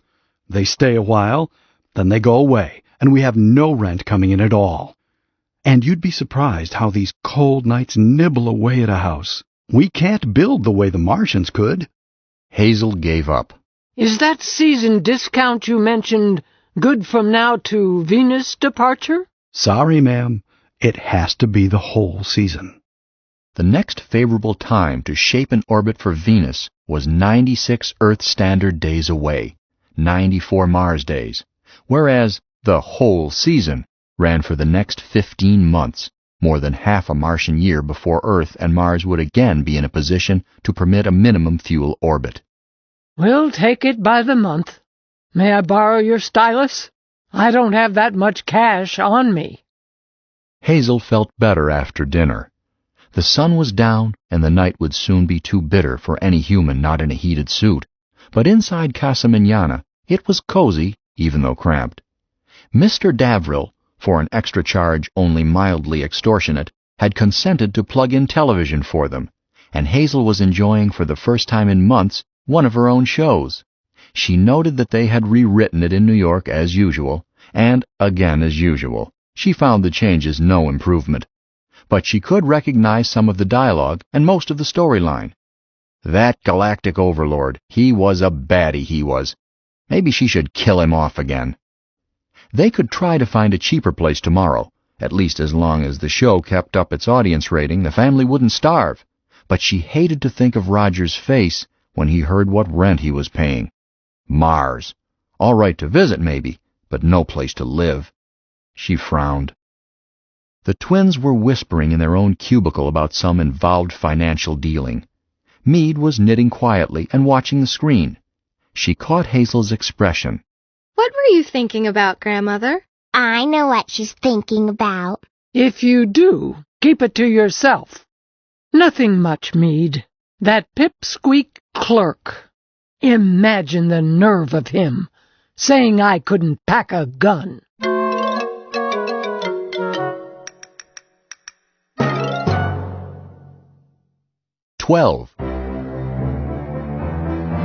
Free enterprise.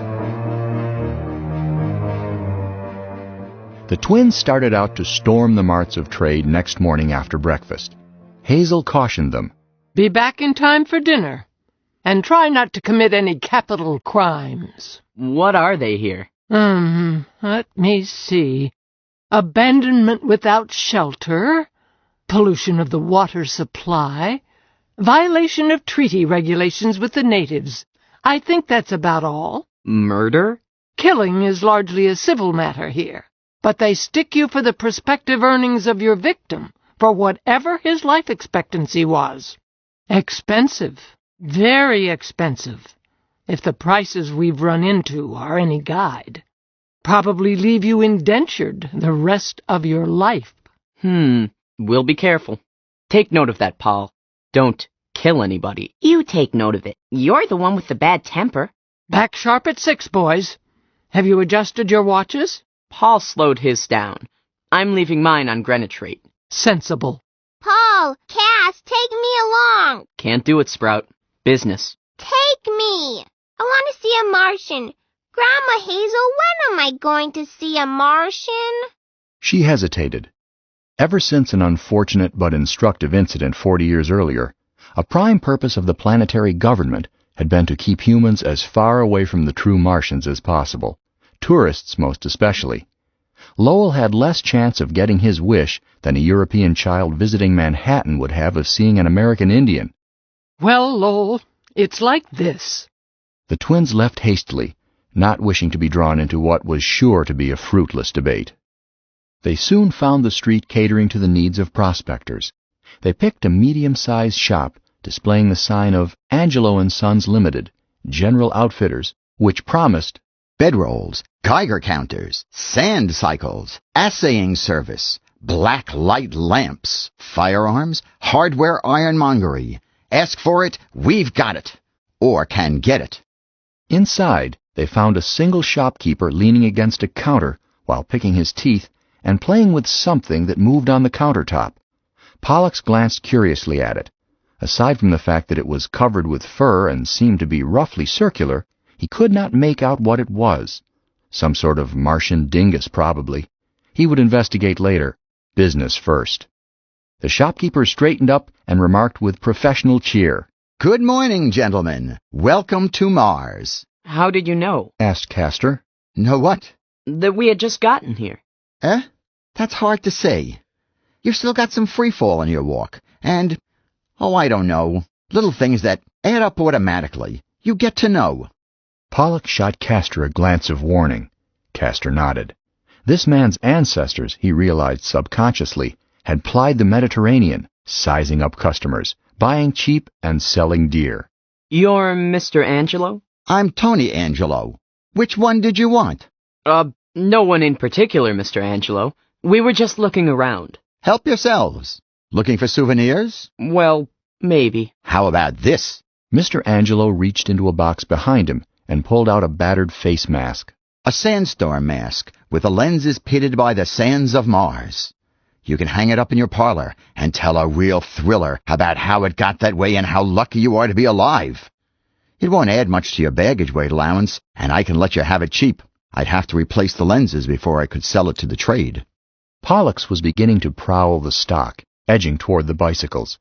Castor decided that he should keep Mr. Angelo engaged while his brother picked up a few facts.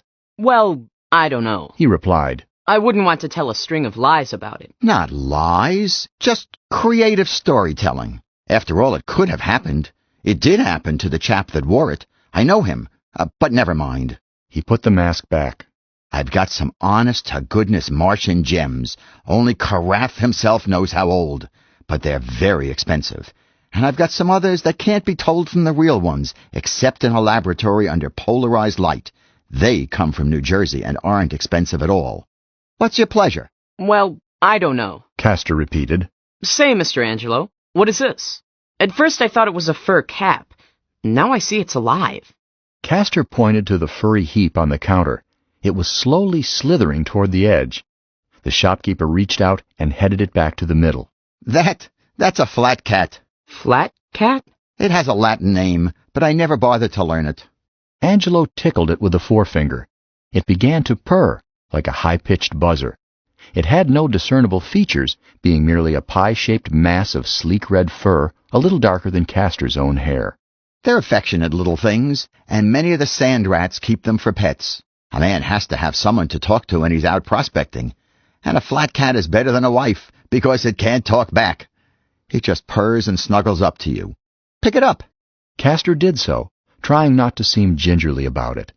The flat cat promptly plastered itself to Castor's shirt, fattened its shape a little to fit better the crook of the boy's arm, and changed his purr to a low throbbing, which Castor could feel vibrate in his chest.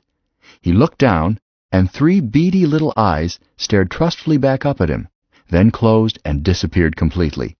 A little sigh interrupted the purrs, and the creature snuggled closer. Castor chuckled. It is like a cat, isn't it? Except that it doesn't scratch. Want to buy it? Castor hesitated. He found himself thinking of Lowell's anxiety to see a real Martian. Well, this was a Martian, wasn't it? A sort of a Martian. I wouldn't know how to take care of it. No trouble at all. In the first place, they're cleanly little beasties. No problem that way, and they'll eat anything. They love garbage. Feed it every week or so, and let it have all the water it will take every month or 6 weeks. It doesn't matter, really. If it isn't fed or watered, it just slows down until it is. Doesn't hurt it a bit. And you don't even have to see that it keeps warm. Let me show you. He reached out and took the flat cat back, jiggled it in his hand. It promptly curled up into a ball. See that? Like everything else on Mars, it can wrap itself up when the weather is bad. A real survivor type. The shopkeeper started to mention another of its survival characteristics, then decided it had no bearing on the transaction. How about it? I'll make you a good price. Castor decided that Lowell would love it, and besides, it was a legitimate business expense, chargeable to goodwill. How much? Angelo hesitated, trying to estimate what the traffic would bear, since a flat cat on Mars had roughly the cash value of still another kitten on a Missouri farm. Still, the boys must be rich or they wouldn't be here. Just in and with spending money burning holes in their pockets, no doubt. Business had been terrible lately anyhow. £1.50 pounds. Castor was surprised at how reasonable the price was. That seems like quite a lot, he said automatically. Angelo shrugged. It likes you.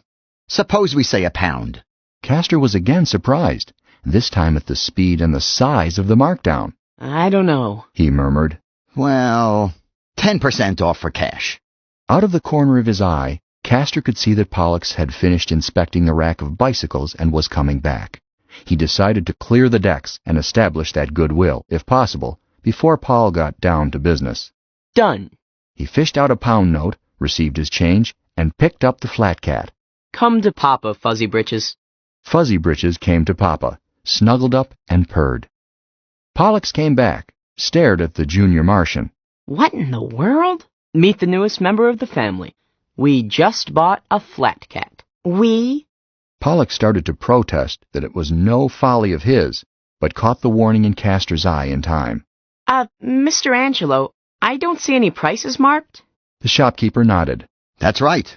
The sand rats like to haggle, and we accommodate them. It comes to the same thing in the long run.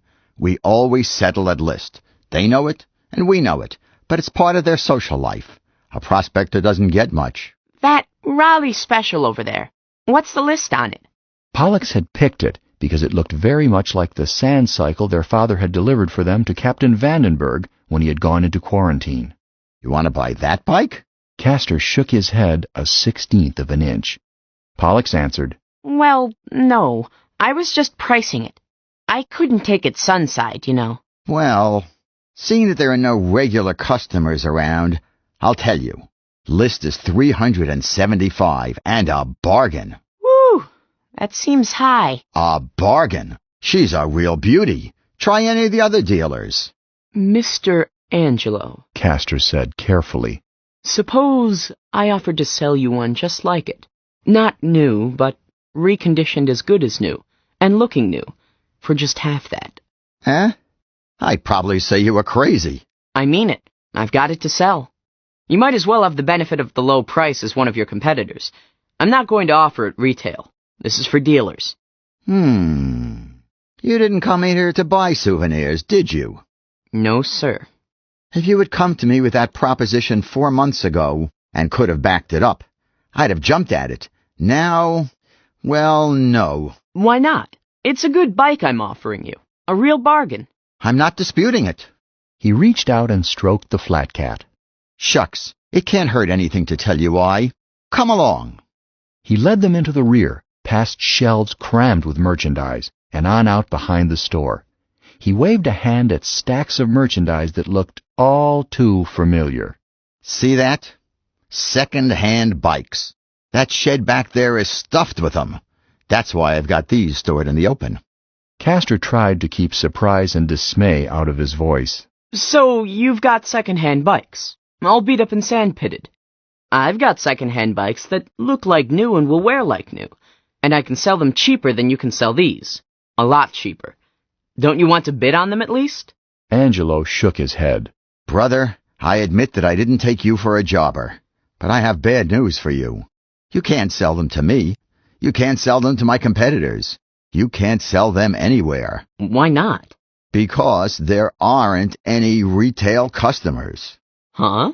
Haven't you heard of the Hallelujah Node? Didn't you notice? I didn't have any customers. 3/4 of the sand rats on Mars are swarming into town, but they're not buying. Leastwise, not bicycles. They're stocking up for the asteroids and kicking in together to charter ships. That's why I have used bikes. I had to take them back on chattel mortgages. And that's why you can't sell bikes. Sorry, I'd like to do business with you. The twins had heard of the Hallelujah, all right. The news had reached them in space, a strike of both uranium and core metal out in the asteroids. But they had given it only intellectual attention, the asteroids no longer figuring into their plans. 2 of my brothers have already gone, Angelo went on. And I might give it a whirl myself if I weren't stuck with the store. But I'd close and reopen as strictly a tourist trap if I could unload my present stock. That's how bad things are. They crept out into the street as soon as they could do so gracefully. Pollux looked at Castor. Want to buy a bicycle, sucker? Thanks, I've got one. Want to buy a flat cat? Not likely. Say, let's go over to the receiving dock. If any tourists are coming in, we might find another sucker to unload that thing on. We might even show a small profit. On flat cats, that is. No, you don't. Fuzzy Britches is for Buster. That's settled. But let's go over anyway. Our bikes might be down. Who cares? I do. Even if we can't sell them, we can ride a couple of them. My feet hurt. Their shipment was not yet down from Phobos, but it was expected about an hour hence. They stopped in the old southern dining room and soda fountain across from the Hall of Welcome. There they nursed sodas, petted Fuzzy Britches, and considered their troubles. I don't mind losing the money so much. Castor started in. I do. Well, so do I. But what really hurts is the way Dad will laugh when he finds out. And what he'll say. Not to mention Hazel. Yes, Hazel. Junior, We've just got to figure out some way of picking up some money before we have to tell them. With what? Our capital is gone, and Dad wouldn't let us touch any more of our money even if he were here, which he isn't. Then it has to be a way without capital. Not many. Not for real money. Hazel makes plenty credits without capital. You aren't suggesting that we write a television serial? Pollock sounded almost shocked. Of course not. We don't have a customer for one. But there must be a way. Start thinking. After a glum silence, Pollock said, Grandpa, did you notice that announcement in the Hall of Welcome of the Mars Chess Championship matches next month? No. Why? People bet on 'em here. Same as racehorses Earthside. I don't like bets. You can lose. Sometimes. But suppose we entered Buster. Huh? Are you crazy? Enter him against the best players on Mars? Why not? Hazel used to be Luna champion, but Buster beats her regularly. But you know why. He reads her mind. That's precisely what I am talking about. Castor shook his head. It wouldn't be honest, Junior. Since when did they pass a law against telepathy? Anyhow, you don't know for certain that he does read her mind. And you don't know that he could read a stranger's mind. And it would take plenty cash to set up a good bet, which we haven't got. And besides, we might lose. No. Okay, it was just a thought. You produce one. Castor frowned. I don't have one. Let's go back over and see if our bikes are in. If they are, let's treat ourselves to a day off and go sightseeing. We might as well get some use out of those bikes. They cost us enough. He stood up. Pollock sat still and stared at his glass. Castor added, Come on. Pollock said, Sit down, Grandpa. I think I'm getting an idea. Don't frighten it. Quiet. Presently, Pollock said, Grandpa, you and I have just arrived here. We want to go sightseeing, so we immediately think of our bikes. Why wouldn't tourists like to do the same thing? And pay for it? Huh? Castor thought about it. There must be some catch in it, or somebody would have done it long before this. Not necessarily. It has only been the past few years that you could get a tourist visa to Mars. You came as a colonist, or you didn't come at all. I'd guess that nobody has thought of shipping bikes to Mars for tourists. Bikes cost plenty, and they have been imported just for prospectors. For work. Because a sand rat could cover 4 or 5 times as much territory on a sand cycle as on foot. I'll bet nobody here has ever thought of them for pleasure. What do you want us to do? Paint a sign and then stand under it shouting, Bicycles, get your bicycle here! You can't see the sights of Mars without a bicycle! Pollock thought it over. We could do worse. But we would do better to try to sell somebody else on it. Somebody who has the means to get it going. Shucks, we couldn't even rent a lot for our bike stand. There's the soft point in the whole deal. We tell somebody, and what does he do? He doesn't buy our bikes. He goes to Tony Angelo and makes a deal with him to put Angelo's bikes to work, at a lower cost. Use your head, Grandpa. Angelo and the other dealers won't rent their new machines to tourists. They cost too much, and tourists won't rent that junk Angelo has in his back lot. They're in a holiday mood.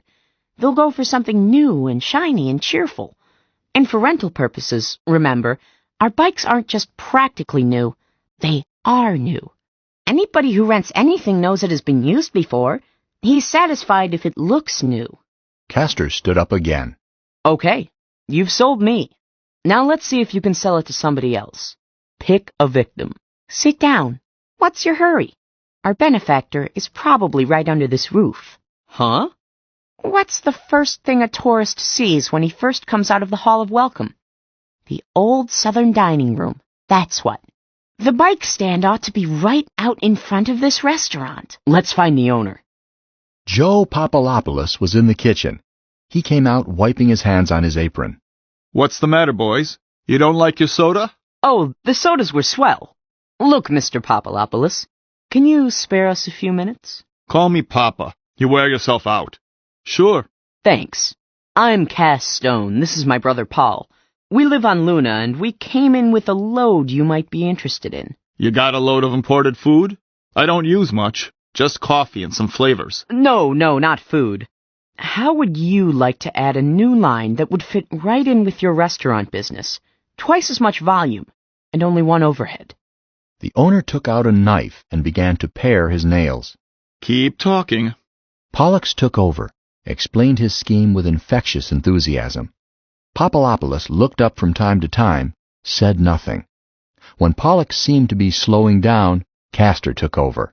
Besides renting them by the hour, day, or week, you set up sightseeing tours and charge extra for those. The guides don't cost you any salary. You make them pay for the concession and then allow them a percentage of the guide fee. They rent their own bikes from you, too. No overhead. You've already got the best spot in town. You just arrange to be out in front every time a shuttle comes down, and maybe pay one of your guides a commission on rentals he makes to watch the stand in between times. But the best deal is the long-term lease. A tourist uses a bike one day.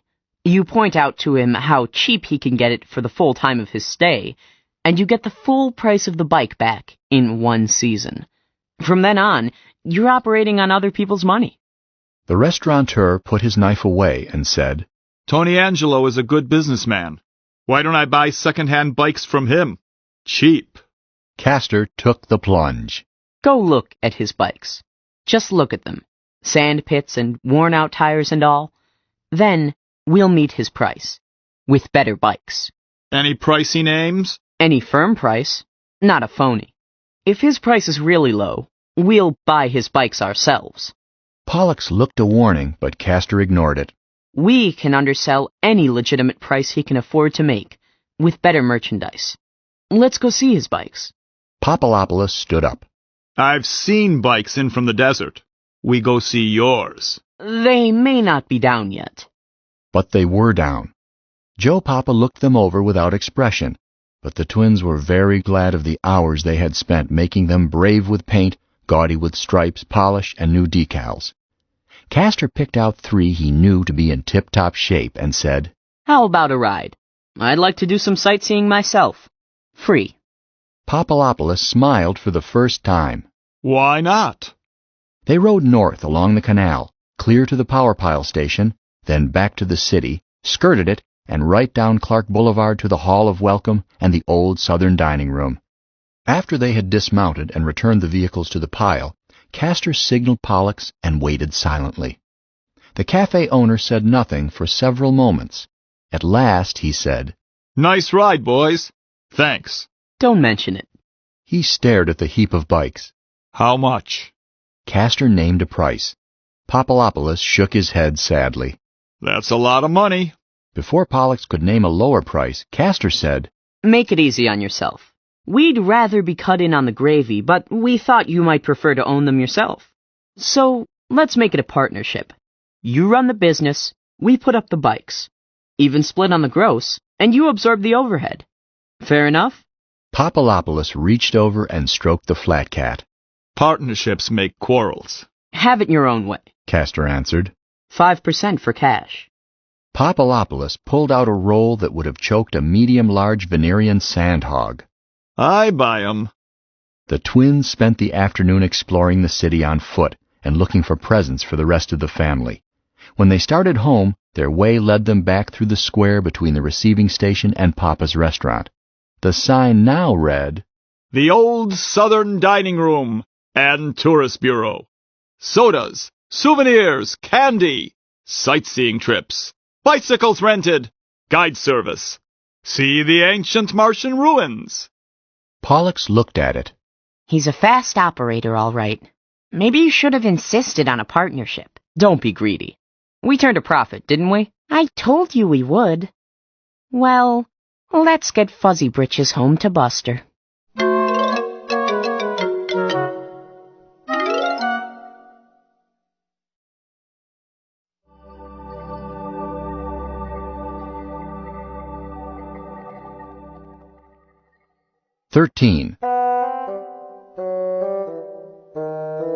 Caveat vendor.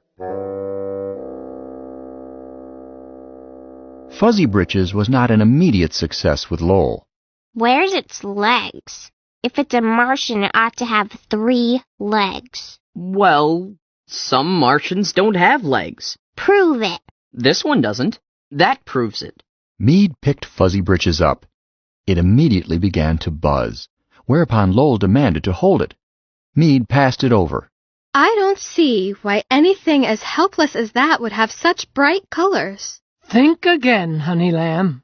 Put that thing out on the desert sand and you would lose it at 10 feet, which might be a good idea. No! No, what, dear? Don't you lose Fuzzy Britches. He's mine. The child left, carrying the flat cat and cooing a lullaby to it. Fuzzy Britches might lack legs, but it knew how to win friends. Anyone who picked it up hated to put it down. There was something intensely satisfying about petting the furry thing. Hazel tried to analyze it, but could not.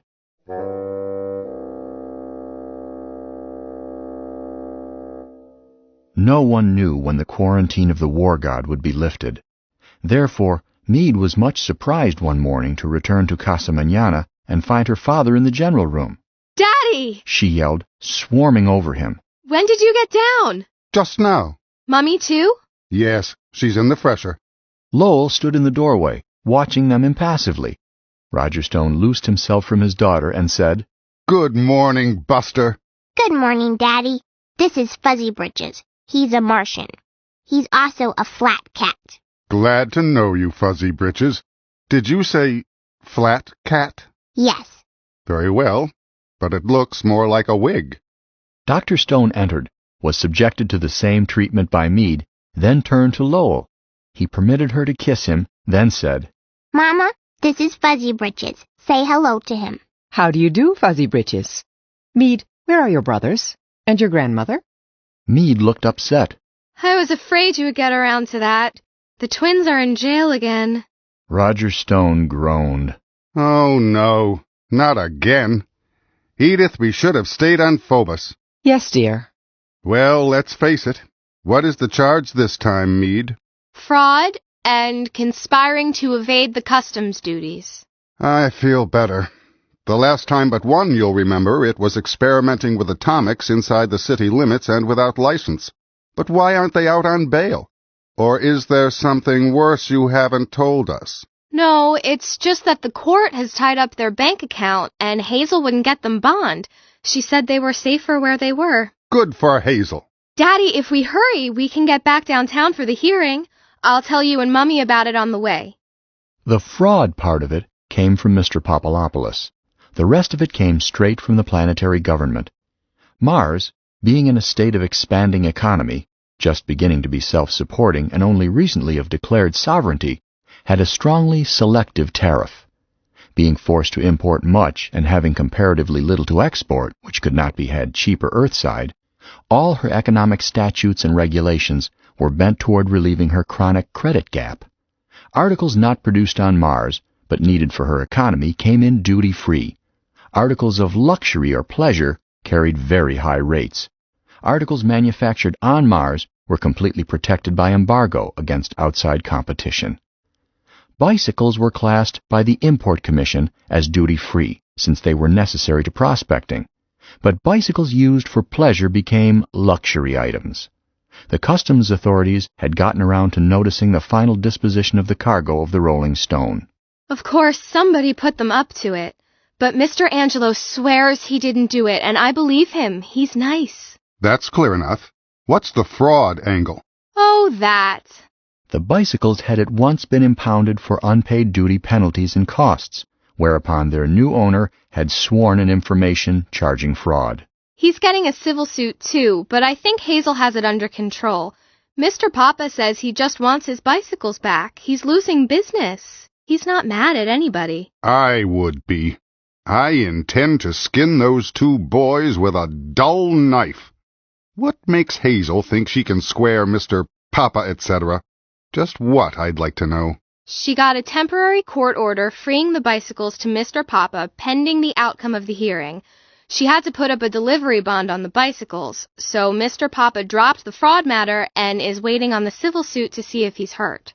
My bank account feels a little better anyway. Well, dear, we might as well go down and get it over with. There doesn't seem to be anything here that a long checkbook can't cover. Yes, dear. Remind me to buy a pair of Oregon boots on the way home.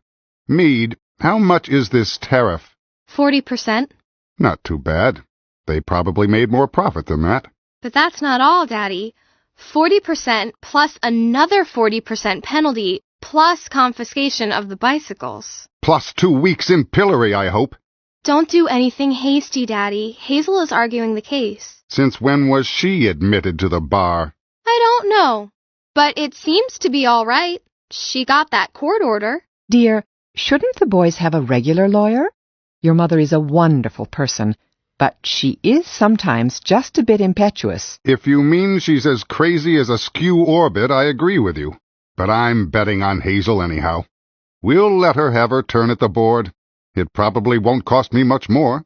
As you say, dear. They slipped into the back of the courtroom, which appeared to be a church on some other days. Hazel was up front, talking to the judge.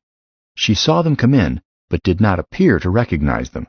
The twins, looking very sober, were sitting together near the bench.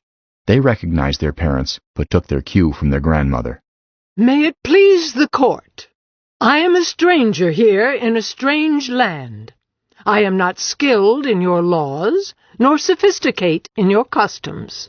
If I err, I pray the court to forgive me in advance, and help me back to the proper path. The judge leaned back and looked at her. We were over all that earlier this morning. Sure, Judge, but it looks good in the record. Do you expect to get me reversed? Oh, no. We'll settle the whole thing right here and now, I'd guess. I wouldn't venture to guess. I told you this morning that I would advise you as to the law, if need be. As to courtroom formalities, this is a frontier. I can remember the time when, if one of us became involved in a misadventure which caused public disapproval, the matter was settled by calling a town meeting and taking a show of hands. And I've no doubt that as much justice was dispensed that way as any other. Times have changed, but I don't think you will find this court much bothered by etiquette. Proceed. Thanks, Judge. This young fellow here, she hooked a thumb at the prosecutor's table, would have you believe that my boys cooked up a nefarious scheme to swindle the citizens of this nation out of their rightful and lawful taxes. I deny that. Then he asked you to believe that, having hatched this Machiavellian plot, they carried it through and got away with it, until the hand of justice, slow but sure, descended on them and grabbed them. That's a pack of nonsense, too. One moment. I thought you stipulated this morning to the alleged facts. I admitted that my boys didn't pay duty on those bikes. I didn't admit anything else. They didn't pay duty because nobody asked them to pay. I see your point. You'll have to lay a foundation for that and get it in by proper evidence later. I can see that this is going to be a little involved. It needn't be, if we'll all tell the truth and shame the devil. She paused and looked puzzled. Warburton, she said slowly. Your name is Warburton, Judge. Any kinfolk on Luna? The judge squared his shoulders. I'm a hereditary citizen of the Free State, he said proudly. Oscar Warburton was my grandfather. That's it. It's been bothering me all morning, but the numbers didn't click into place until I noticed your profile just now. I knew your granddaddy well. I'm a founding father, too. How's that? There weren't any stones on the roster. Hazel Mead Stone. You're Hazel Mead? But you can't be. You must be dead. Take another look, Judge. I'm Hazel Mead. Well, by the breath of Karoth. Excuse me, ma'am. We must get together when this is over. He straightened up again. In the meantime, I trust you realize that this in no way affects the case before us? Oh, naturally not. But I must say it makes me feel better to know who's sitting on this case. Your granddaddy was a just man. Thank you. And now, shall we proceed? The young prosecutor was on his feet. May it please the court. May what please the court? We feel that this is most irregular. We feel that under the circumstances, the only proper procedure is for this court to disqualify itself. We feel... Cut out that we stuff, Herbert. You're neither an editor nor a potentate. Motion denied. You know as well as I do that Judge Bonelli is laid up sick. I don't propose to clutter up the calendar on the spurious theory that I can't count fingers in front of my face. He glanced at the clock. In fact, unless one of you has new facts to produce, facts, not theories, I'm going to assume that you have both stipulated to the same body of facts. Objection? Okay with me, Judge. No objection, the prosecutor said wearily. You may continue, ma'am. I think we ought to wind this up in about 10 minutes if you both will stick to the subject. Let's have your theory. Yes, Your Honor. First, I want you to take a look at those two young and innocent lads and see for yourself that they could not be up to anything criminal. Castor and Pollux made a mighty effort to look the description. They were not notably successful. Judge Warburton looked at them and scratched his chin. That's a conclusion, ma'am. I can't see any wings sprouting from here. Forget it, then. They're a couple of little hellions, both of them. They've given me plenty of grief. But this time they didn't do anything wrong, and they deserve a vote of thanks from your Chamber of Commerce, and from the citizens of Mars Commonwealth. The first part sounds plausible. The latter part is outside the jurisdiction of this court. You'll see. The key to this case is whether or not a bicycle is a production item or a luxury, right? Correct. And the distinction depends on the end use of the imported article. Our tariff schedule is flexible in that respect. Shall I cite the pertinent cases? Oh, don't bother. I believe it was stipulated that the bicycles were sold for the end use of sightseeing, that the defendants knew that they even suggested that end use and made it part of their sales argument, and that they neglected to inform the buyer of the custom status of the articles in question. Correct? Right to 9 decimals, Judge. I've not yet gotten a glimpse of your theory. Surely you are not contending that sightseeing is anything but a luxury? Oh, it's a luxury, all right. Madam, it seems to me that you are doing your grandsons no good. If you will withdraw, I will appoint counsel. Better ask them, Judge. I intended to. He looked inquiringly at the twins. Are you satisfied with your representation? Castor caught Pollux's eye, then answered promptly. We're as much in the dark as you are, sir, but we'll string along with Grandmother. I admire your courage, at least. Proceed, ma'am. We agreed that sightseeing is a luxury, but luxury is a relative term. Luxury for whom? Roast suckling pig is a luxury for you and me. It certainly is. I haven't tasted one on this planet. But it's an early death for the pig. Will the court take judicial notice of an activity known as Mars Invisible Export? The tourist trade? Certainly, if it's necessary to your theory. Objection. Just hang on to that objection, Herbert. She may not establish a connection. Proceed. Let's find out who eats that pig. Your tariff rules, so it has been explained, are to keep citizens of the Commonwealth from wasting valuable foreign exchange on unnecessary frills.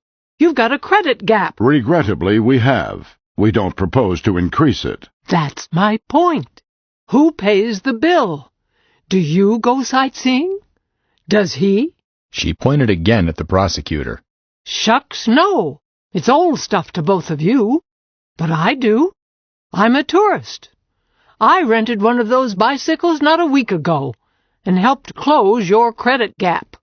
Your Honor, we contend that the renting of bicycles to tourists, albeit a luxury to the tourist, is a productive activity for export to the unmixed benefit of every citizen of the Commonwealth, and that therefore those bicycles are articles of production within the meaning and intent of your tariff laws. Finished? Herbert? Your Honor, this is ridiculous. The prosecution has clearly established its case, and the defense does not even dare to dispute it. I have never heard a more outlandish mixture of special pleading and distortion of the facts. But I am sure the facts are clear to the court. The end use is sightseeing, which the defense agrees is a luxury. Now, a luxury is a luxury. Not to the pig, son. The pig? What pig? There are no pigs in this case. There isn't a pig on Mars. If we... Herbert, have you anything to add? The young prosecutor slumped. Sorry, Dad. I got excited. We rest. The judge turned to Hazel. He's a good boy, but he's impetuous like yours. I'll make a lawyer out of him yet. He straightened up. And the court rests. 10 minutes out for a pipe. Don't go away. He ducked out. The twins whispered and fidgeted. Hazel caught the eyes of her son and daughter-in-law and gave them a solemn wink. Judge Warburton returned in less than 10 minutes, and the bailiff shouted for order. The judge stared at the prisoners. The court rules that the bicycles in question are articles of production within the meaning of the tariff code. The prisoners are acquitted and discharged. The clerk will release the delivery bond. There was very scattered applause, led by Hazel. No demonstrations, the judge said sharply. He looked again at the twins. You're extremely lucky. You know that, don't you? Yes, sir. Then get out of my sight, and try to stay out of trouble.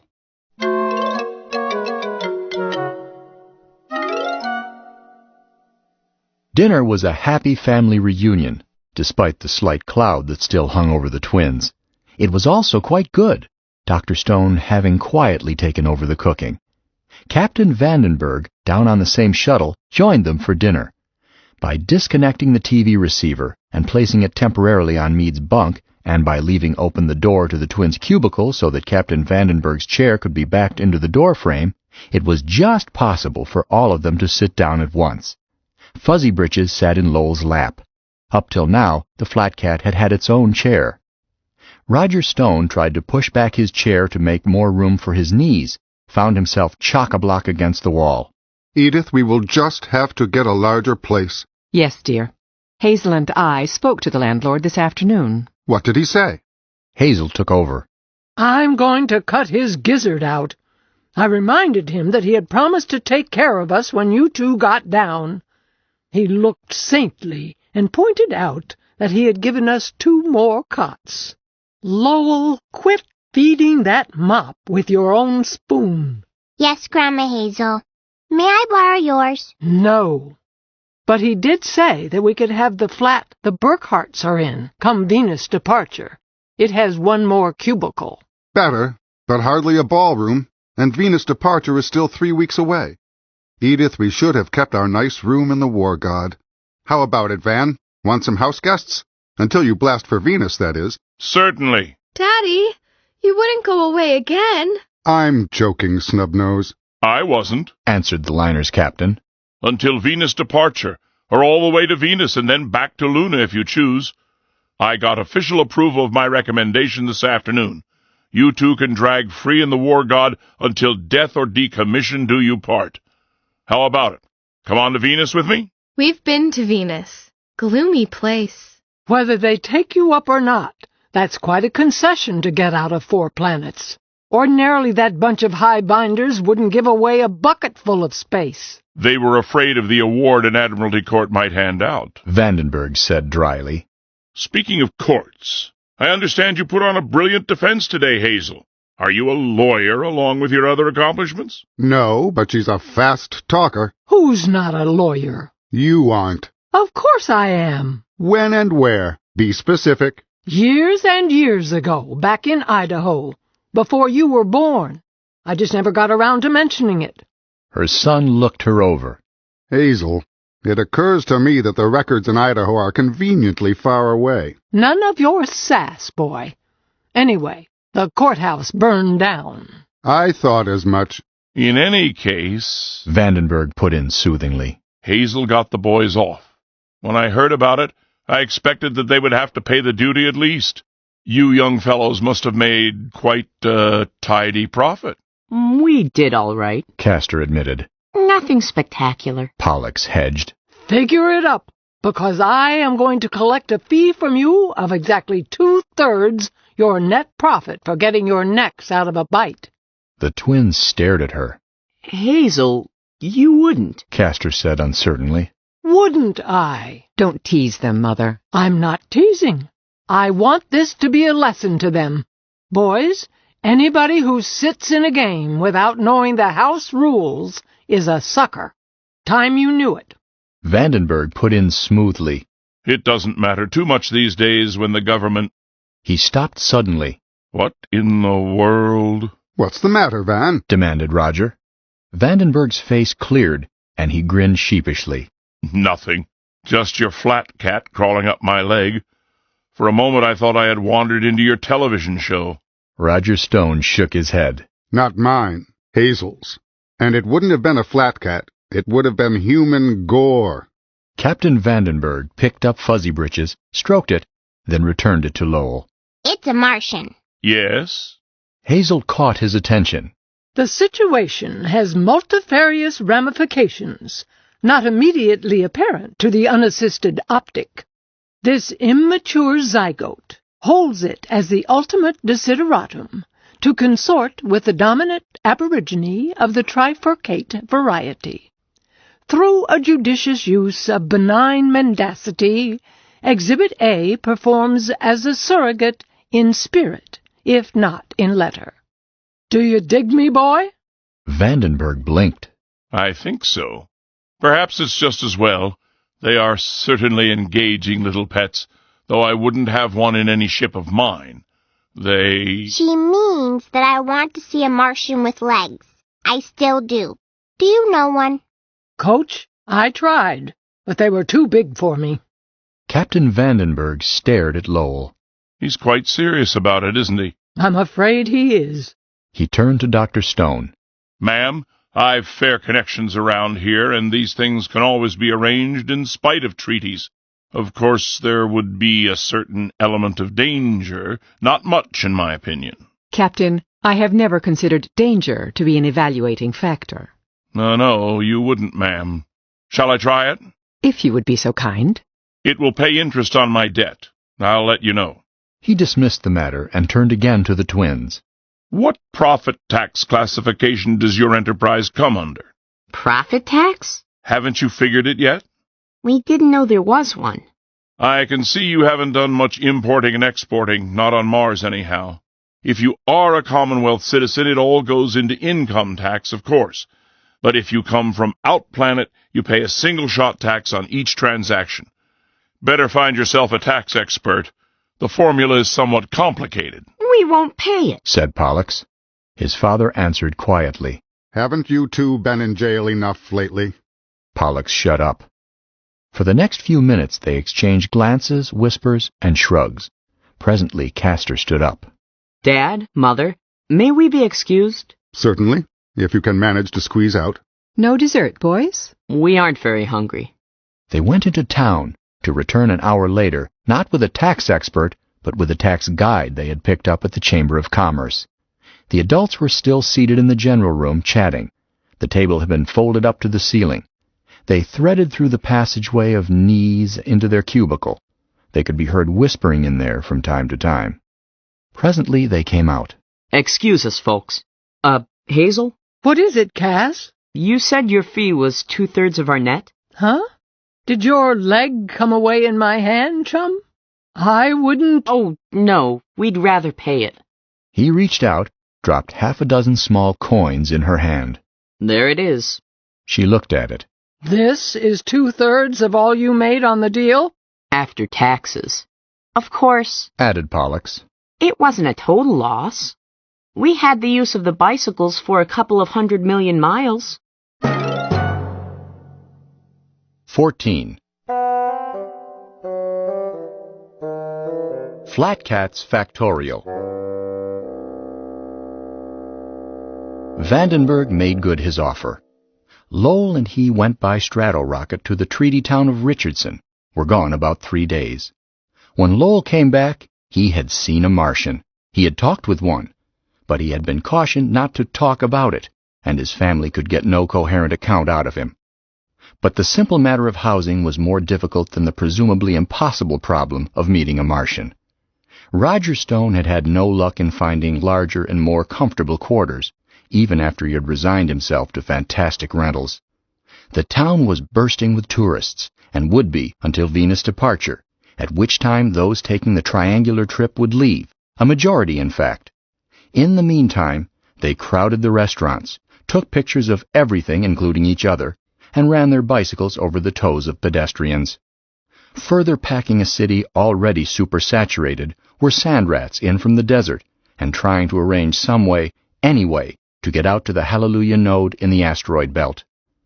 Dr. Stone said one night at dinner, "Roger, tomorrow is rent day. Shall I pay it for a full month? Mr. Davrill says that the Burkharts are talking about staying on." Pay it for 6 days only. We can do better than this after Venus' departure. I hope. Roger Stone looked up and scowled. Look here. Why pay the rent at all? What are you saying, dear? Edith, I've been chewing this over in my mind. When we first came here, our plans, such as they were, called for living here through one wait. He referred to the 15 months elapsed time from arrival Mars to Earth departure from Mars, using the economical orbits. Then we planned to shape orbit home. Fair enough if this overrated tourist trap had decent housing. But I haven't been able to start writing my book. When Buster isn't climbing into my lap, his pet is slithering down the back of my neck. What do you suggest, dear? Go to Phobos tomorrow. Get the old rock ready to go, and blast for Venus when the others do. Loud cheers. Let's go. Meade, I thought you didn't like Venus. I don't. But I don't like it here, and I'm tired all the time. I'd like to get back into free fall. You shouldn't be tired. Perhaps I had better check you over. Oh, Mother, I'm perfectly well. I don't want to be poked at. I know why she wants to go to Venus.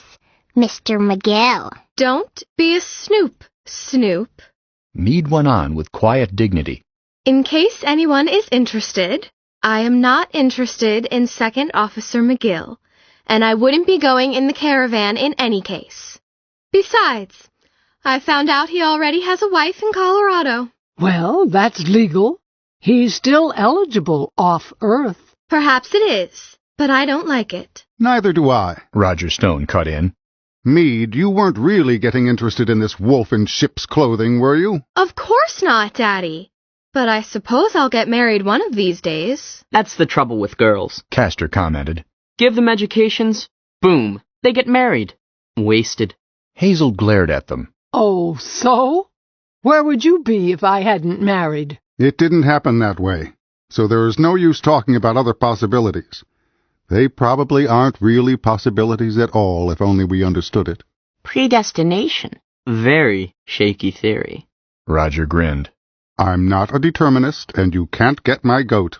I believe in free will. Another very shaky theory. Make up your minds. You can't have it both ways. Why not?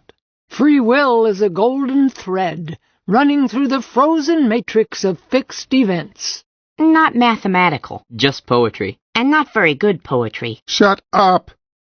Boys, it's quite evident that you have gone to considerable trouble to change the subject. Why? The twins swapped glances. Castor got the go-ahead. Dad, the way we see it, this Venus proposition hasn't been thought out. Go on. I suppose you have an alternative suggestion? Well, yes.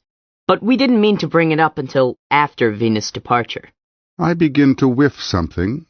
What you mean is that you intended to wait until the planetary aspects were wrong, too late to shape orbit for Venus. Well, there was no use in letting the matter get cluttered up with a side issue. What matter? Speak up. Castor said worriedly. Look, Dad, we aren't unreasonable. We can compromise. How about this? You and Mother and Buster and Meade go to Venus and the War God. Captain Van would love to have you do it. You know that. And... Slow up. And what would you be doing? And Hazel. Mother, are you in on this? Not that I know of, but I'm getting interested. Castor, what's on your mind? Speak up. Well, I will if you'll just let me, sir. You and the rest of the family could have a pleasant trip back home, in a luxury liner. Hazel and Paul and I, well, I suppose you know that Mars will be in a favorable position for the Hallelujah node in about 6 weeks. For a cometary-type orbit, that is. Pollux added. So, it's the asteroids again, their father said slowly. We settled that about a year ago. But we're a year older now. More experienced. You're still not old enough for unlimited licenses. I suppose that is why you included your grandmother. Oh, no. Hazel is an asset. Thank you, boys. Hazel, you had no inkling of this latest wild scheme? No, but I don't think it's so wild. I'm caught up and then some on my episodes, and I'm tired of this place. I've seen the Martian ruins. They're in a poor state of repair. I've seen a canal. It has water in it. I understand that the rest of the planet is much the same, right through to Chapter 88. And I've seen Venus. I've never seen the asteroids. Right, agreed Castor. We don't like Mars. The place is one big clip joint. Sharp operators, added Pollux. Sharper than you are, you mean? Never mind, Mother. Boys, it is out of the question. I brought my ship out from Luna. I intend to take her back. He stood up. You can give Mr. Davrill notice, dear. Dad. Yes, Castor? That was just a compromise offer. What we really hoped you would do, what we wanted you to do, was for all of us to go out to the Hallelujah. Huh? Why, that's silly. I'm no meteor miner. You could learn to be, or you could just go for the ride. And make a profit on it, too. Yes? How? Castor wet his lips. The sand rats are offering fabulous prices just for cold sleep space. We could carry about 20 of them at least. And we could put them down on Ceres on the way. Let them outfit there. Cass, I suppose you are aware that only 7 out of 10 cold sleep passengers arrive alive in a long orbit? Well, they know that. That's the risk they're taking. Roger Stone shook his head. We aren't going, so I won't have to find out if you are as cold-blooded as you sound. Have you ever seen a burial in space? No, sir. I have. Let's hear no more about cold sleep freight. Castor passed it to Pollux, who took over. Dad, if you won't listen to us all going, do you have any objections to Cass and me going? Eh? How do you mean? As asteroid miners, of course. We're not afraid of cold sleep. If we haven't got a ship, that's how we would have to go. Bravo! I'm going with you, boys. Please, Mother! He turned to his wife. Edith, I sometimes wonder if we brought the right twins back from the hospital. They may not be yours, but they are my grandsons. I'm sure of that. Hallelujah! Here I come! Anybody coming with me? You know, dear, I don't much care for Venus either, and it would give you leisure for your book.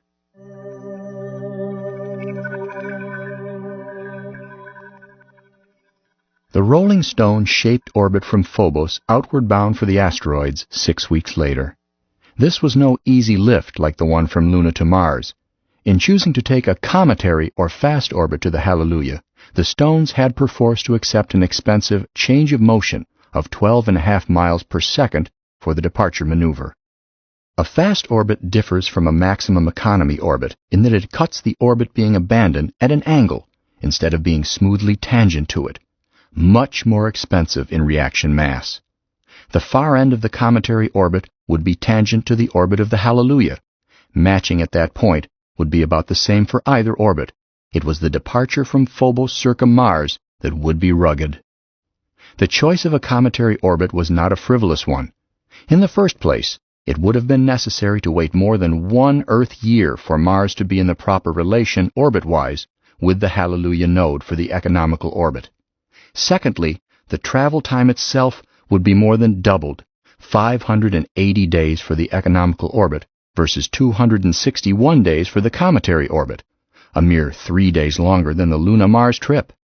Auxiliary tanks for single H were fitted around the Stone's middle, giving her a fat and sloppy appearance, but greatly improving her mass ratio for the ordeal. Port pilot Jason Thomas supervised the refitting. The twins helped. Castor got up his nerve to ask Thomas how he had managed to con the Stone into a landing on their arrival. Did you figure a ballistic before you came aboard, sir? Thomas put down his welding torch. A ballistic?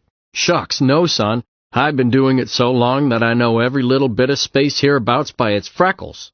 Which was all the satisfaction Cass could get out of him.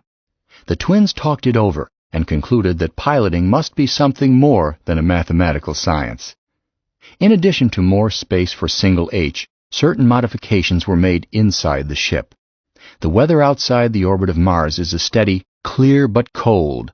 No longer would they need reflecting foil against the sun's rays. Instead, one side of the ship was painted with carbon black, and the capacity of the air heating system was increased by 2 coils. In the control room, a time delay variable baseline stereoscopic radar was installed, by means of which they would be able to see the actual shape of the Hallelujah when they reached it. All of which was extremely expensive, and the galactic overlord had to work overtime to pay for it. Hazel did not help with the refitting.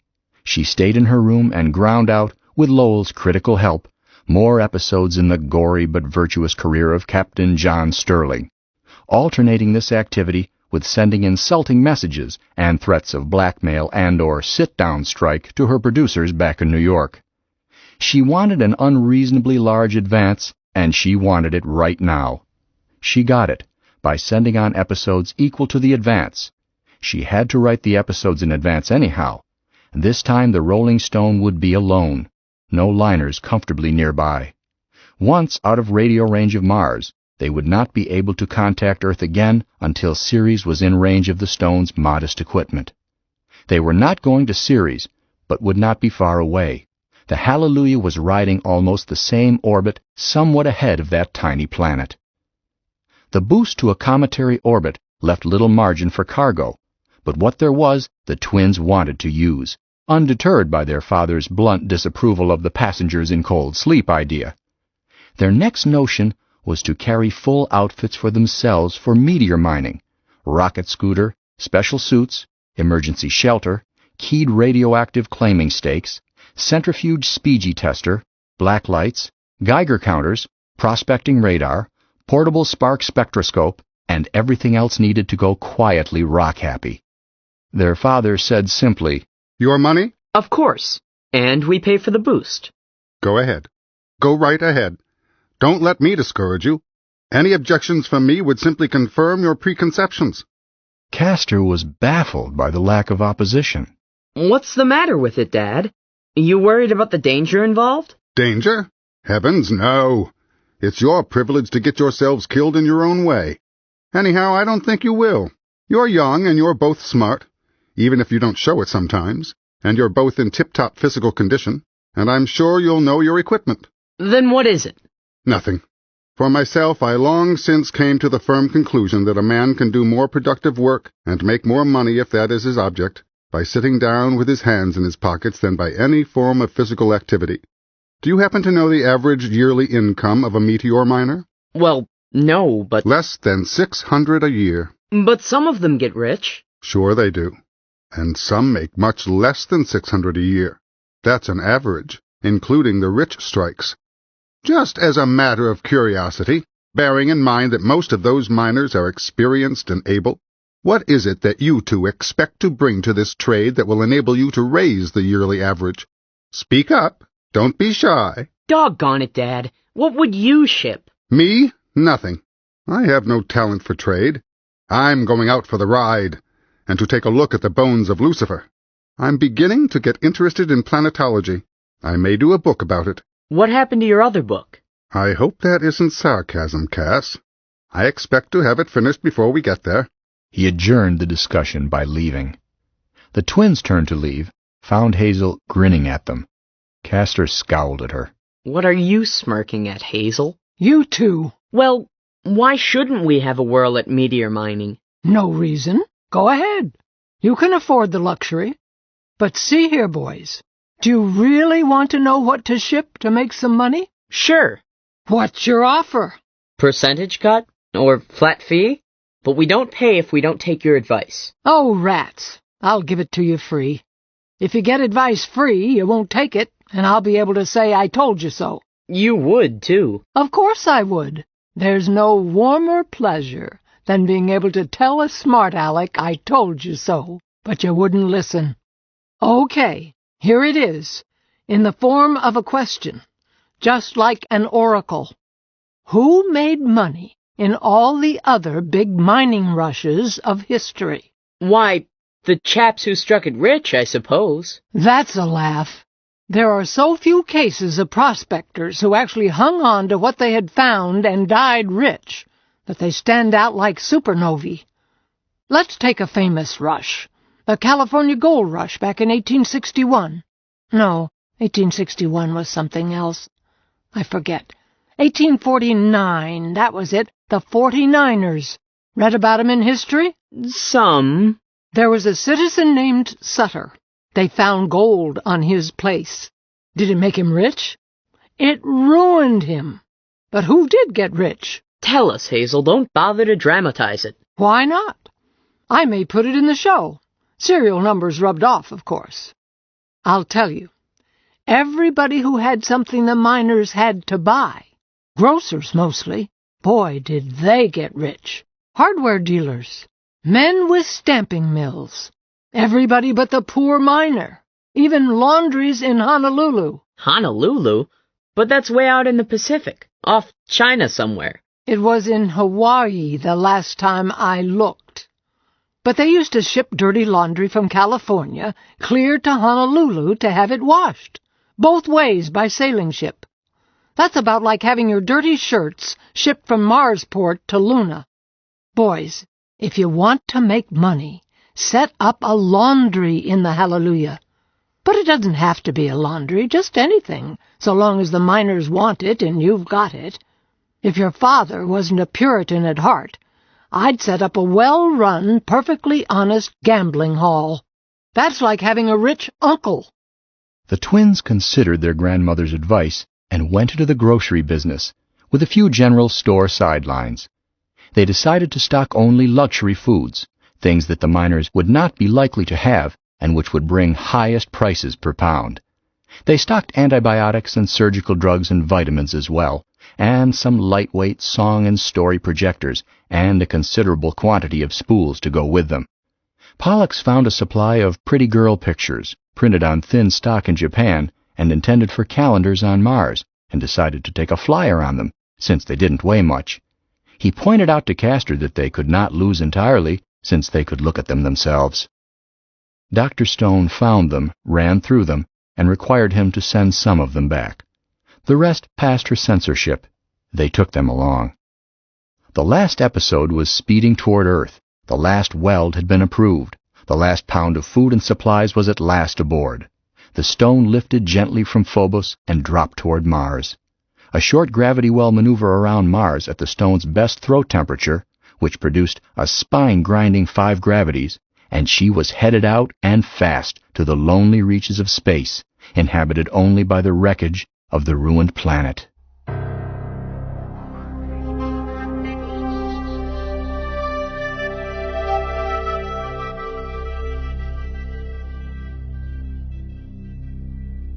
They fell easily and happily back into free-fall routine. More advanced mathematical texts had been obtained for the boys on Mars. They did not have to be urged to study, having grown really interested. And this time they had no bicycles to divert their minds. Fuzzy Bridges took to free fall as if the creature had been born in space. If it was not being held and stroked by someone, which it usually was, it slithered over wall and bulkhead, or floated gently around the compartments, undulating happily. Castor maintained that it could swim through the air. Pollux insisted that it could not, and that its maneuvers arose entirely from the air currents of the ventilation system. They wasted considerable time, thought, and energy in trying to devise scientific tests to prove the matter one way or the other. They were unsuccessful. The flat cat did not care. It was warm, it was well fed, it was happy. It had numerous friends, all willing to take time off to reward its tremendous and undiscriminating capacity for affection. Only one incident marred its voyage. Roger Stone was strapped to his pilot's chair, blocking out, so he said, a chapter in his book. If so, the snores may have helped. Fuzzy Britches was cruising along about its lawful occasions, all 3 eyes open and merry. It saw one of its friends. Good maneuvering or a random air current enabled it to make a perfect landing on Captain Stone's face. Roger came out of the chair with a yell, clutching at his face. He bounced against the safety belt, recovered, and pitched the flat cat away from him. Fuzzy Britches, offended but not hurt, flipped itself flat to its progress, air-checked, and made another landing on the far wall. Roger Stone used several other words, then shouted, "Who put that animated toupee on my face?" But the room was otherwise empty.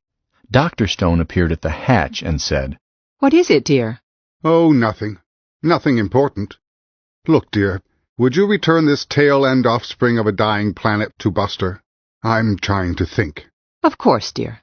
She took it aft and gave it to Lowell, who promptly forgot it, being busy working out a complicated gambit against Hazel. The flat cat was not one to hold a grudge. There was not a mean bone in its body, had it had bones, which it did not. The only emotion it could feel wholeheartedly was love. It got back to Roger, just as he had again fallen asleep. It again settled on his face, purring happily. Captain Stone proved himself a mature man. Knowing this time what it was, he detached it gently and himself returned it to Lowell. "Keep it," he said. "Don't let go of it." He was careful to close the door behind him. He was equally careful that night to close the door of the stateroom he shared with his wife. The Rolling Stone, being a small private ship, did not have screens guarding her ventilation ducts. They, of course, had to be left open at all times. The flat cat found them a broad highway. Roger Stone had a nightmare in which he was suffocating, before his wife woke him and removed Fuzzy Britches from his face. He used some more words. "It's all right, dear. Go back to sleep." She cuddled it in her arms, and Fuzzy Britches settled for that. The ship's normal routine was disturbed the next day, while everyone who could handle a wrench or a spot welder installed screens in the ducts.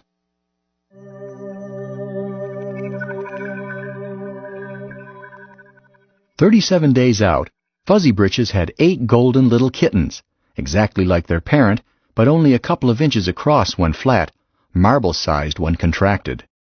Everyone, including Captain Stone, thought they were cute.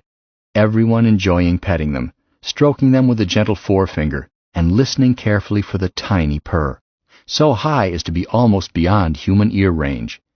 Everyone enjoyed feeding them, and they seemed to be hungry all the time.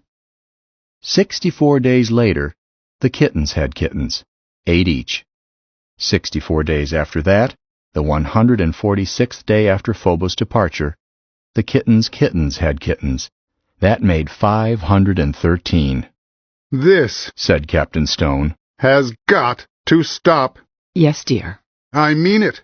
At this rate, we'll run out of food before we get there, including the stuff the twins hope to sell. Besides that, we'll be suffocated under a mass of buzzing fur mats. What's 8 times 512?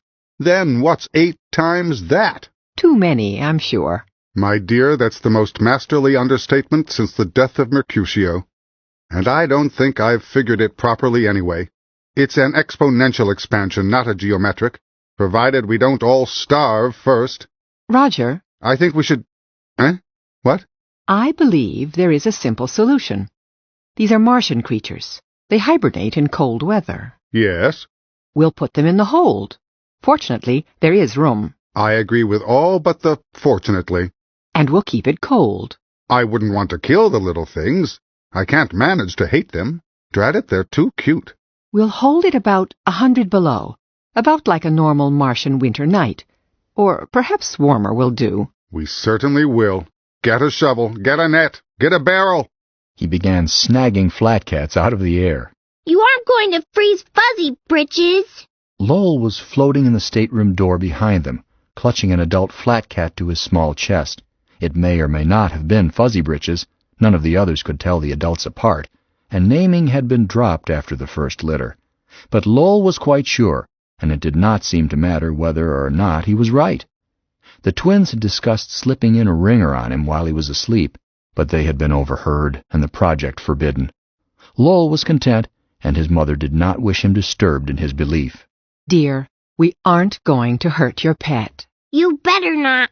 You do and I'll space you." "Oh dear, he's been helping Hazel with her cereal." Dr. Stone got face to face with her son. "Lowell, Mother has never lied to you, has she?" I guess not." We aren't going to hurt Fuzzy Britches. We aren't going to hurt any of the flat kitties, but we haven't got room for all of them. You can keep Fuzzy Britches, but the other kittens are going for a long nap. They'll be perfectly safe, I promise. By the code of the galaxy? By the code of the galaxy. Lowell left, still guarding his pet. Edith, we've got to put a stop to that collaboration. Don't worry, dear. It won't harm him. She frowned.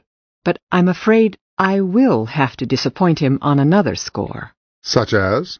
Roger, I didn't have much time to study the fauna of Mars, and I certainly didn't study flat cats, beyond making sure that they were harmless. Harmless? He batted a couple of them out of the way. Woman, I'm drowning. But Martian fauna have certain definite patterns, survival adaptations. Except for the water seekers, which probably aren't Martian in origin anyhow, their methods are both passive and persistent. Take the flat cat. You take it. He removed one gently from his chest. It is defenseless. It can't even seek its own food very well. I understand that in its native state, it is a benign parasite, attaching itself to some more mobile animal. If only they would quit attaching to me. And you look as if you were wearing a fur coat. Let's put 'em in freeze. Patience, dear. Probably it has somewhat the same pleasing effect on the host that it has on us. Consequently, the host tolerates it and lets it pick up the crumbs. But its other characteristic it shares with almost anything Martian. It can last long periods in hibernation, or if that isn't necessary, in a state of lowered vitality and activity, say, when there is no food available. But with any increase in the food supply, then at once, almost like throwing a switch, it expands, multiplies to the full extent of the food supply. I'll say it does. Cut off the food supply, and it simply waits for more good times. Pure theory, of course, since I am reasoning by analogy from other Martian life forms. But that's why I'm going to have to disappoint Lowell. Fuzzy Britches will have to go on very short rations. Her husband frowned. That won't be easy. He feeds it all the time. We'll just have to watch him, or there will be more little visitors from heaven. Honey, let's get busy. Right now. Yes, dear. I just had to get my thoughts straight. Roger called them all to general quarters. Operation Roundup began. They shooed them aft and into the hold. They slithered back, purring and seeking companionship. Pollux got into the hold and tried to keep them herded together while the others scavenged through the ship. His father stuck his head in, tried to make out his son in a cloud of flat cats. How many have you got so far? I can't count them. They keep moving around. Close the door. How can I keep the door closed and still send them in to you? How can I keep them in here if you keep opening the door? Finally, they all got into spacesuits. Lowell insisted on taking Fuzzy Britches inside with him, apparently not trusting even the code of the galaxy too far. Captain Stone reduced the temperature of the entire ship down to a chilly 20 below. The flat cats, frustrated by the spacesuits and left on their own resources, gave up and began forming themselves into balls like fur-covered grapefruit. They were then easy to gather in, easy to count, easy to store in the hold. Nevertheless, the Stones kept finding and incarcerating fugitives for the next several days.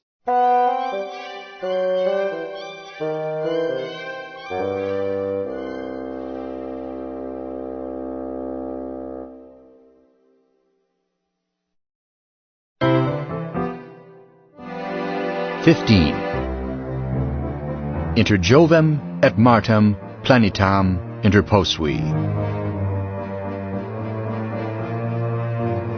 The great astronomer Kepler wrote, "Between Mars and Jupiter, I put a planet." His successors devised a rule for planetary distances called Bode's Law, which seemed to require a planet at precisely 2 8/10 the distance from Sun to Earth, 2.8 astro units. On the first night of the new 19th century, the monk Giuseppe Piazzi discovered a new heavenly body. It was the asteroid Ceres, just where a planet should have been. It was large for an asteroid, the largest in fact, diameter 485 miles. In the ensuing 2 centuries, hundreds and thousands more were discovered, down to size of rocks. The asteroids proved a poor name. They were not little stars, nor were they precisely planetoids.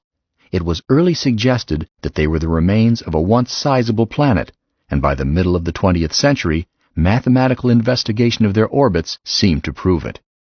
But it was not until the first men in the early days of the exploration of space actually went out to the lonely reaches between the orbits of Mars and Jupiter and looked that we learned for certain that the asteroids were indeed fragments of a greater planet, destroyed Lucifer, long-dead brother of Earth. As the rolling stone rose higher and ever higher above the sun, she slowed, curved her path in, and approached the point where she would start to fall back toward the sun. She was then at the orbit of Ceres, and not far in front of that lady. The stone had been in the region of the asteroids for the past 50 million miles. The ruins of Lucifer are scattered over a wide belt of space. The Hallelujah node was near the middle of that belt. The loose group of rocks, sand, random molecules, and microplanetoids known as the Hallelujah node was traveling in company around the sun at a speed of 11 miles per second. The stone's vector was 8 miles per second and in the same direction.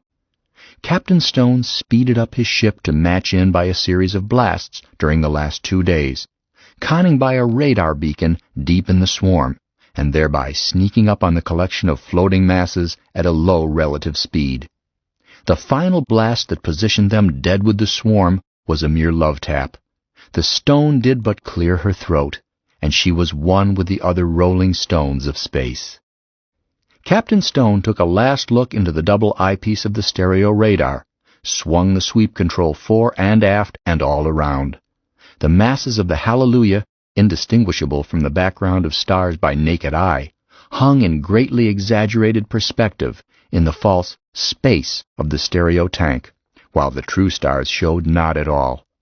None of them displayed the crawling trail of relative motion. A point brighter than the rest glowed in a fluctuating pattern fairly close by and a few degrees out orbit. It was the radar beacon on which he had homed. It, too, seemed steady by stereo. He turned to Castor and said, "Take a Doppler on City Hall." "Just getting it, Captain." In a moment he added, "A relative about 10 miles an hour, 9.7 in a whisper, and just under 700 miles away." "Vector?" "Closing almost for it.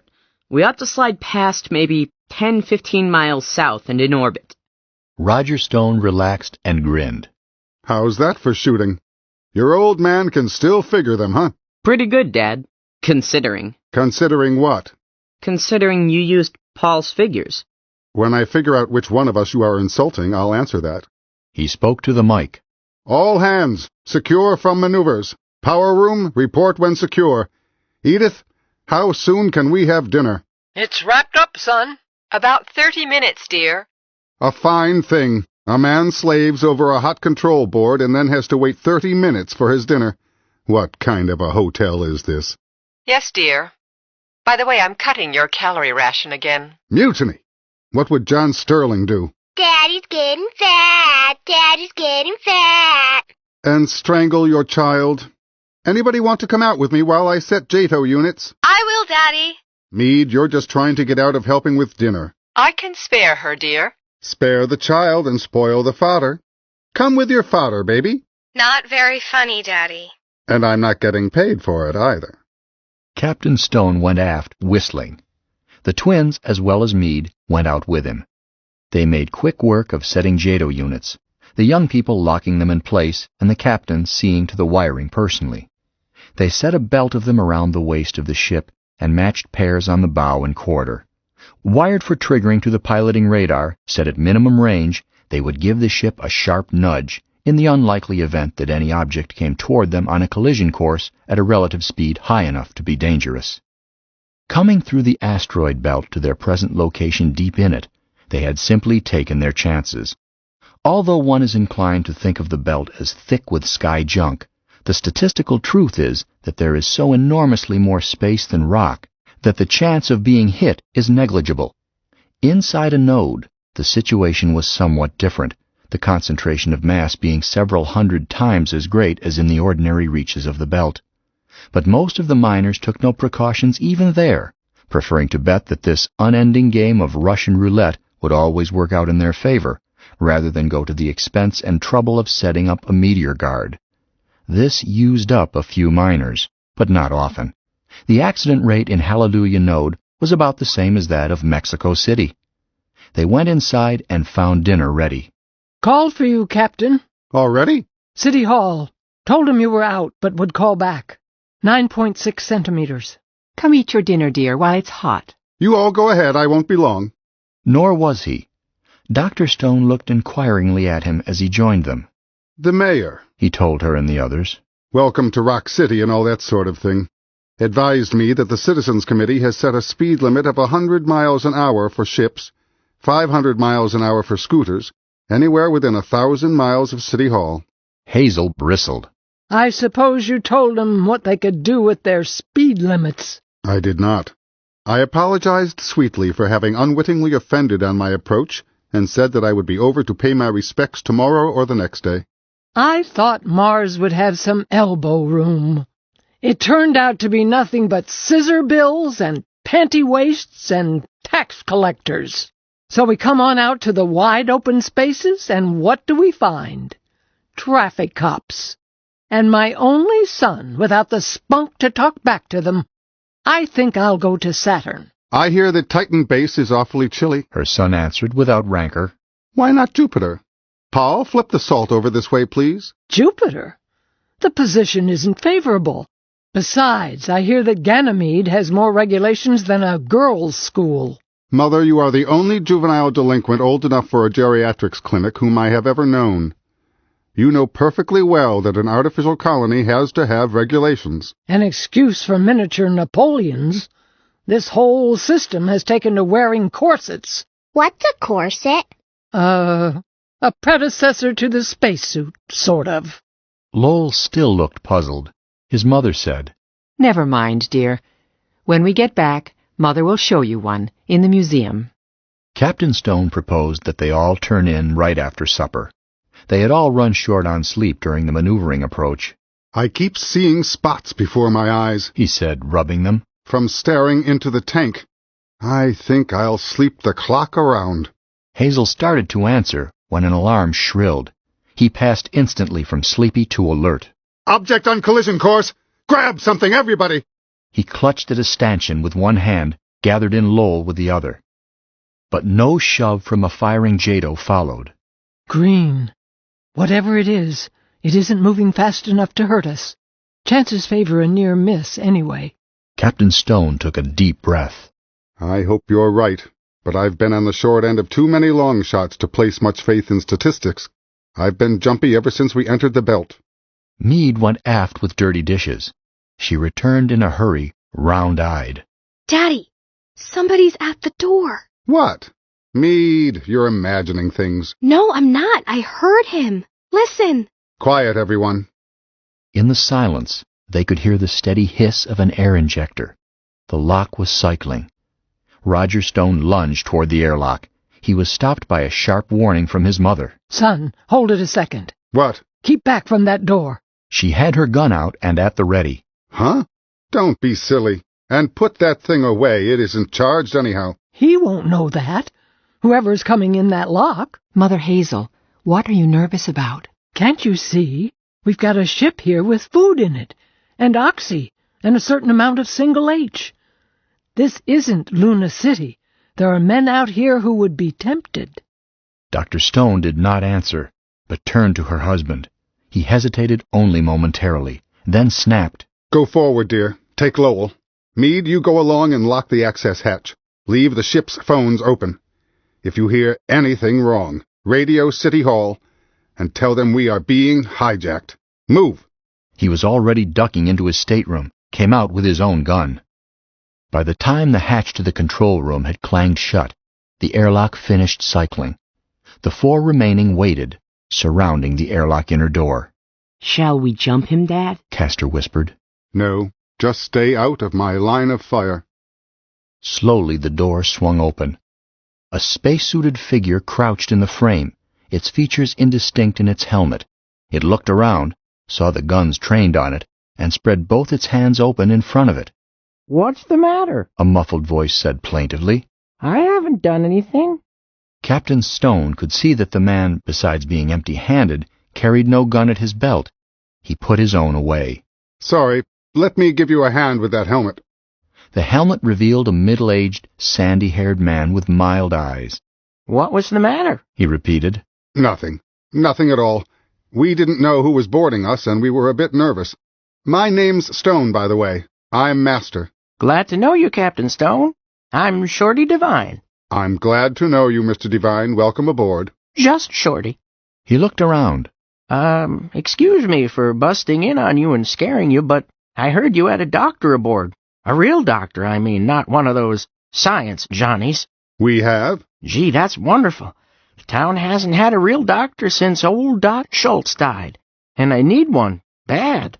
"Sorry. Paul, get your mother." "I heard, dear." The speaker horn answered. "Coming." The hatch opened, and Dr. Stone came in. "I'm the doctor, Mr. Devine. Dear, I'll use this room, I think. If you will all go somewhere else, please." The visitor said hastily, "Oh, they needn't." "I prefer to make examinations without an audience," she said firmly. "But I didn't explain, ma'am, doctor. It isn't me. It's my partner." "Oh?" "He broke his leg. Got careless with 2 big pieces of core material and got his leg nipped between 'em. Broke it. I guess I didn't do too well by him, for he's a powerfully sick man. Could you come right away, doctor?" "Certainly." "Now, Edith." "Castor, get my surgical kit, the black one. Will you help me suit up, dear?" "But, Edith, you—" "It's all right, Captain. I've got my scooter right outside. We're only 90 miles away. We won't be gone long." Captain Stone sighed. "I'm going with you. Will your scooter take 3? Sure. It's got Reynolds saddles. Set any balance you need." "Take command, Hazel." Aye, aye, sir." They were gone all night, ship's time, rather than a short while. Hazel sat at the control board, tracking them all the way out, then watched and waited until she spotted them leaving and tracked them back. Devine, profuse with thanks, had breakfast with them.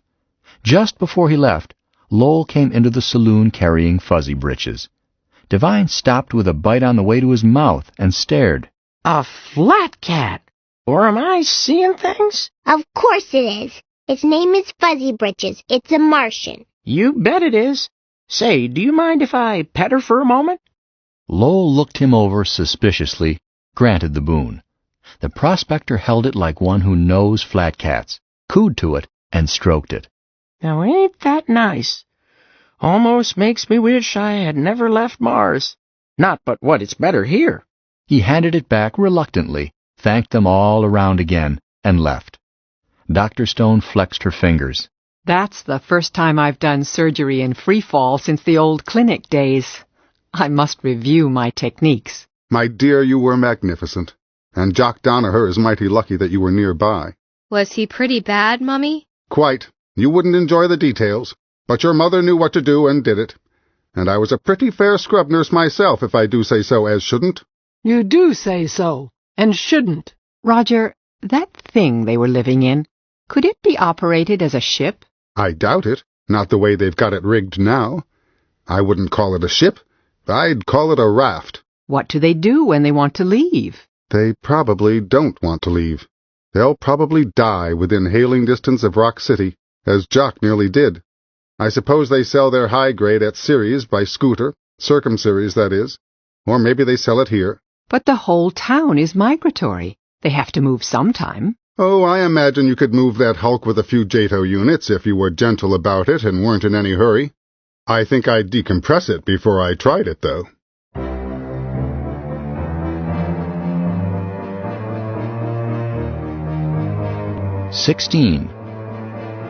Rock City.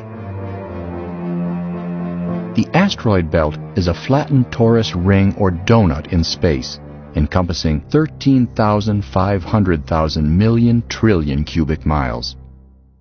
This very conservative figure is arrived at by casting out of the family the vagrant black sheep who wander in, down to Mars and farther, even down close to Sun itself, and by ignoring those which strayed too far out and became slaves to mighty Jove, such as the Trojan asteroids, which made him a guard of honor 60 degrees ahead and behind him in orbit.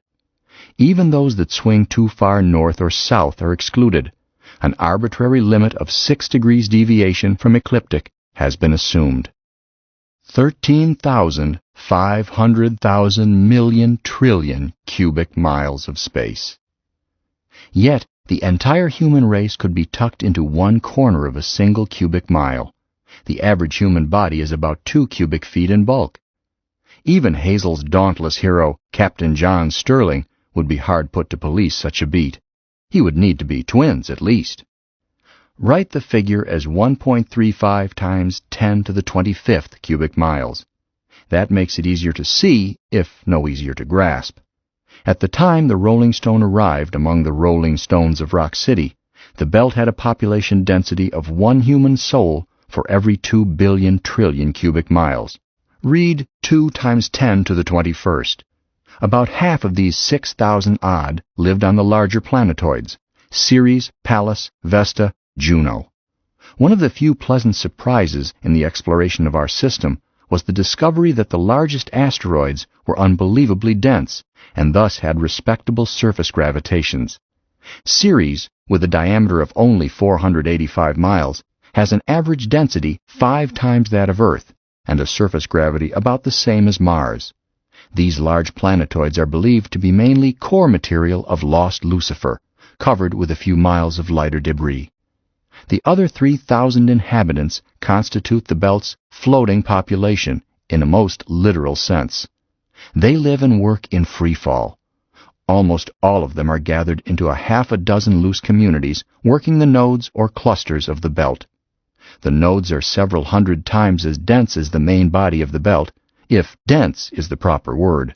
A transport for Ganymede could have plowed through the Hallelujah node and Rock City and never noticed it, except by radar. The chance that such a liner would hit anything is extremely small. The miners worked the nodes for uranium, transuranics, and core material, selling their high grade at the most conveniently positioned large asteroid, and occasionally moving on to some other node. Before the strike in the Hallelujah, the group calling themselves Rock City had been working Kaiser Wilhelm node behind Ceres in orbit.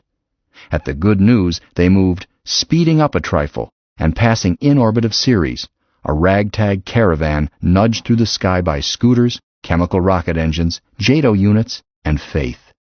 Theirs was the only community well placed to migrate. Grogan's boys were in the same orbit, but in Heartbreak node beyond the sun, 500 million miles away. New Joburg was not far away, but was working the node known as Reynolds No. 2, which rode the Themis orbital pattern inconveniently far out. None of these cities in the sky was truly self-supporting, nor perhaps ever would be, but the ravenous appetite of Earth's industries for power metal and for the even more valuable planetary core materials for such uses as jet throats and radiation shields, this insatiable demand for what the asteroids could yield made certain that the miners could swap what they had for what they needed. Yet in many ways they were almost self-supporting. Uranium refined no further away than Ceres gave them heat and light and power. All of their vegetables and much of their protein came from their own hydroponic tanks and yeast vats. Single H and oxygen came from Ceres or Pallas. Wherever there is power and mass to manipulate, man can live.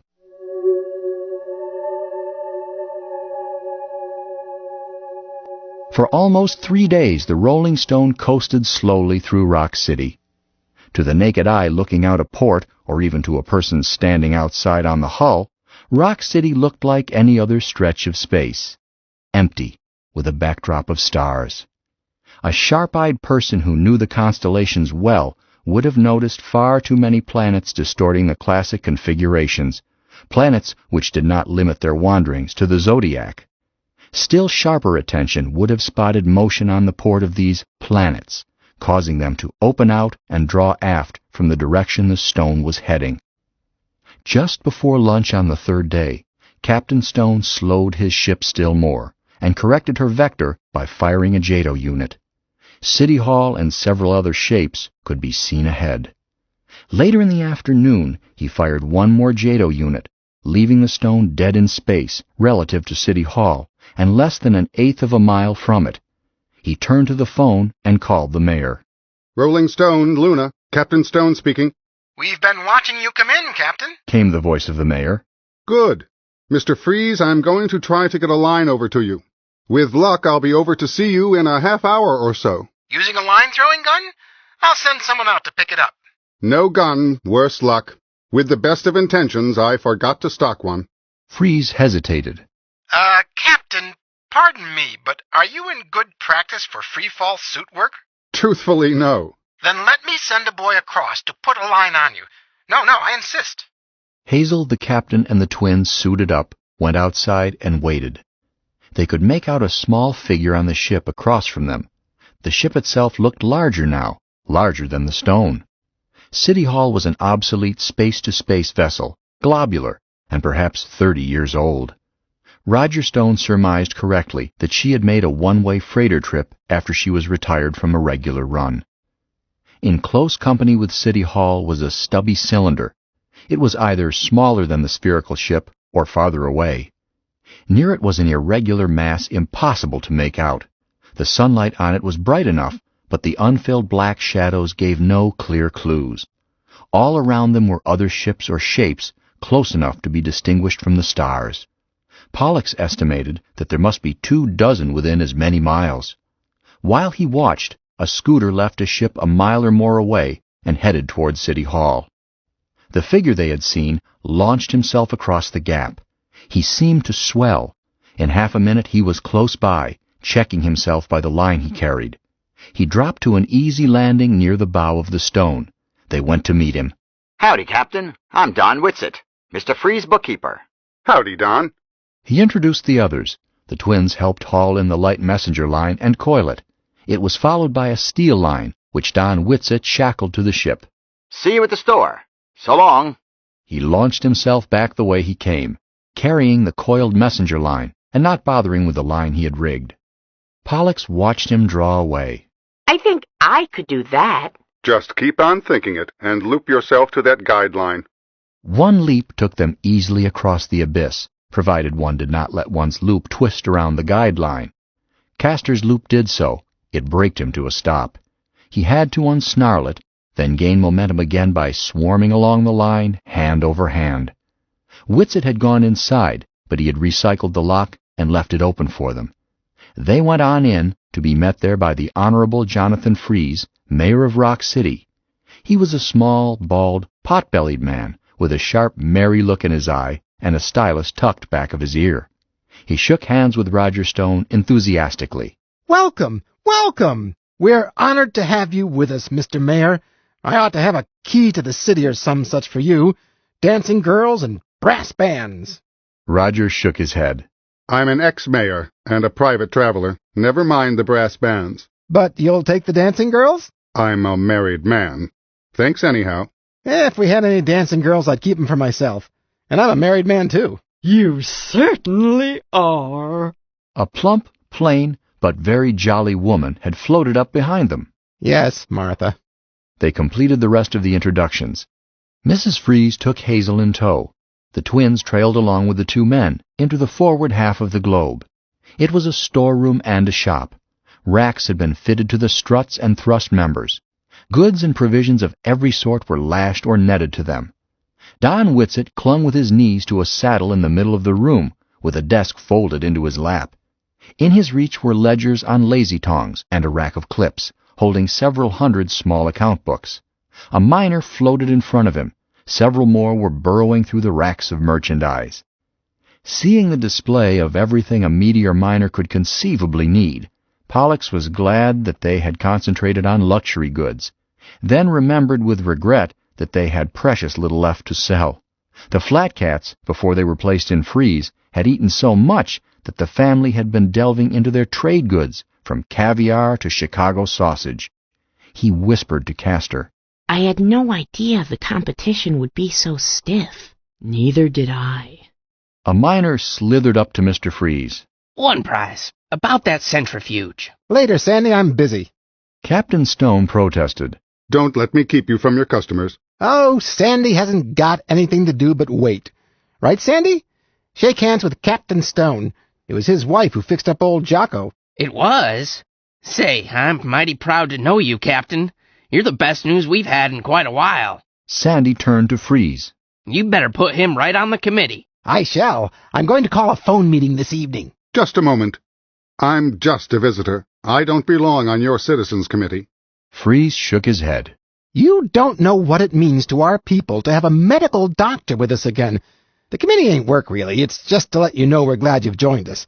And we'll make Mrs. Stone, Dr. Stone, a member if she wants it. She won't have time for it, though. Captain Stone was beginning to feel hemmed in. Slow down. We expect to be leaving here come next Earth departure, and my wife is not now engaged in regular practice anyhow. We're on a pleasure trip. Freeze looked worried. You mean she won't attend the sick?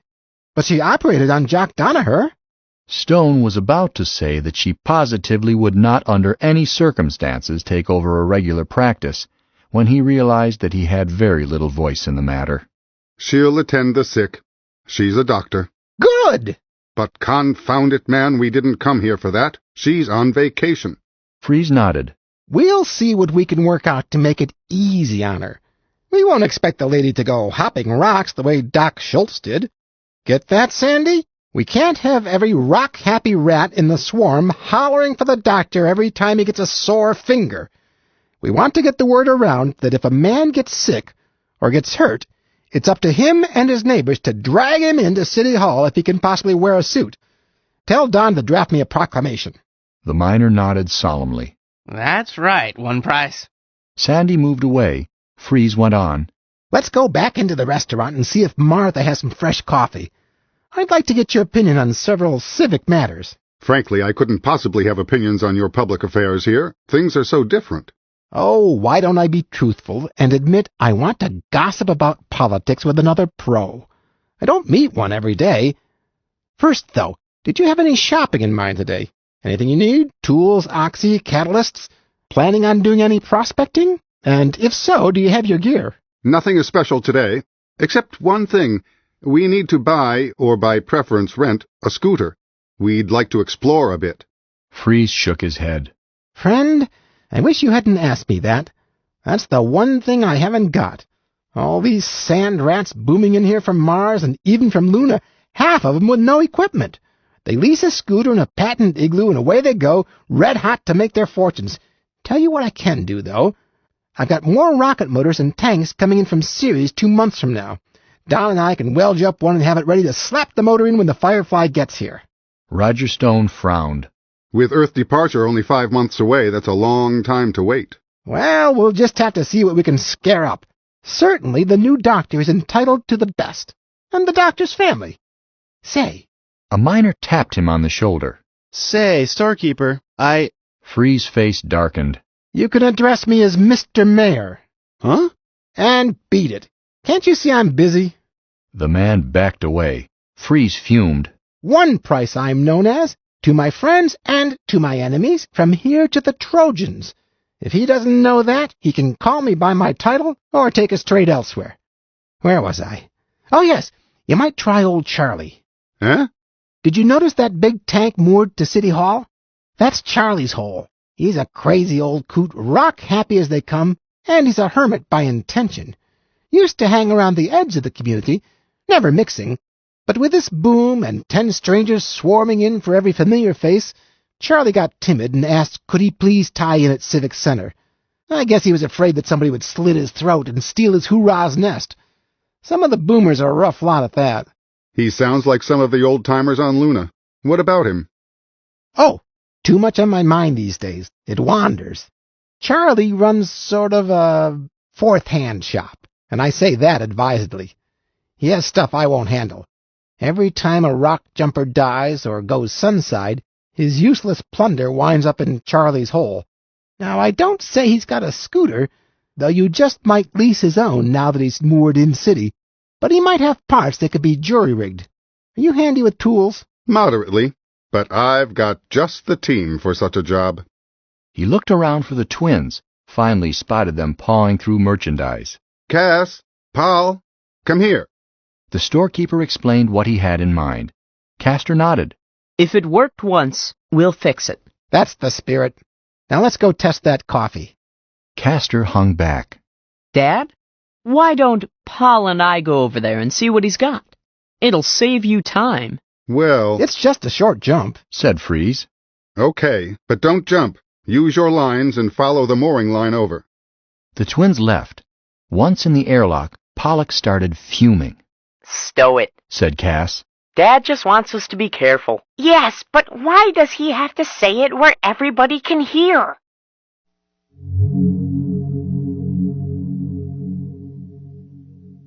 Charlie's Hole, they decided, had once been a tow tank to deliver oxygen to a colony. They let themselves into the lock, started it cycling. When pressure was up, they tried the inner door. It wouldn't budge. Pollux started pounding on it with his belt wrench, while Castor searched for a switch or other signal. The lock was miserably lighted by a scant 3 inches of glow tube. Cut the racket. Castor told Pollux. If he's alive, he's heard you by now. Pollux complied and tried the door again. Still locked. They heard a muffled voice. Who's there? Castor looked around for the source of the voice, could not spot it. Castor and Pollux Stone, he answered. From the Rolling Stone, out of Luna. Somebody chuckled. You don't fool me, and you can't arrest me without a warrant. Anyhow, I won't let you in. Castor started to explode. Pollux patted his arm. We aren't cops. Shucks, we aren't old enough to be cops. Take your helmets off. Don't do it, Castor cautioned. He could recycle while we're unsealed. Pollux went ahead and took his off. Castor hesitated, then followed. Let us in? Pollux said mildly. Why should I? We're customers. We want to buy things. What you got to trade? We'll pay cash. Cash? Said the voice. Banks. Governments. What you got to trade? Any chocolate? Cass, Pollux whispered. Have we got any chocolate left? Maybe 6 or 7 pounds, not more. Sure, we got chocolate. Let me see it. Castor interrupted. What sort of nonsense is this? Paul, let's go back and see Mr. Freeze again. He's a businessman. The voice moaned. Oh, don't do that. He'll cheat you. Then open up. After a few seconds of silence, the voice said wheedlingly, You look like nice boys. You wouldn't hurt Charlie. Not old Charlie. Of course not. We want to trade with you. The door opened at last. In the gloom, a face, etched by age and darkened by raw sunlight, peered out at them. Come in easy. Don't try any tricks. I know you. Wondering if it were the sensible thing to do, the boys pulled themselves in. When their eyes adjusted to the feeble circle of glow tube in the middle of the space, they looked around while their host looked at them. The tank, large outside, seemed smaller by the way it was stuffed. As in Freeze's shop, every inch, every strut, every nook was crammed. But where the city hall was neat, this was rank disorder. Where Freeze's shop was rational, this was nightmare confusion. The air was rich enough, but ripe with ancient and nameless odors. Their host was a skinny monkey of a man, covered with a single dark garment, save for head, hands, and bare feet. It had once been, Pollux decided, heated underwear for spacesuit use far out Starside or in caves. Old Charlie stared at them, then grinned, reached up and scratched his neck with his big toe. Nice boys. I knew you wouldn't hurt Charlie. I was just fooling. We wouldn't hurt anybody.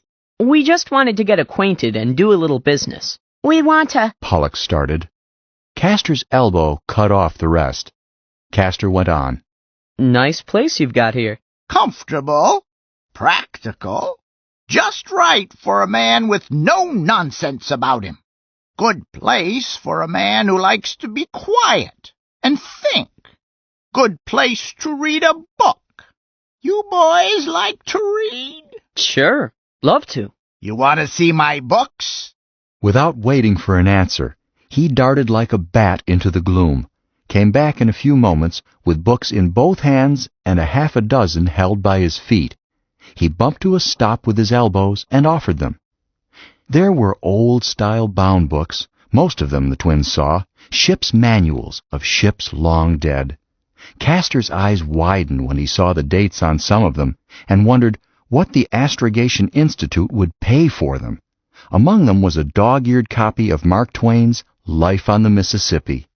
Look 'em over, boys. Make yourselves comfortable. Bet you didn't expect to find a literary man out here among these yokels. You boys can read, can't you? Sure we can. Didn't know. They teach such funny things nowadays. Quote a bit of Latin to 'em, and they look like you're crazy in the head. You boys hungry? You want something to eat? He looked anxious. They both assured him that they had fed well and recently. He looked relieved. Old Charlie ain't one to let a man go hungry, even if he hasn't got enough himself. Castor had noted a net of sealed rations. There must have been 1,000 of them by conservative estimate. But the old man continued. Seen the time, right here in this node, no, it was the Emmy Lou, when a man didn't dare make breakfast without he barred his lock first and turned off his beacon. It was about that time that Leif Dumont ate high-grade Henderson. He was dead first, naturally, but it brought on a crisis in our community affairs. They formed up the vigilantes, what they call the committee nowadays. Why did he eat him? Why, he was dead. I told you that. Just the same, I don't think a man ought to eat his own partner. Do you? The boys agreed that it was a breach of etiquette. I think he ought to limit it to members of his own family, unless the two of them have got a signed and sealed contract. Seen any ghosts yet? The acceleration was so sharp that it left both the twins a bit confused. Ghosts? You will. Many's the time I've talked to high-grade Henderson. Said he didn't blame Leif a bit. Would have done the same thing in his place. Ghosts all around here. All the rockmen that have died out here, they can't get back to Earth. They're in a permanent orbit. See? And it stands to reason that you can't accelerate anything that doesn't have mass. He leaned toward them confidentially. Sometimes you see 'em, but mostly they whisper in your earphones. And when they do, listen, because that's the only way you'll ever find any of the big strikes that got found and then got lost again. I'm telling you this because I like you, see? So listen, if it's too faint, just close your chin valve and hold your breath. Then it comes clearer. They agreed and thanked him. Now, tell me about yourselves, boys. To their surprise, he appeared to mean it. When they slowed down, he taxed them for details, filling in only occasionally with his own disjointed anecdotes. At last, Castor described the fiasco of the flat cats. So that's why we don't have much food to trade with. But we do have some chocolate left, and lots of other things. Charlie rocked back and forth from his perch in the air. Flat cats, eh? I ain't had my hands on a flat cat in a power of years. Nice to hold they are. Nice to have around. Philosophical, if we just understand 'em. He suddenly fixed Castor with his eye. What you planning to do with all those flat cats? Why, nothing, I guess. That's just what I thought. You wouldn't mind giving a poor old man who hasn't kith or kin, nor wife, nor chick one of those harmless flat cats? An old man who would always give you a bite to eat and a charge for your suit bottle? Castor glanced at Pollux and agreed cautiously that any dicker they reached would certainly include a flat cat as a mark of faith in dealing. Then what do you want? You talked about scooters. You know old Charlie hasn't got a scooter except the one I have to have myself to stay alive. Castor broached the notion about repairing old parts, fitting together a scooter. Charlie scratched an inch-long stubble. Seems to me I did have a rocket motor. You wouldn't mind if it lacked a valve or two? Or did I trade that to Swede Gonzales? No, that was another one. I think... Just a second while I take a look. He was gone more nearly 600 seconds, buried in the mass. He came out dragging a piece of junk behind. There you are. Practically new. Nothing a couple of bright boys couldn't fix.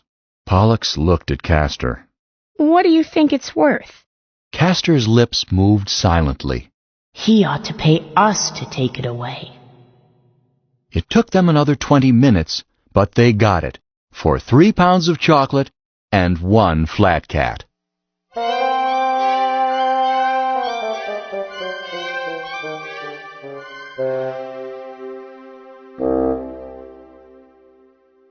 "17.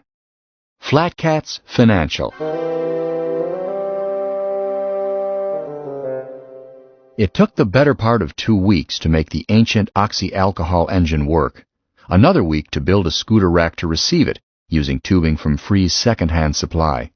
It was not a pretty thing, but with the Stone stereo gear mounted on it, it was an efficient way to get around the node. Captain Stone shook his head over it and subjected it to endless tests before he conceded that it was safe, even though ugly. In the meantime, the committee had decreed a taxi service for the doctor lady. Every miner working within 50 miles of City Hall was required to take his turn at standby watch with his scooter, with a fixed payment in high grade for any run he might have to make. The Stones saw very little of Edith Stone during this time. It seemed as if every citizen of Rock City had been saving up ailments. But they were not forced to fall back on Hazel's uninspired cooking. Freeze had the Stone warped into contact with City Hall, and a passenger tube sealed from the Stone's lock to an unused hatch of the bigger ship. When Dr. Stone was away, they ate in his restaurant. Mrs. Freeze was an excellent cook, and she raised a great variety in her hydroponics garden. While they were rigging the scooter, the twins had time to mull over the matter of the flat cats. It had dawned on them that here in Rock City was a potential, unexploited market for flat cats. The question was, how best to milk it for all the traffic would bear. Paul suggested that they peddle them in the scooter. He pointed out that a man's sales resistance was lowest, practically zero, when he actually had a flat cat in his hands. His brother shook his head. No good, Junior. Why not? 1, the captain won't let us monopolize the scooter. You know he regards it as ship's equipment, built by the crew, namely us. 2, we would burn up our profits in scooter fuel. 3, it's too slow.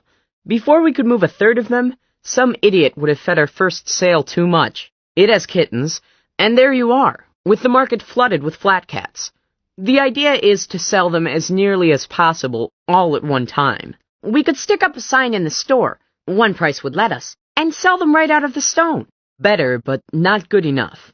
Most of these rats shop only every 3 or 4 months. No, sir, we've got to build that better mousetrap, and make the world beat a path to our door. I've never been able to figure out why anybody would want to trap a mouse. Decompress a compartment and you kill all of them, every time. Just a figure of speech, no doubt. Junior, what can we do to make Rock City flat cat conscious? They found a way. The belt, for all its lonely reaches, or because of them, was as neighborly as a village. They gossiped among themselves by suit radio. Out in the shining blackness, it was good to know that if something went wrong, there was a man listening not 500 miles away who would come and investigate if you broke off and did not answer. They gossiped from node to node by their more powerful ship's radios. A rumor of death, of a big strike, or of accident would bounce around the entire belt, relayed from rockman to rockman at just short of the speed of light. Heartbreak Node was 66 light minutes away, following orbit. Big news often reached it in less than 2 hours, including numerous manual relays. Rock City even had its own broadcast. Twice a day, One Price picked up the news from Earthside, then rebroadcast it with his own salty comments. The twins decided to follow it with one of their own, on the same wavelength, a music and chatter show with commercials. Oh, decidedly with commercials. They had hundreds of spools in stock which they could use, then sell, along with the portable projectors they had bought on Mars. They started in. The show was never very good, but on the other hand, it had no competition, and it was free. Immediately following Free's sign-off, Castor would say, "Don't go away, neighbors. Here we are again with 2 hours of fun and music, and a few tips on bargains. But first, our theme, the warm and friendly purr of a Martian flatcat." Pollux would hold Fuzzy Britches up to the microphone and stroke it. The good-natured little creature would always respond with a loud buzz. Wouldn't that be nice to come home to? And now for some music. Harry Weinstein's Sunbeam 6 in High Gravity. Let me remind you that this tape, like all other music on this program, may be purchased at an amazing saving in Flat Cat Alley, right off the City Hall, as well as Ajax 3-way projectors in the Giant Junior model for sound, sight, and stereo. The Sunbeam 6. Hit it, Harry. Sometimes they would do interviews. Castor.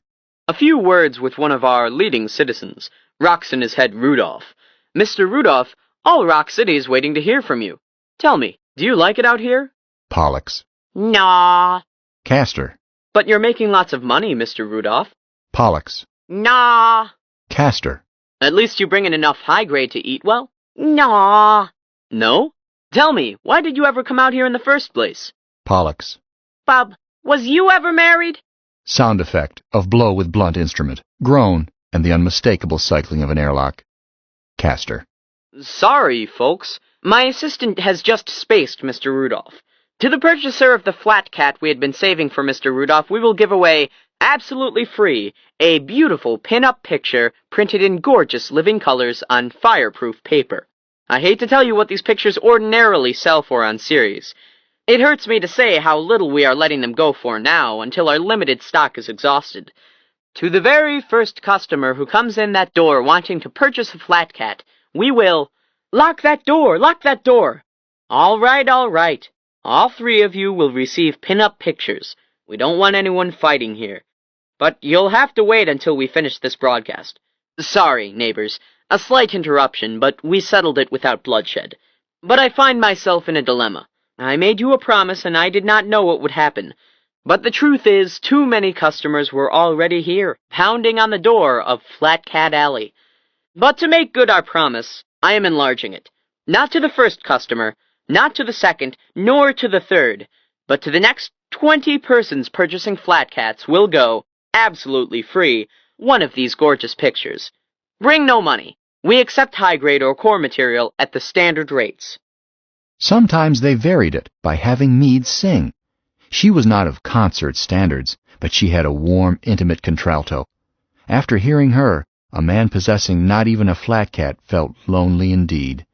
She pulled even better than the slick professional recordings. The twins found it necessary to cut her in for a percentage. But in the main, they depended on the flat cats themselves. The boomers from Mars, almost to a man, bought flat cats as soon as they heard that they were available, and each became an unpaid traveling salesman for the Enterprise. Hard rock men from Luna, or directly from Earth, who had never seen a flat cat, now had opportunities to see them, pet them, listen to their hypnotic purr, and were lost. The little things not only stirred to aching suppressed loneliness, but, having stimulated it, gave it an outlet. Castor would hold Fuzzy Britches to the mic and coo, Here is a little darling, Molly Malone. Sing for the boys, honey pet.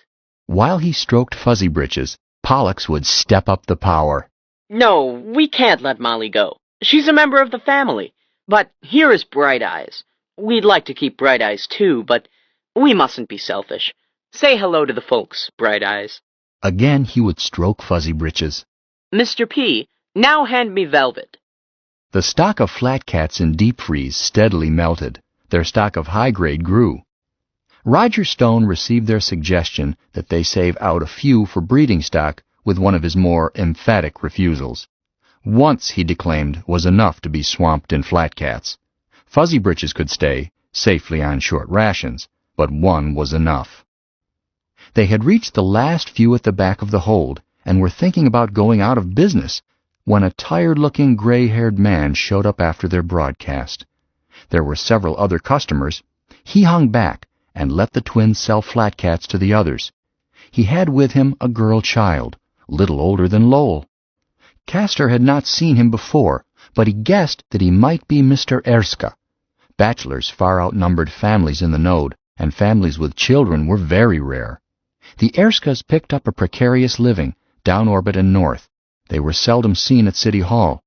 Mr. Erska spoke basic with some difficulty. Mrs. Erska spoke it not at all. The family used some one of the little lingos, Icelandic it might have been. When the other customers had left the stone, Castor put on his professional grin and introduced himself. Yes, it was Mr. Erska. And what can I do for you today, sir? A flat cat? I'm afraid not. How about a projector? With a dozen tapes thrown in? Just the thing for a family evening. Mr. Erska seemed nervous. Very nice, I'm sure. No. He tugged at the little girl's hand. We better go now, babykin. Don't rush off. My baby brother is around somewhere. Or was. He'd like to meet your kid. Maybe he's wandered over into the store. I'll look for him. We better go. What's the rush? He can't be far. Mr. Erska swallowed in embarrassment. My little girl, she heard your program and she wanted to see a flat cat. Now she's seen one. So we go. Oh.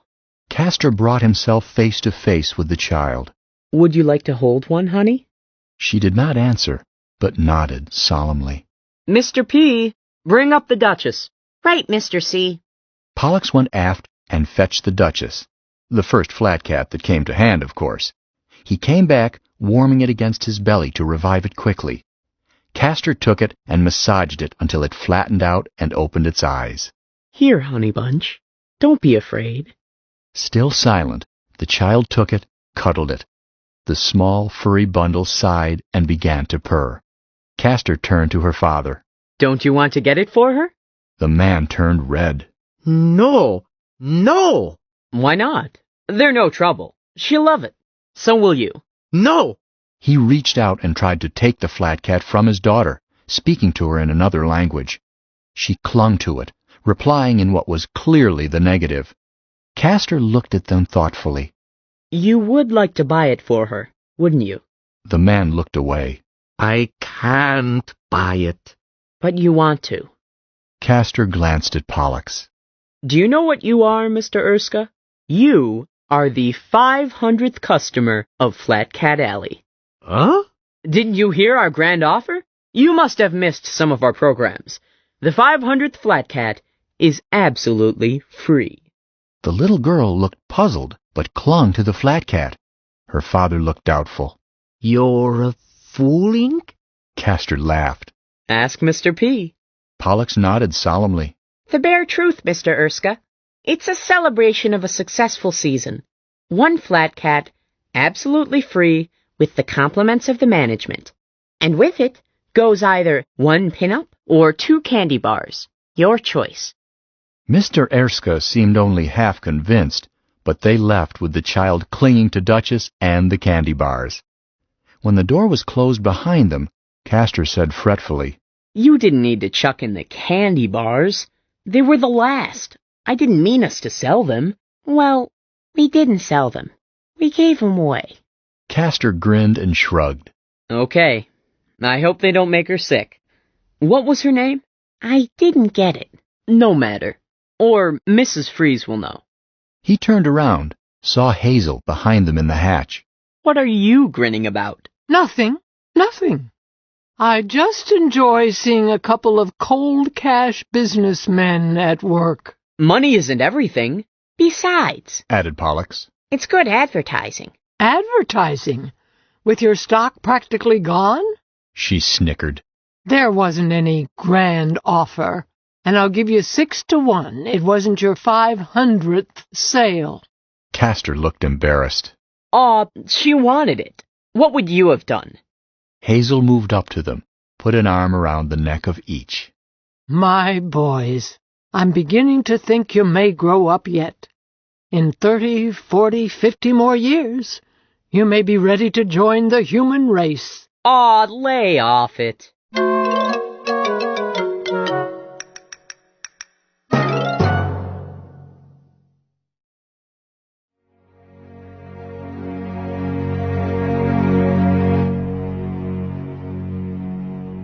"18. The Worm in the Mud. Cost accounting on the Flat Cat deal turned out to be complicated.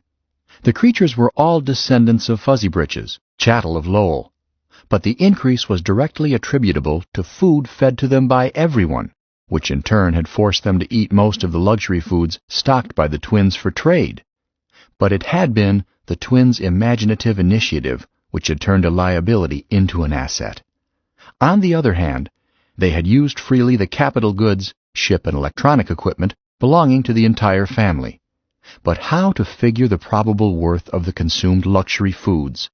Whatever the figure was, it was not just original cost plus lift fuel. Roger Stone handed down a Solomon's decision. From the gross proceeds would be subtracted Meade's percentage for singing. The twins would be reimbursed for the trade goods that had been commandeered. The balance would be split 3 ways among the twins and Lowell, all to be settled after they had traded high grade for refined metal at Ceres, then sold their load at Luna. In the meantime, he agreed to advance the twins' money to operate further, Freeze having promised to honor his site draft on Luna City National.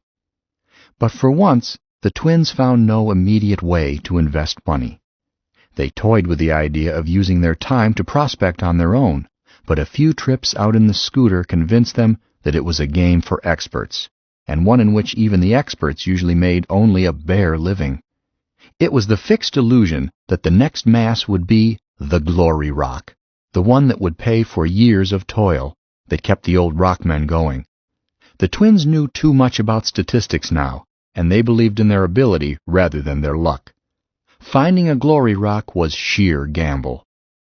They made one fairly long trip into the thickest part of the node, 1,500 miles out and back, taking all one day and the following night to do it. They got the scooter up to a dawdling 150 miles per hour and let it coast, planning to stop and investigate if they found promising masses, having borrowed a stakeout beacon from Freeze, with the promise that they would pay for it if they kept it. They did not need it. Time after time, they would spot a major blip in the stereo radar, only to have someone else's beacon wink on when they got within 30 miles of the mass. At the far end, they did find a considerable collection of rock, traveling loosely in company. They matched, shackled on their longest lines, their father had emphatically forbidden free jumping, and investigated. Having neither experience nor a centrifuge, their only way of checking on specific gravity was by grasping a mass and clutching it to them vigorously, thus getting a rough notion of its inertia by its resistance to being shoved around. A Geiger counter, borrowed, had shown no radioactivity. They were searching for the more valuable core material. 2 hours of this exercise left them tired, but no richer. Grandpa, Announced Pollux.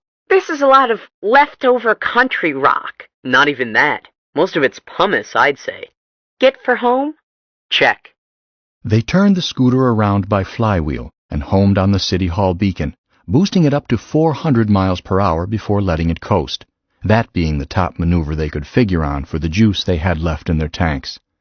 They would have preferred to break the speed limit, being uneasily aware that they were late, and being anxious to get home. The best designed suit is not comfortable for too long periods. They knew that their parents would not be especially worried. While they were out of range for their suit radios, they had reported in by the gossip grapevine earlier. Their father was not worried, but the twins spent the next week under hatches, confined to the ship for failing to get back on time. For a longer period, nothing more notable took place than the incident in which Roger Stone lost his breathing mask while taking a shower and almost drowned, so he claimed, before he could find the water cut-off valve. There are very few tasks easier to do in a gravity field than in freefall, but bathing is one of them. Dr. Stone continued her practice, now somewhat reduced. Sometimes she was chauffeured by the miner assigned to that duty. Sometimes the twins took her around. One morning, following her office hours in City Hall, she came back into the Stone looking for the twins. Where are the boys? Haven't seen them since breakfast. Why? Dr. Stone frowned slightly. Nothing really. I'll ask Mr. Freeze to call a scooter for me. Got to make a call? I'll take you, unless those lunks have taken our scooter. You needn't, Mother Hazel. I'd enjoy it. I've been promising Lowell a ride for weeks. Or will it take too long? Shouldn't. It's only 800 miles or so out. The doctor was not held down to the local speed limit in her errands of mercy. Do it in 2 hours with juice to spare. Off they went, with Buster much excited. Hazel allotted 1/4 her fuel as safety margin, allotted the working balance for maximum accelerations, figuring the projected mass ratios in her head. Quite aside from the doctor's privilege to disregard the law, high speed was not dangerous in the sector they would be in, it being a thin volume of the node. Their destination was an antiquated winged rocker, the wings of which had been torched off and welded into a tent-shaped annex to give more living room. Hazel thought that it had a shanty-town air, but so did many of the ships in Rock City. She was pleased enough to go inside and have a sack of tea and let Lowell out of his spacesuit for a time. The patient, Mr. Eakers, was in a traction splint. His wife could not pilot their scooter, which was why Dr. Stone granted the house call. Dr. Stone received a call by radio while they were there. She came back into the general room, looking troubled. What's the matter? Mrs. Silva. I'm not really surprised. It's her first child. Did you get the coordinates and beacon pattern? I'll run you right over. Lowell? Oh, yes. It would be a long time in a suit for a youngster. Mrs. Eakers suggested that they leave the child with her. Before Lowell could cloud up at the suggestion, Dr. Stone said, Thanks, but it isn't necessary. Mr. Silva is on his way here. What I was trying to say, Mother Hazel, is that I probably had better go with him and let you and Lowell go back alone. Do you mind? Of course not. Pipe down, Lowell. I'll have us home in 3/4 of an hour, and Lowell can have his nap or his spanking on time, as the case may be. She gave Dr. Stone one of 2 spare oxygen bottles before she left. Dr. Stone refused to take both of them. Hazel worked the new mass figures over. With Edith, her suit, and the spare bottle subtracted, she had spare fuel. Better hit it up pretty fast and get home before the brat got cranky. She lined up on City Hall by flywheel and stereo, spun on that axis to get the sun out of her eyes, clutched her gyros, and gave it the gun. The next thing she knew, she was tumbling like a liner in freefall. She remembered from long habit to cut the throttle, but only after a period of aimless acceleration, for she had been chucked around in her saddle, thrown against her belts, and could not at first find the throttle. When they were in free fall again, she remembered to laugh. Some ride, eh, Lowell? Do it again, Grandma! I hope not. Quickly she checked things over. There was not much that could go wrong with the little craft, it being only a rocket motor, an open rack with saddles and safety harness, and a minimum of instruments and controls.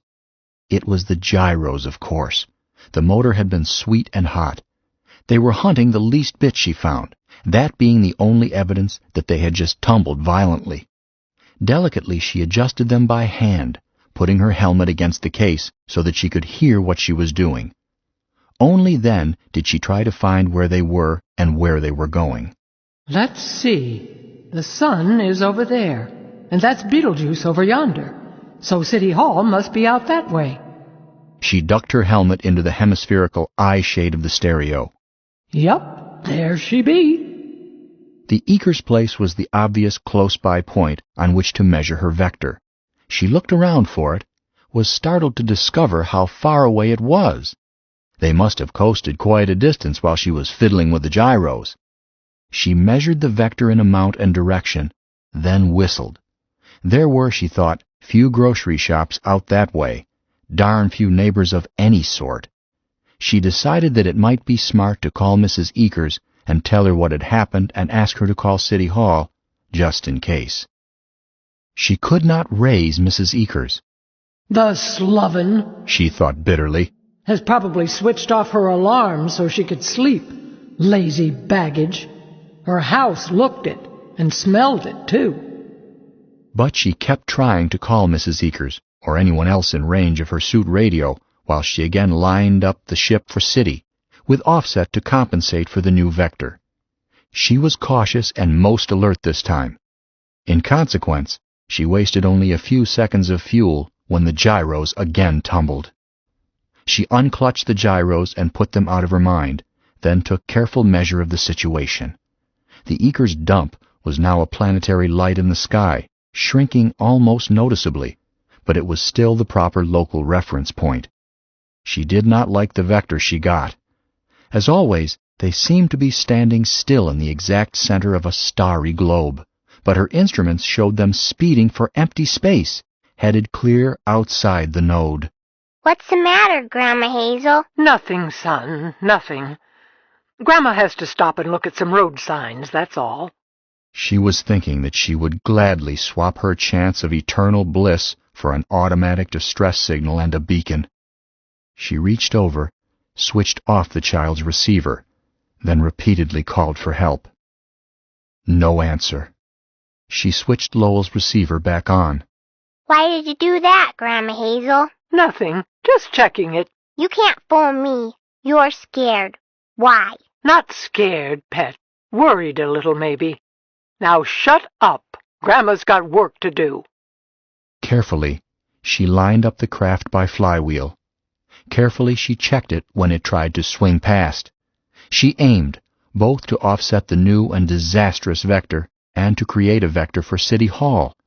She intentionally left the gyros unclutched. Then she restrapped Lowell in his saddle, checked its position. Hold still. Move your little finger and Grandma will scalp you. Just as carefully, she positioned herself, considering lever arms, masses, and angular moments in her head. Without gyros, the craft must be balanced just so. Now, she said to herself, Hazel, we find out whether you are a pilot or just a Sunday pilot. She ducked her helmet into the eyeshade, picked a distant blip on which to center her crosshairs, and gunned the craft. The blip wavered. She tried to rebalance by shifting her body. When the blip suddenly slipped off to one side, she cut the throttle quickly. Again, she checked her vector. Their situation was somewhat improved. Again she called for help, not stopping to cut the child out of hearing. He said nothing and looked grave. She went through the same routine, cutting power again when the craft fell off its tail. She measured the vector, called for help, and did it all again. 12 times she tried it. On the last try, the thrust stopped with the throttle still wide open. With all fuel gone, there was no need to be in a hurry. She measured her vector most carefully on the Eaker ship, now far away, then checked the results against the City Hall blip, all the while calling for help. She ran through the figures again. In a fashion, she had been successful. They were now unquestionably headed for City Hall, could not miss it by more than a few miles at most, almost jumping distance. But while the vector was correct in direction, it was annoyingly small in quantity, 650 miles at about 40 miles an hour. They would be closest in about 16 hours. She wondered whether Edith really had needed that other spare oxygen bottle. Her own gauge showed about half full. She called for help again, then decided to go through the problem once more. Maybe she had dropped a decimal in her head. While she was lining up on City Hall, the tiny light in the stereo tank faded and died. Her language caused Lowell to inquire, What's the matter now, Grandma? Nothing more than I should have expected, I guess. Some days, hon, it just isn't worthwhile to wake up in the morning. The trouble, she soon found, was so simple as to be beyond repair. The stereo radar would no longer work because all 3 cartridges in the power pack were dead. She was forced to admit that she had been using it rather continuously, and it took a lot of power. Grandma Hazel, I want to go home. She pulled out of her troubled thoughts to answer the child. We're going home, dear, but it's going to take quite a while. I want to go home right now. I'm sorry, but you can't. But... Shut it up, or when I get you out of that sack, I'll give you something to yelp for. I mean it. She again called for help. Lowell made one of his lightning changes to serenity. That's better. Want to play a game of chess? No. Sissy, you're afraid I'll beat you. I'll bet you 3 spanks and a knuckle rub. Lowell considered this. I get the white men? Take 'em. I'll beat you anyhow. To her surprise, she did. It was a long, drawn-out game. Lowell was not as practiced as she was in visualizing a board, and they had had to recount the moves on several occasions before he would concede the arrangement of men. And between each pair of moves, she had again called for help. About the middle of the game, she had found it necessary to remove her oxygen bottle and replace it with the one spare.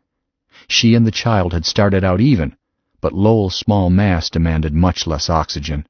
How about another one? Want to get your revenge? No, I want to go home. We're going home, dear. How soon? Well, it'll be a while yet. I'll tell you a story. What story? Well, how about the one about the worm that crawled up out of the mud? Oh, I know that one. I'm tired of it.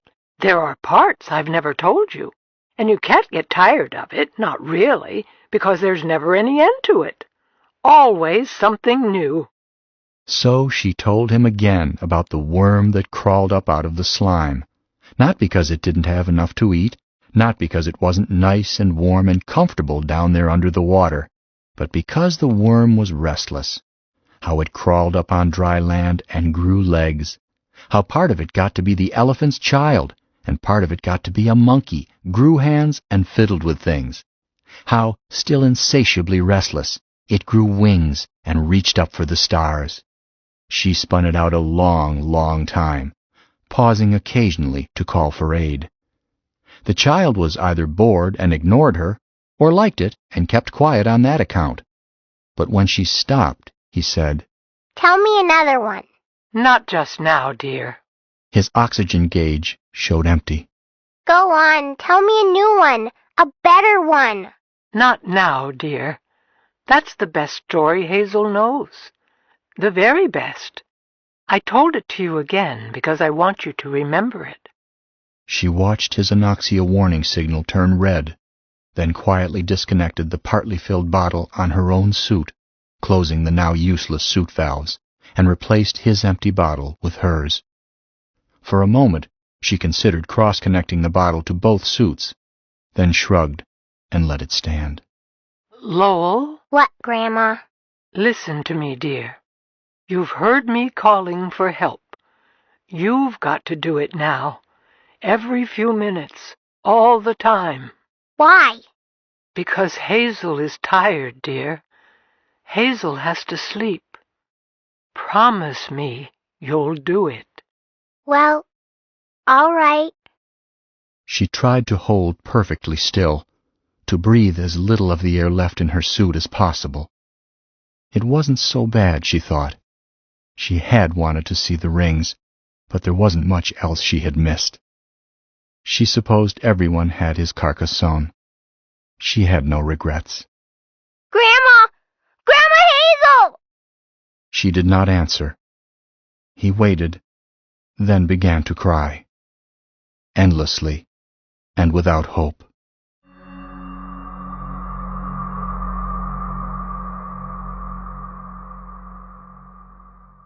Dr. Stone arrived back at the Rolling Stone to find only her husband there.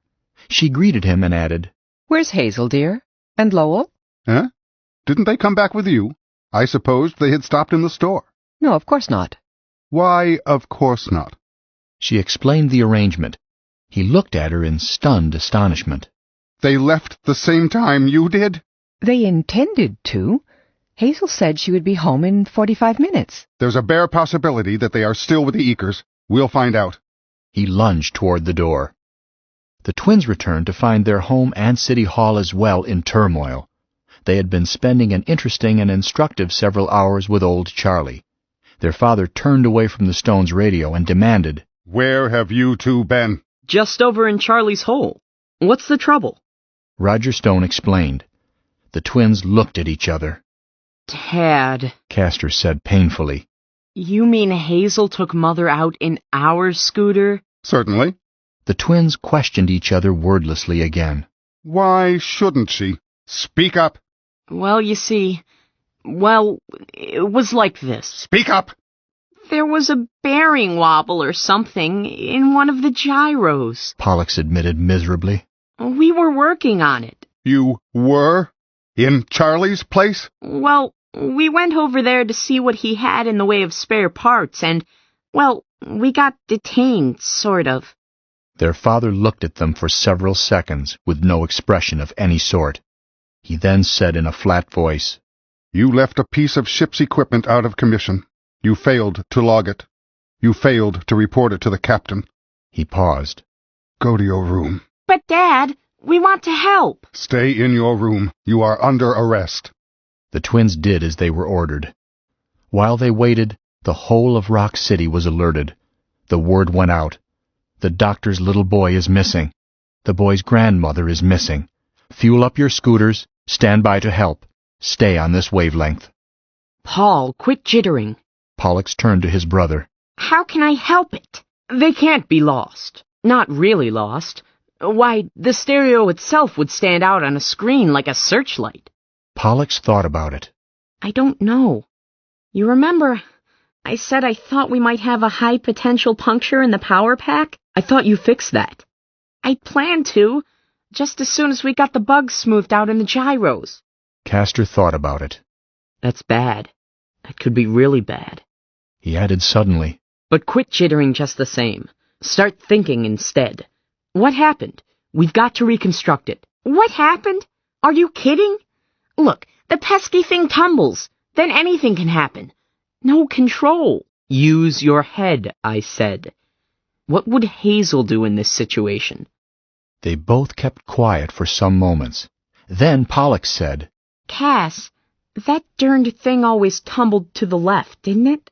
Always. What good does that do us? Left can be any direction.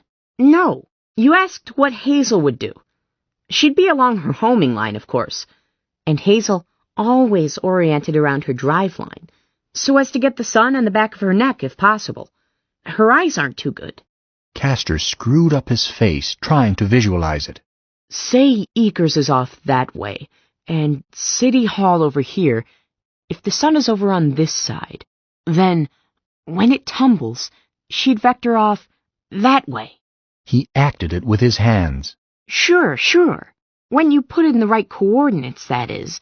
But what else would she do? What would you do? You'd vector back. Vector home. Huh? How could she? With no gyros? Think about it. Would you quit? Hazel is a pilot. She'd ride that thing like a broomstick. He shaped the air with his hands. So she'd be coming back, or trying to, along here.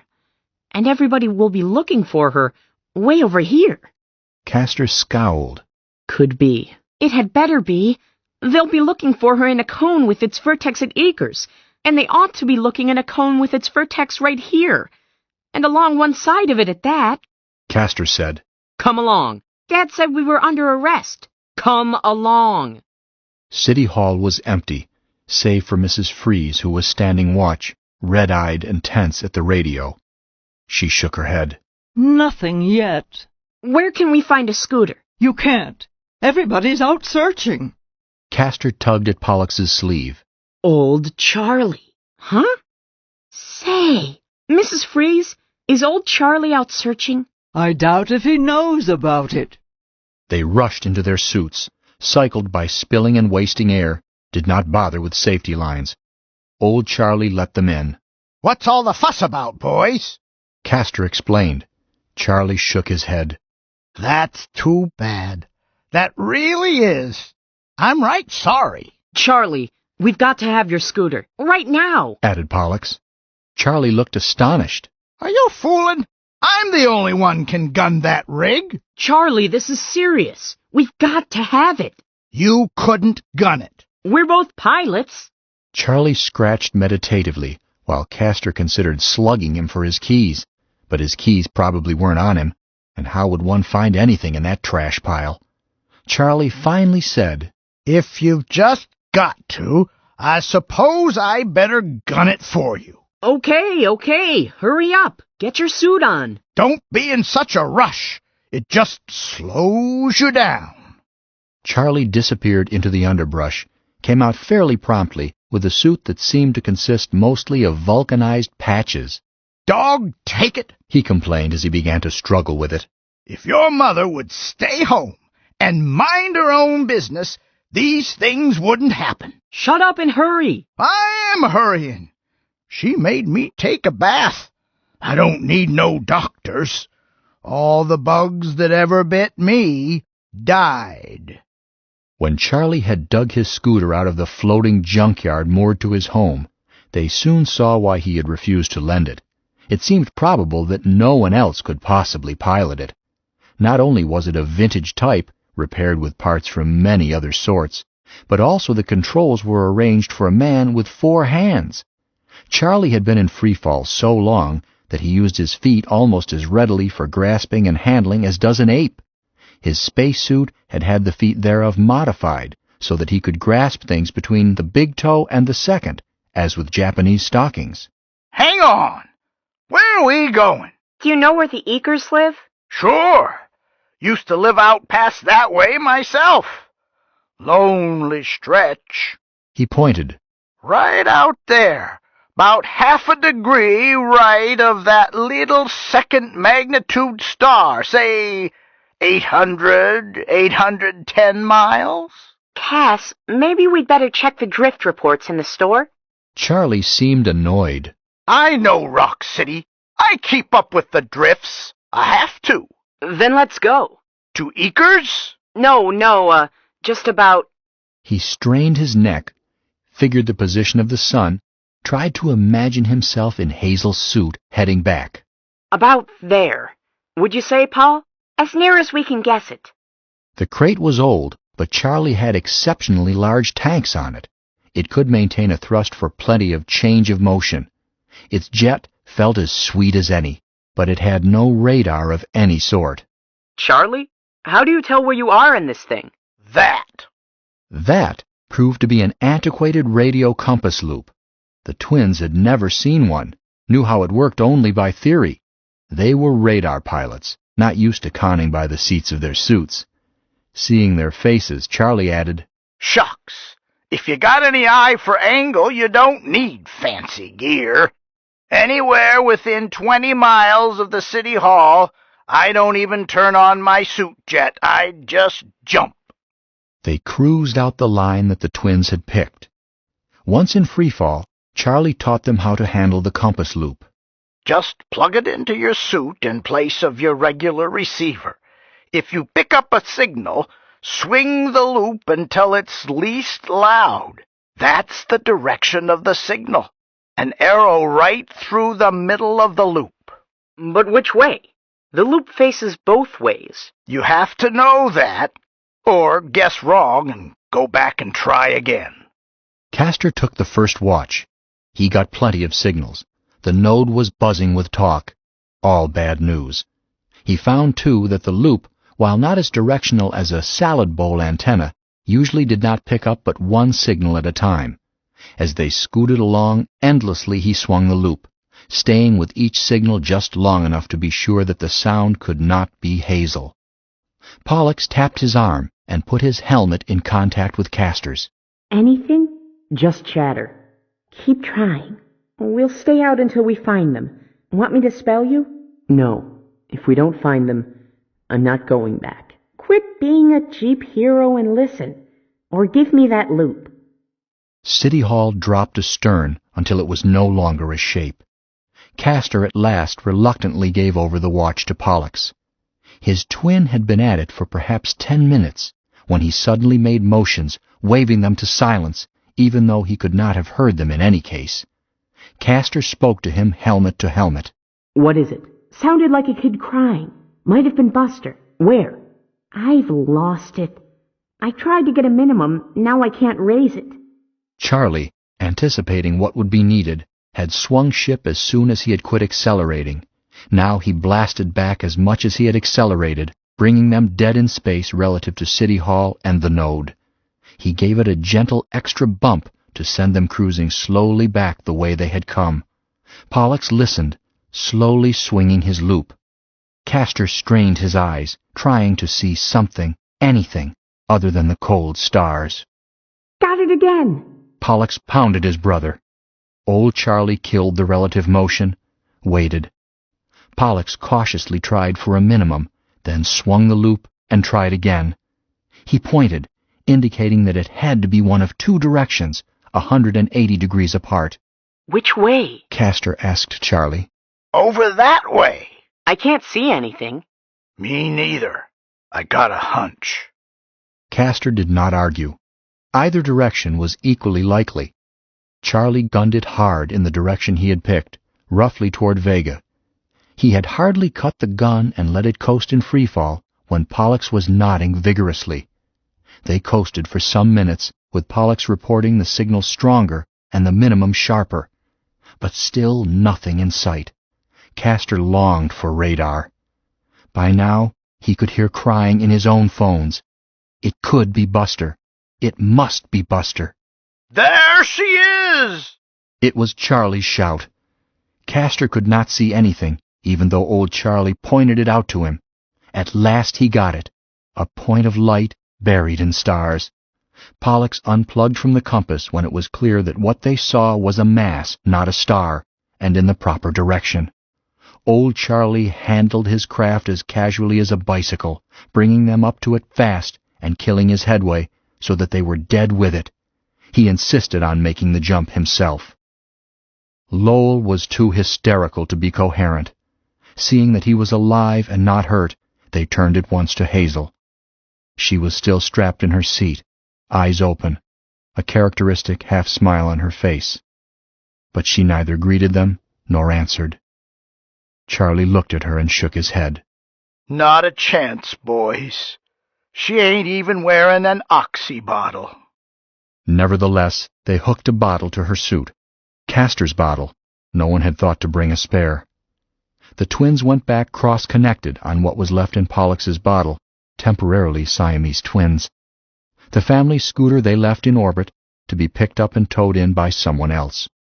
Charlie used almost all his fuel on the way back, gunning to as high a speed as he dared, while still saving boost to break them at City Hall. They shouted the news all the way back. Somewhere along the line, someone picked up their signal, passed it along.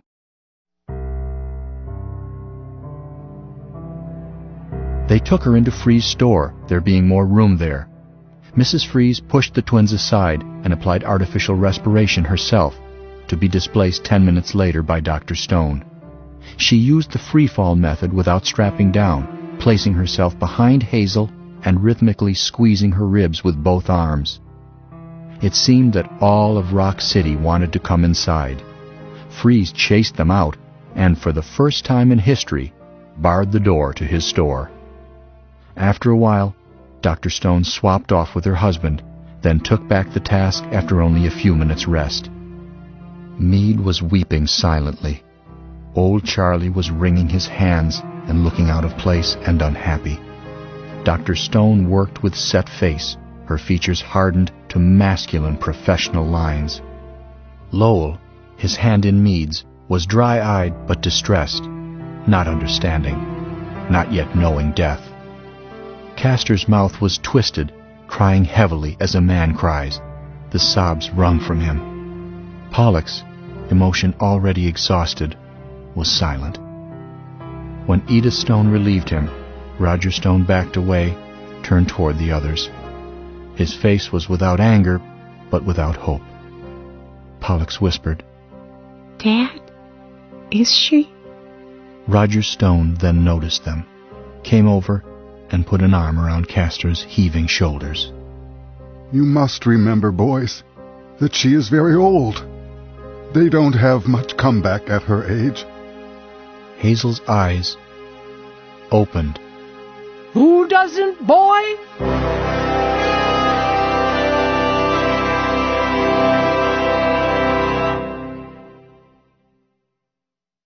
"19.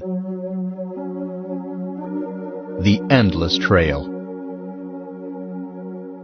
Hazel had used the ancient fakir's trick, brought to the West, so it is said, by an entertainer called Houdini, of breathing as shallowly as possible and going as quickly as may be into a coma. To hear her tell it, there never had been any real danger. Die? Shucks, you couldn't suffocate in a coffin in that length of time. Sure, she had had to depend on Lowell to keep up the cry for help. He used less oxygen. But deliberate suicide to save the boy? Ridiculous. There hadn't been any need to. It was not until the next day that Roger Stone called the boys in. He told them, "You did a good job on the rescue. We'll forget the technical breach of confinement to the ship." Castor answered, It wasn't anything. Hazel did it, really. I mean, it was an idea that we got out of her serial, the Skew Orbit episode. I must not have read that one. Well, it was a business about how to sort out one piece of space from another when you don't have too much data to go on. You see, Captain Sterling had to— Never mind. That's not what I wanted to talk with you about. You did a good job, granted, no matter what suggested it to you. If only conventional search methods had been used, your grandmother would unquestionably now be dead. You are two very intelligent men, when you take the trouble. But you didn't take the trouble soon enough. Not about the gyros. But, Dad, we never dreamed— Enough.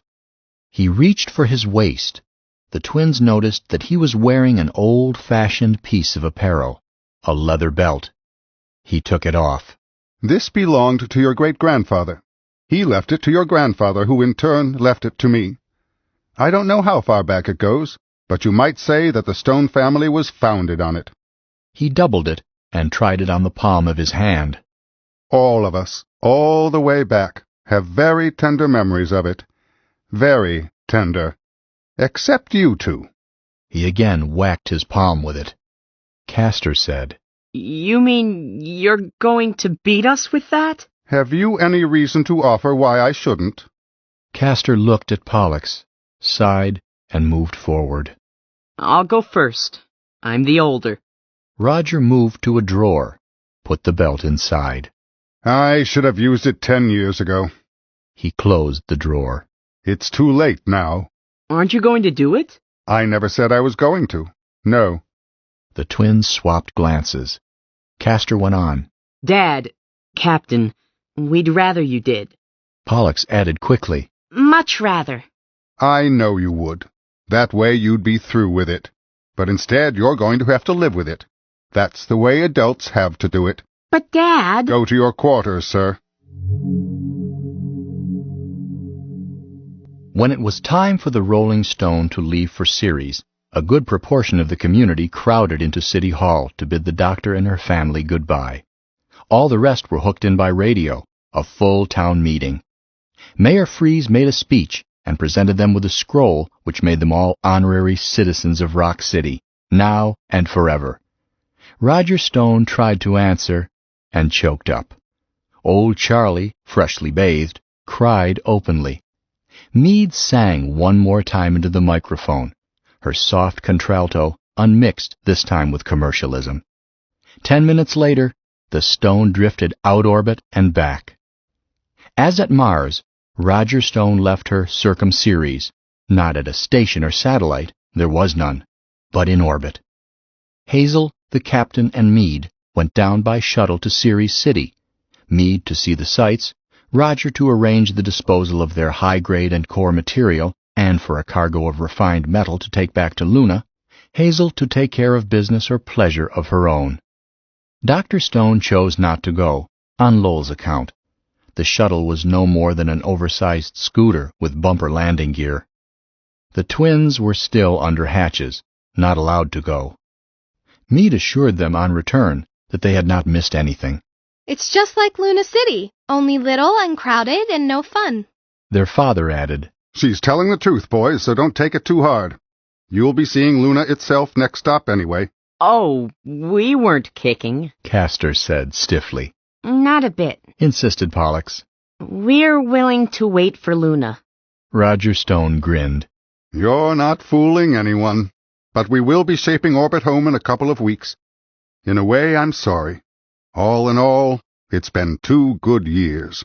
Did you say home, Daddy? It seems to me we are home. We're going back to Luna, but we're taking home with us. Huh? Yes, I suppose you're right. The good old Rolling Stone is home, looked at that way. She's taken us through a lot. He patted a bulkhead affectionately. Right, Mother? Hazel had been unusually silent. Now she looked at her son and said, Oh, sure, of course. What did you do downside, Mother Hazel? Me? Oh, not much. Swapped lies with a couple of old-timers and sent off that slough of episodes. By the way, Roger, better start thinking about storylines. Huh? What was that, Mother? That's my last. I'm giving this show back to you. Well, all right. But why? I'm not going to find it so convenient now. She seemed embarrassed. You see, well, would any of you mind very much if I checked out now? What do you mean? The Helen of Troy is shaping for the Trojans, and the Wellington is matching there for single H and a passenger. Me. I'm going on out to Titan. Before they could object, she went on. Now don't look at me that way. I've always wanted to see the rings close up, close enough to file my nails on 'em. They must be the gaudiest sight in the system. I got to thinking right seriously about it when the air was getting a little stuffy back you know when. I said to myself, Hazel, you aren't getting any younger. You catch the next chance that comes your way. I missed one once, Roger, when you were 3. A good chance. But they wouldn't take a child, and, well, never mind. So now I'm going. She paused, then snapped. Don't look so much like a funeral. You don't need me now. What I mean is, Lowell is bigger now and not such a problem. I'll always need you, Mother Hazel. Thanks, but not true. I've taught Meade all the astrogation I know. She could get a job with 4 planets tomorrow if they weren't so stuffy about hiring female pilots. The twins, well, they've soaked up all the meanness I can pass on to them. They'll put up a good fight, whatever comes up. And you, son, I finished with you when you were in short pants. You've been bringing me up ever since. Mother. Yes, son? What's your real reason? Why do you want to go? Why? Why does anybody want to go anywhere? Why did the bear go round the mountain? To see what he could see. I've never seen the rings. That's reason enough to go anywhere. The race has been doing it for all time. The dull ones stay home, and the bright ones stir around and try to see what trouble they can dig up. It's the human pattern. It doesn't need a reason, any more than a flat cat needs a reason to buzz. Why anything? When are you coming back? I may never come back. I like free fall. Doesn't take any muscle. Take a look at old Charlie. You know how old he is? I did some checking. He's at least 160. That's encouraging at my age. Makes me feel like a young girl. I may see quite a few things yet. Of course you will, Mother Hazel. Roger Stone turned to his wife. Edith? Yes, dear? What's your opinion? Well, there's actually no reason why we should go back to Luna. Not just now. So I was thinking. But what about Meade? Me? Hazel put in dryly. They're thinking you are about husband high, hun. Dr. Stone looked at her daughter and nodded slightly. Meade looked surprised, then said, Pooh, I'm in no hurry. Besides, there's a patrol base on Titan. There ought to be lots of young officers. It's a patrol research base, hun. Probably nothing but dedicated scientists. Well, perhaps when I get through with them, they won't be so dedicated. Roger Stone turned to the twins. Boys? Castor answered for the team. Do we get a vote? Sure. Roger Stone grasped a stanchion, pulled himself forward. Then it's settled. All of you. Hazel, Boys, Meade, set up trial orbits. I'll start the mass computations. Easy, son. Count me out on that. Eh? Son, did you check the price they're getting for single H here? If we are going to do a cometary for Saturn instead of a tangential for Earth, it's back to the salt mines for me. I'll radio New York for an advance. Then I'll go wake Lowell, and we'll start shoveling gore. Well, okay. The rest of you, mind your decimals.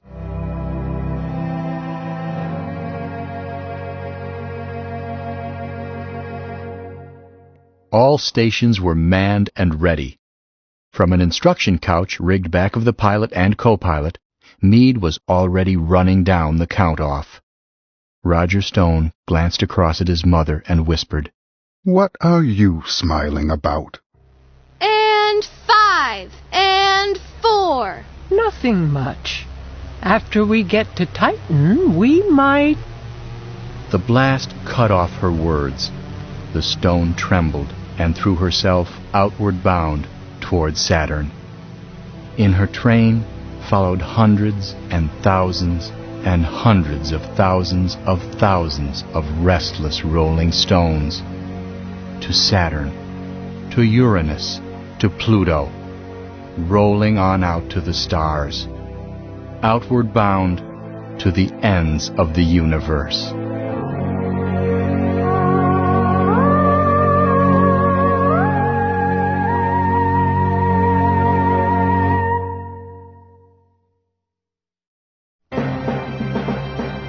We hope you have enjoyed Full Cast Audio's unabridged production of Robert A. Heinlein's The Rolling Stones, which was narrated by David Baker and featured Spencer Murphy as both Castor and Pollux Stone. Performing as the other members of the Stone family were Bill Molesky as Roger, Cynthia Bishop as Edith, Kelly Parks as Lowell, and Katie Yo as Meade, with a special guest appearance by Caroline Fitzgerald as Hazel. Also featured in our cast were Phil Markert, who played both Dealer Dan Akesian and Judge Warburton, Richard McKee, who played Captain Vandenberg of the War God, and Peter Moeller, who provided the voice for Old Charlie. Lanny Freshman performed as both Tom Beasley and Tony Angelo. Len Fonte provided the voice of Joe Papalopoulos, and Joey Panic was heard as the prosecutor.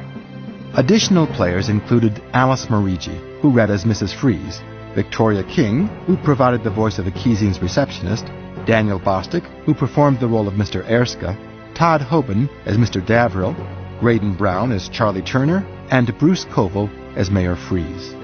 Other voices were provided by members of the cast and crew. This full cast recording was produced by Bruce Koval and Daniel Bostic, and directed by Daniel Bostic. Our recording engineers were Todd Hoban, Corey Hoban, and Brett Hoban. Music for this production was written and performed by Todd Hoban. The text of The Rolling Stones is copyright 1952 by Robert A. Heinlein. This recording, which was produced by arrangement with Spectrum Literary Agency and the Robert A. and Virginia Heinlein Prize Trust, is copyright 2005 by Full Cast Audio. The entire production was recorded, edited, and scored at the Full Cast Audio Studios in Syracuse, New York. If you would like to know more about Full Cast Audio and other books that we've recorded, please visit us on the web at www.fullcastaudio.com. This is Bruce Koval saying thanks for listening. If you enjoyed this recording, you'll almost certainly want to hear our recording of Have Spacesuit Will Travel, also by Robert A. Heinlein. There's a preview coming right up. Chapter 11. We walked out onto that vast floor. The farther we went, the more I felt like a fly on a plate. Having Pee-wee with me was a help. Nevertheless, it was that nightmare where you find yourself not decently dressed in a public place. Pee-wee clutched my hand and held Madame Pompadour pressed tightly to her. I wished that I had suited up an Oscar. I wouldn't have felt quite so under a microscope with Oscar around me. Just before we left, the mother thing placed her hand against my forehead and started to hold me with her eyes. I pushed her hand aside and looked away. No, I told her. No treatments. I'm not going to... Oh, I know you mean well, but I won't take an anesthetic. Thanks. She did not insist. She simply turned to Pee-wee. Pee-wee looked uncertain, then shook her head. We're ready. The farther out we got on that great bare floor, the more I regretted that I had not let the mother thing do whatever it was that kept one from worrying. At least I should have insisted that Pee-wee take it. Coming at us from the other walls were two other flies. As they got closer, I recognized them, the Neanderthal and the legionary. The caveman was being dragged invisibly. The Roman covered ground in a long, slow, easy lope. We all arrived at the center at the same time and were stopped about 20 feet apart, Pee-wee and I at one point of a triangle, the Roman and the caveman each at another. I called out, "Hail, Unio!" "Silence, barbarian!" He looked around him, his eyes estimating the crowd at the walls. He was no longer in casual dress. The untidy leggings were gone. Strapped to his right shin was armor.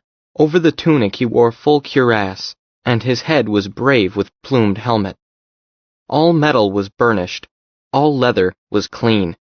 He had approached with his shield on his back, route march style, but even as we were stopped, he unslung it and raised it on his left arm. He did not draw his sword, as his right hand held his javelin at the ready, carried easily while his wary eyes assessed the foe. To his left, the caveman hunkered himself small, as an animal crouches who has no place to hide. "Unio!" I called out. "Listen!"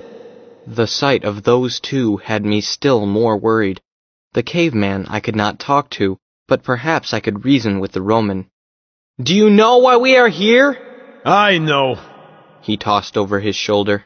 "Today, the gods try us in their arena. This is work for a soldier and a Roman citizen. You're no help, so keep out.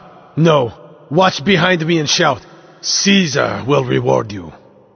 I started to try to talk sense, but was cut off by a giant voice from everywhere. "You are now being judged.